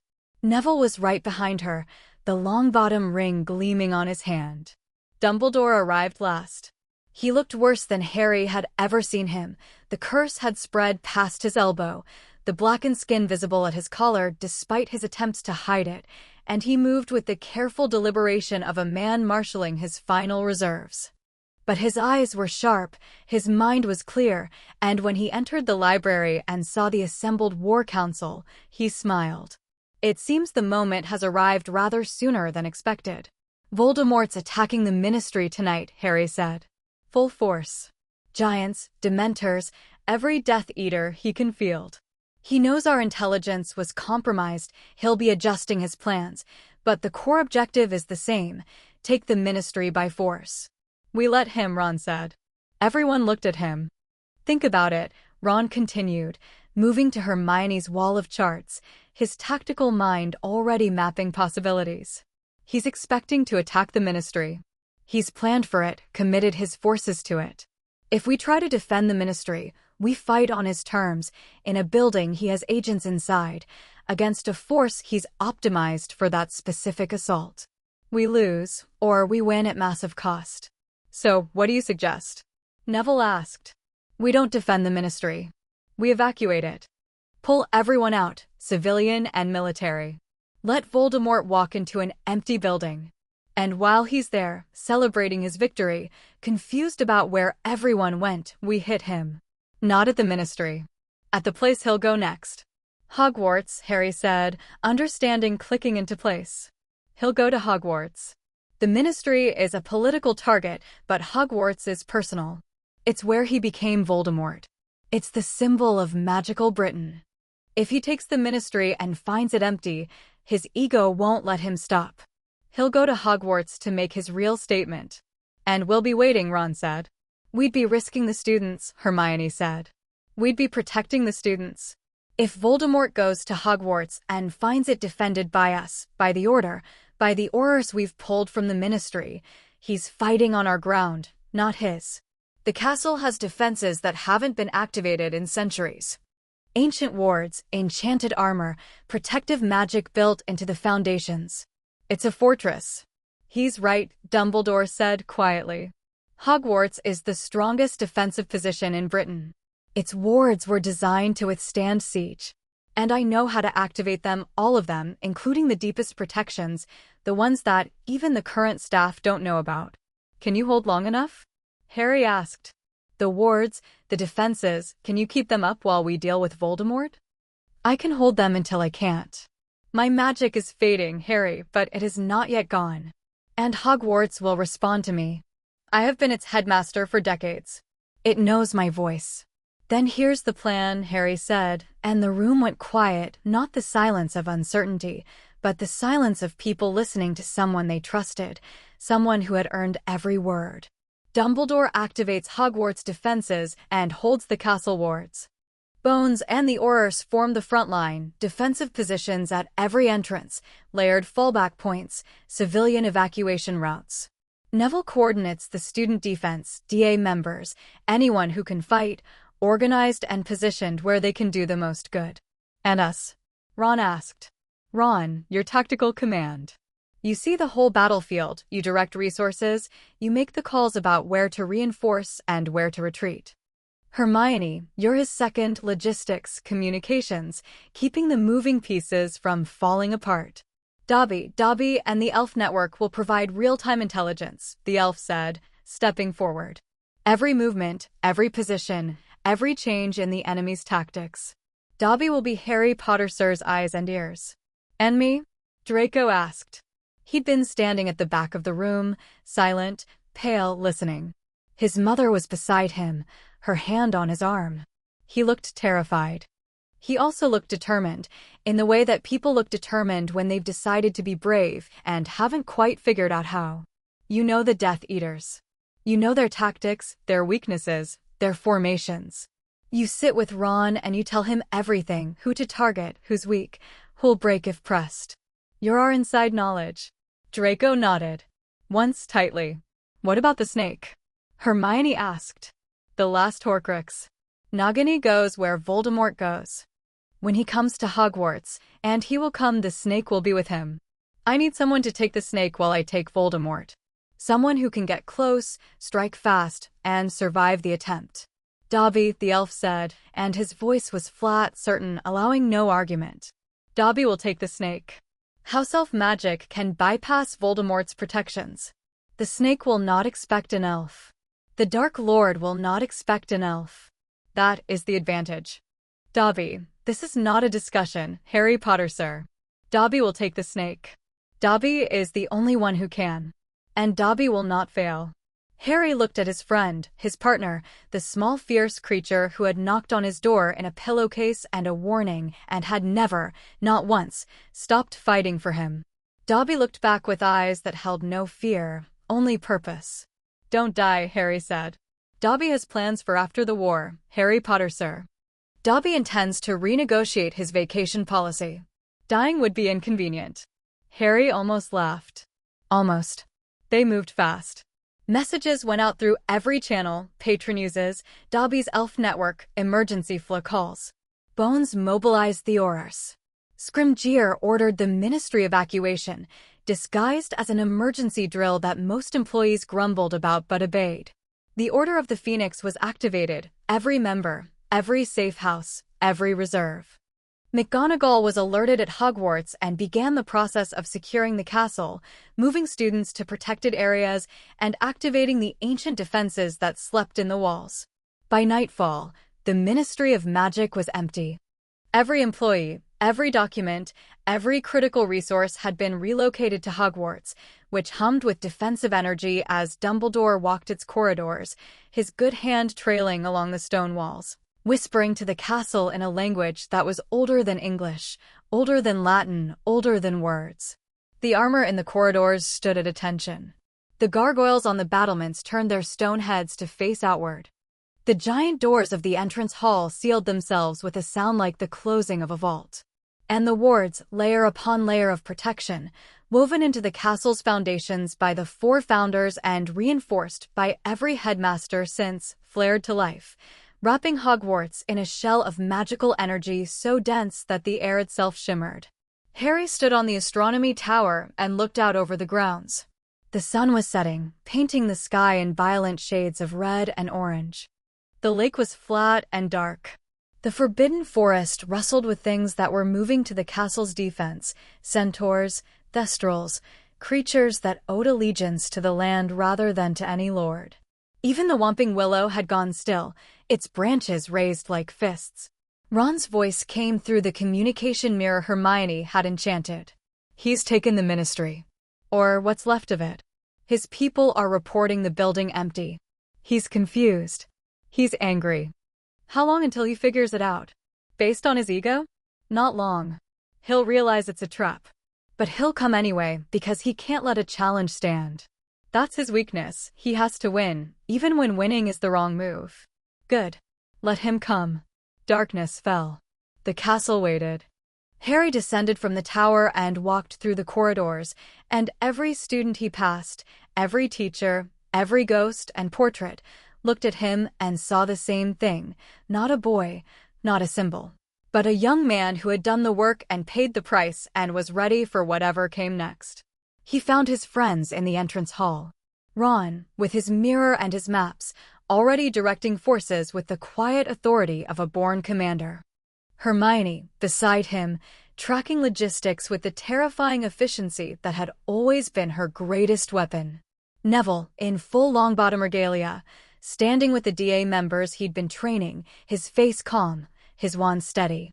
Luna Lovegood, who had appeared from somewhere with her usual dreamlike serenity and a pair of enchanted spectacles that she claimed could see Raxperts, but which Harry suspected had other, more practical applications.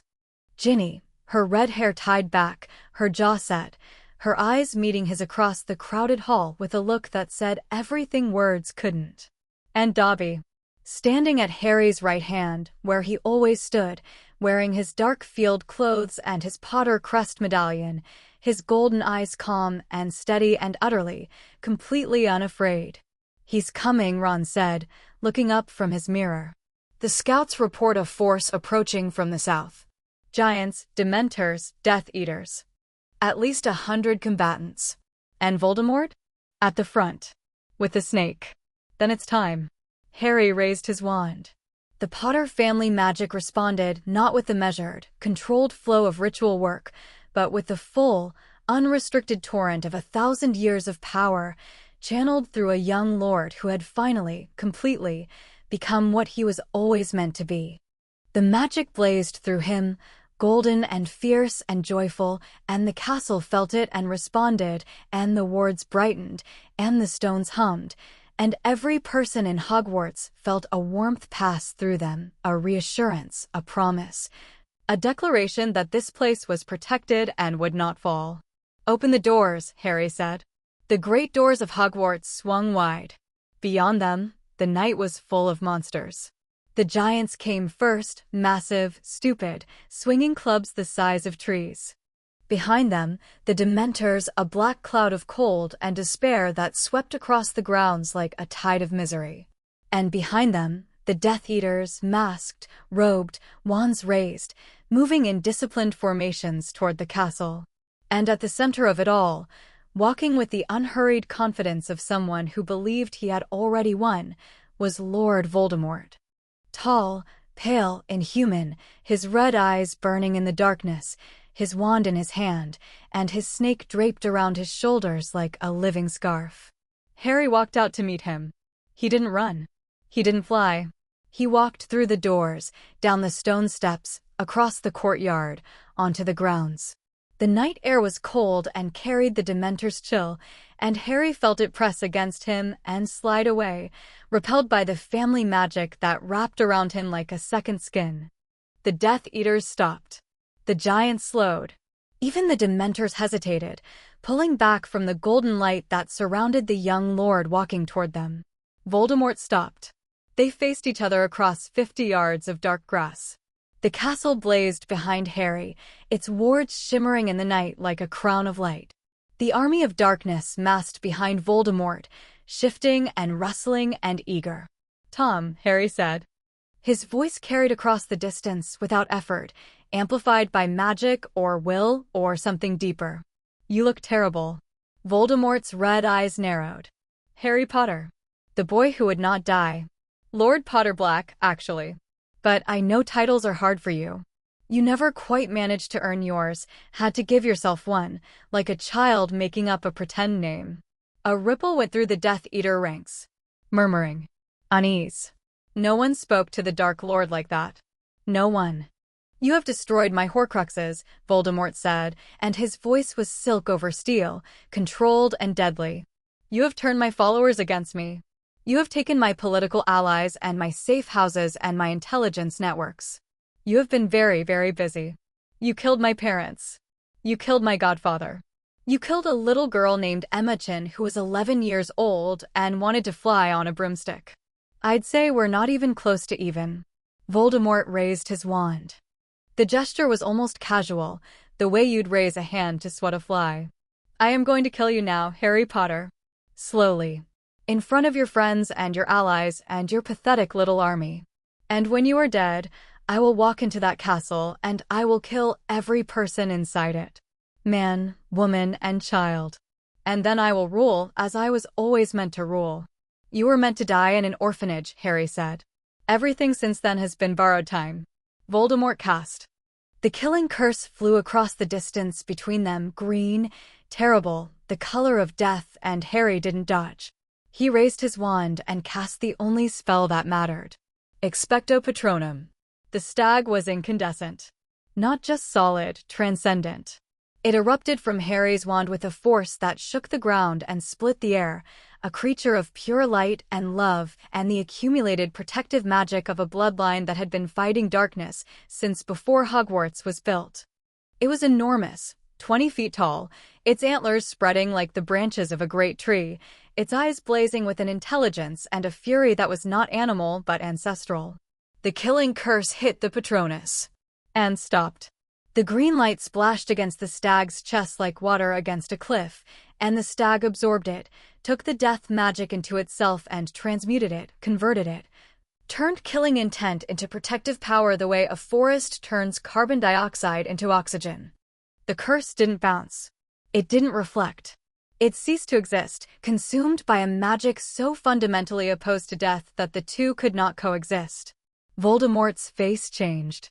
For the first time, in front of his army, in front of the castle, in front of the world, Lord Voldemort looked afraid. "That's impossible," he whispered. "That's the power you know not," Harry said. "Family magic. Love. The thing you destroyed in yourself when you killed your father and made your first Horcrux. The thing you can never have, because you chose to be this instead of being human. You could have been anything, Tom. You were brilliant. You could have been the greatest wizard who ever lived. Instead, you're a broken thing that's afraid to die, and tonight, you're going to learn that death was never the enemy. You were." Voldemort screamed, a sound of pure rage, and the battle began. Everything happened at once. The giants charged and met the castle's enchanted armor, stone knights swinging stone swords with a precision that the lumbering brutes couldn't match. The Dementors surged forward and met a wall of Patronuses, not just Harry's, but dozens, cast by every DA member Neville had trained, silver light pouring from the castle doors in a flood that drove the soul-sucking creatures back and back and back. The Death Eaters hit the castle wards and broke against them like waves on a seawall. Some got through. The wards weren't impenetrable, they were never meant to be. They were meant to thin the ranks and channel the attackers into killing zones where Aurors and Order members were waiting. The corridors of Hogwarts became a battleground, spell light flashing through the ancient stone, but every inch the Death Eaters gained cost them dearly. Ron commanded from the entrance hall, his voice calm and steady over the communication mirrors, directing forces with an instinct that was part chess master and part general. Seal the third floor. Reinforce the courtyard. Move the second Auror team to the Great Hall. They're trying to flank through the kitchens. Hermione was beside him, her wand out, casting shield charms and communication spells simultaneously, tracking a dozen moving pieces with a focus that would have been terrifying if it wasn't so deeply reassuring. Neville led the DA in the corridors, and the students he had trained fought with a ferocity that stunned the Death Eaters who had expected children. Ginny fought at Neville's side, her bat-bogey hex bringing down a masked attacker who was twice her size. Luna cast spells that nobody recognized with an aim that was devastatingly precise. Dean and Seamus fought back-to-back, covering each other, their faces set with grim determination. And in the grounds, Harry and Voldemort dueled. It was nothing like their previous encounters. Not the desperate survival of the graveyard, not the confused chaos of the Department of Mysteries, not the brief, terrible possession in the atrium. This was a duel between equals, or something more than equals, because Harry was fighting with a power that Voldemort literally could not match. The family magic amplified every spell. Harry's curses hit like artillery. His shields deflected dark magic that should have been unstoppable. He moved with a speed and precision that was more than human, guided by the instincts of 1,000 years of combat-trained Potters. And every spell he cast carried the weight of a bloodline that had been protecting people since before Voldemort's ancestors crawled out of whatever dark hole they'd been born in.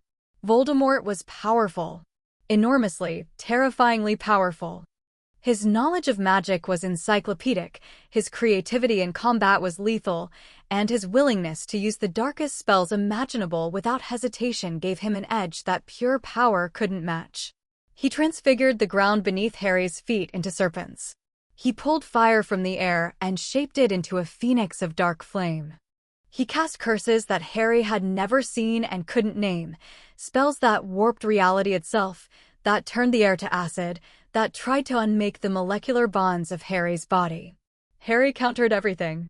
The family magic was an ocean, and he was swimming in it, drawing on reserves he hadn't known he had. His father's combat innovations. His mother's protective brilliance. Fleamont's creative spellwork. Euphemia's healing magic, turned inside out, used offensively, disrupting the dark magic at its source, unraveling Voldemort's spells before they fully formed. They traded blows across the grounds, tearing up earth and stone, their spell light illuminating the night in flashes of gold and green and red. The battle raged around them, but it was distant, peripheral. The center of the war had narrowed to two figures in the dark, one light and one shadow, locked in a contest that had been building since the night in Godric's Hollow. And then Dobby struck. The elf appeared from nowhere, materializing directly behind Voldemort with a crack that was lost in the noise of battle. His timing was perfect. Harry threw a barrage of spells at Voldemort's front, forcing the Dark Lord to focus forward, to raise his most powerful shields, to commit his attention entirely to the wizard attacking him. Dobby's hands closed around Nagini. The snake reacted instantly, striking, coiling, trying to wrap itself around the elf and crush him. But Dobby was faster, and Dobby was powered by the combined family magic of Houses Potter and Black, and Dobby was the most dangerous house elf who had ever lived. The golden fire erupted from Dobby's hands.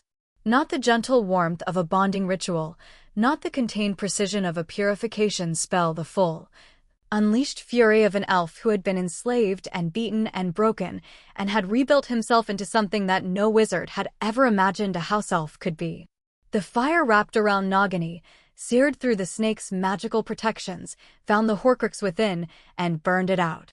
Nagini screamed, a sound that was not a snake's hiss, but a human shriek, the death cry of the last fragment of Voldemort's soul outside his own body. The snake convulsed, went rigid, and fell still, and the dark magic that had sustained it for decades drained away like water from a cracked vessel. Voldemort felt it. Harry saw the moment it hit, a spasm of agony that crossed the inhuman face, a stagger in the Dark Lord's step, a flicker in his red eyes that was pure, undiluted terror. He was mortal now. Truly, completely mortal. No Horcruxes. No safety nets. No cheating death. Just a man, a brilliant, terrible, broken man, standing on a battlefield with nothing between himself and the end. "It's over, Tom," Harry said. "Every piece of your soul is gone. You're just a man now." A man who's about to learn what that means. Voldemort's face twisted. The terror became rage, became madness, became the snarling, feral fury of a cornered animal with nothing left to lose. He raised his wand, the Elder Wand. Harry realized he'd known it was the Elder Wand. He'd felt it through the family magic since the duel began, and poured everything he had into one final curse. Avada Kedavra. The green light was enormous, not a bolt but a beam, a torrent of killing intent that carved a trench in the earth as it crossed the distance between them. It was the most powerful spell Voldemort had ever cast, fueled by rage and fear and the desperate, animal desire to survive at any cost. Harry raised his wand. The holly and phoenix feather. His mother's protection. His father's courage. 1,000 years of Potters. And his own magic, his own, clean, uncompromised, freed from the parasite that had been siphoning it for 16 years. Expelliarmus. The spells met in the middle of the grounds, and the world cracked open. Gold and green. Light and death. The beams connected, merged, fought, and the Elder Wand, the Death Stick, the Wand of Destiny, which had never truly belonged to Voldemort because he had never won it through mastery, recognized the claim of the bloodline it had served for centuries. The Potter line. Ignotus Peveril's descendants. The family that had possessed the cloak, the brother who had chosen to greet death as an old friend. The Elder Wand turned. The killing curse reversed. The green light traveled back up the beam, accelerating, inevitable, and Voldemort saw it coming, and for one frozen instant his red eyes were wide and human and terribly, pitifully afraid. The curse hit him. His own curse, returned by his own wand, and Lord Voldemort died as Tom Riddle had always been meant to die, alone, unmourned, undone by the power he never understood because he had never been willing to be vulnerable enough to feel it. The body fell. It hit the torn earth with a sound that was smaller than it should have been, and lay still, and was nothing more than what it had always been underneath the magic and the terror and the mythology, a dead man on the ground. Silence. The battle stopped. Not gradually, all at once, as if someone had pulled a plug. The Death Eaters felt their master's mark burn and fade, felt the connection sever, felt the power that had sustained them drain away. Some dropped their wands. Some ran. Some stood in stunned disbelief, unable to process a world in which Voldemort was gone. The giants, robbed of the dark magic driving them, stumbled and sat down with confused, bleary expressions. The Dementors fled, scattered into the night, driven by the Patronus light that still blazed from the castle doors. Harry stood in the middle of the grounds, his wand at his side, breathing hard, and looked down at the body of the man who had defined his life since before he could remember. It was over. "Harry Potter, sir," said Dobby, appearing at his side. The elf was burned, his clothes scorched, his hands red, one ear singed shorter than the other. But he was alive, and his eyes were bright, and the golden light of the family magic still shimmered around him like a halo. "You did it," Harry said. "We did it, Harry Potter, sir." Dobby merely handled the snake. "You handled the snake brilliantly. Dobby knows. Dobby is going to include it in his performance review." Harry laughed. It was broken and exhausted and slightly hysterical, and it turned into something else halfway through, not crying, not quite, but the full-body release of tension that comes when the worst thing you've ever anticipated finally happens and you survive it. They came.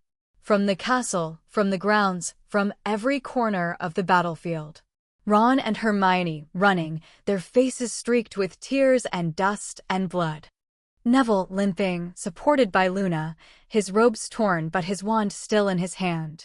Ginny, breaking through the crowd with the single-minded determination that characterized everything she did, and when she reached Harry she didn't say a word. She grabbed him and held on, and he held her back, and the world narrowed to the warmth of her arms and the sound of her breathing and the steady, certain beat of his own heart. Dumbledore emerged from the castle last. He walked slowly, very slowly, his good hand on the wall, his blackened hand hanging at his side. He was dying. He had been dying for months. But he had held the wards. He had kept the castle standing. He had given Harry the time and the space to end it. He reached the grounds. He saw the body. He saw Harry, alive, surrounded by friends, holding a girl with red hair and eyes like fire. Albus Dumbledore smiled. It was the most genuine smile Harry had ever seen on the old man's face, not twinkling, not enigmatic, not hiding anything. Just an old man, at the end of his life, seeing something that made the end worth reaching. "Well done, Harry," he said. "Well done." The sun rose. Over the mountains, over the lake, over the broken grounds and the battered castle, the light came, golden and warm and relentless, the way light always comes after darkness, the way morning always follows night. It touched the stone of Hogwarts, and the stone warmed. It touched the faces of the living, and they turned toward it. It touched the places where people had fallen, and it didn't make the loss less, but it made the loss bearable, because the light said, "This is not the end.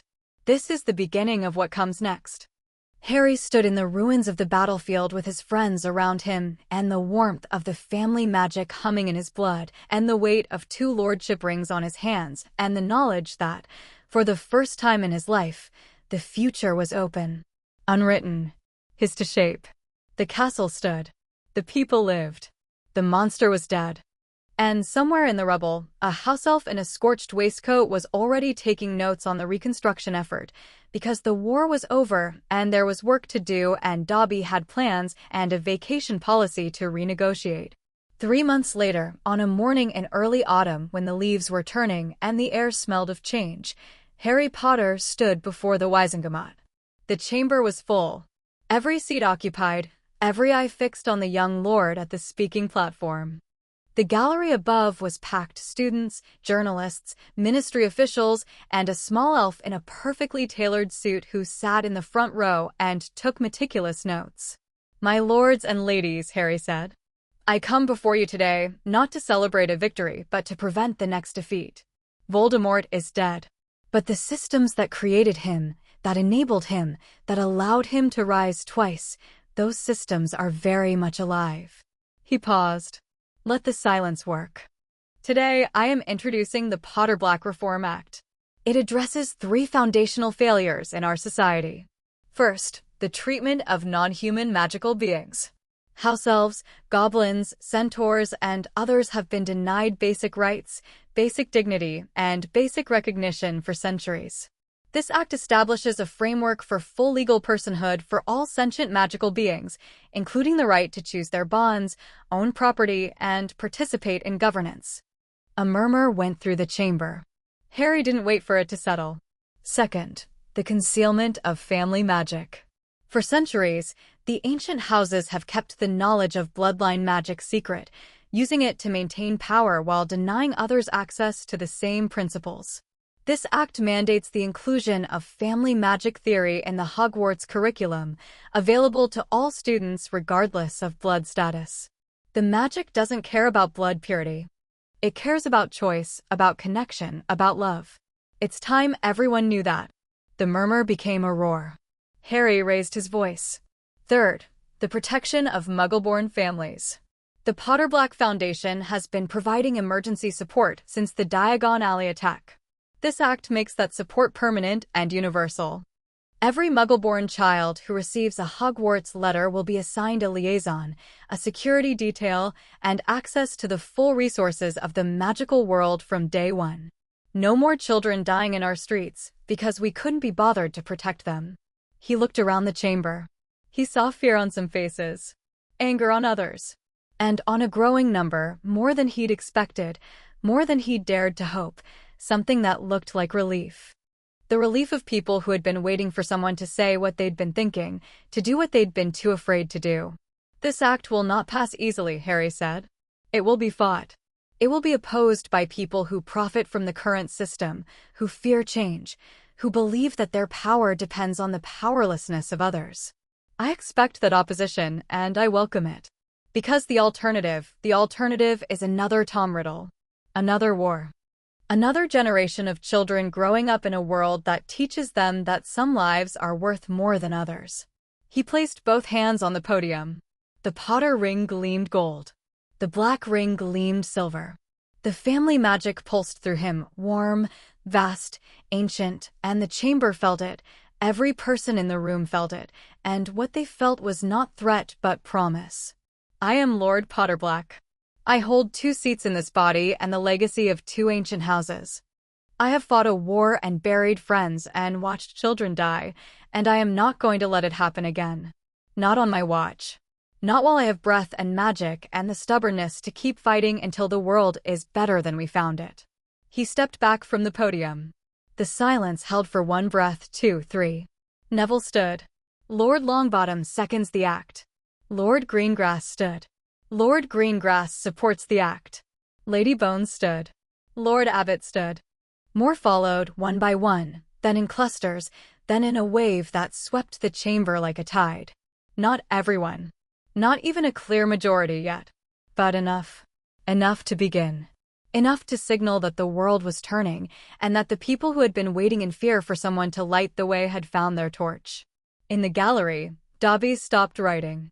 He looked down at the chamber, at the lords and ladies rising to their feet, at the young lord standing at the center of it all, and his large golden eyes were bright with something that no house elf had been allowed to feel in public for a very long time. Pride. Afterward, Harry walked through the ministry corridors with his friends around him. Ron was arguing with Hermione about the wording of Clause 7. Neville was being congratulated by lords who had been terrified of his grandmother. Luna had somehow acquired a hat shaped like a griffin and was wearing it without irony. Ginny walked beside Harry, her hand in his, her presence a steady warmth that needed no words. And Dobby walked at Harry's right hand, where he always walked, his notebook in his pocket and his head held high and his steps matching Harry's with the easy rhythm of a partnership built on choice and trust and something that the world was only beginning to understand. They stepped out of the ministry into the autumn sunlight. London sprawled around them, muggle and magical, oblivious and aware, the mundane and the extraordinary layered on top of each other the way they'd always been. Most people just didn't know where to look. "What now?" Ron asked. Harry tilted his face to the sun. He thought about Sirius, who had given him the truth. About Dumbledore, who had died 3 weeks after the battle, peacefully, in his office at Hogwarts, with Fox singing on his shoulder and a smile on his face. About Imogen, whose name was inscribed on the memorial in Diagon Alley that Harry had commissioned and paid for himself. About his parents, whose love had saved him and whose magic had given him the power to save everyone else. "Now," Harry said, "we build something worth protecting." Dobby opened his notebook, clicked his pen, looked up at Harry expectantly. "Dobby is ready when Harry Potter Sir is." Harry grinned.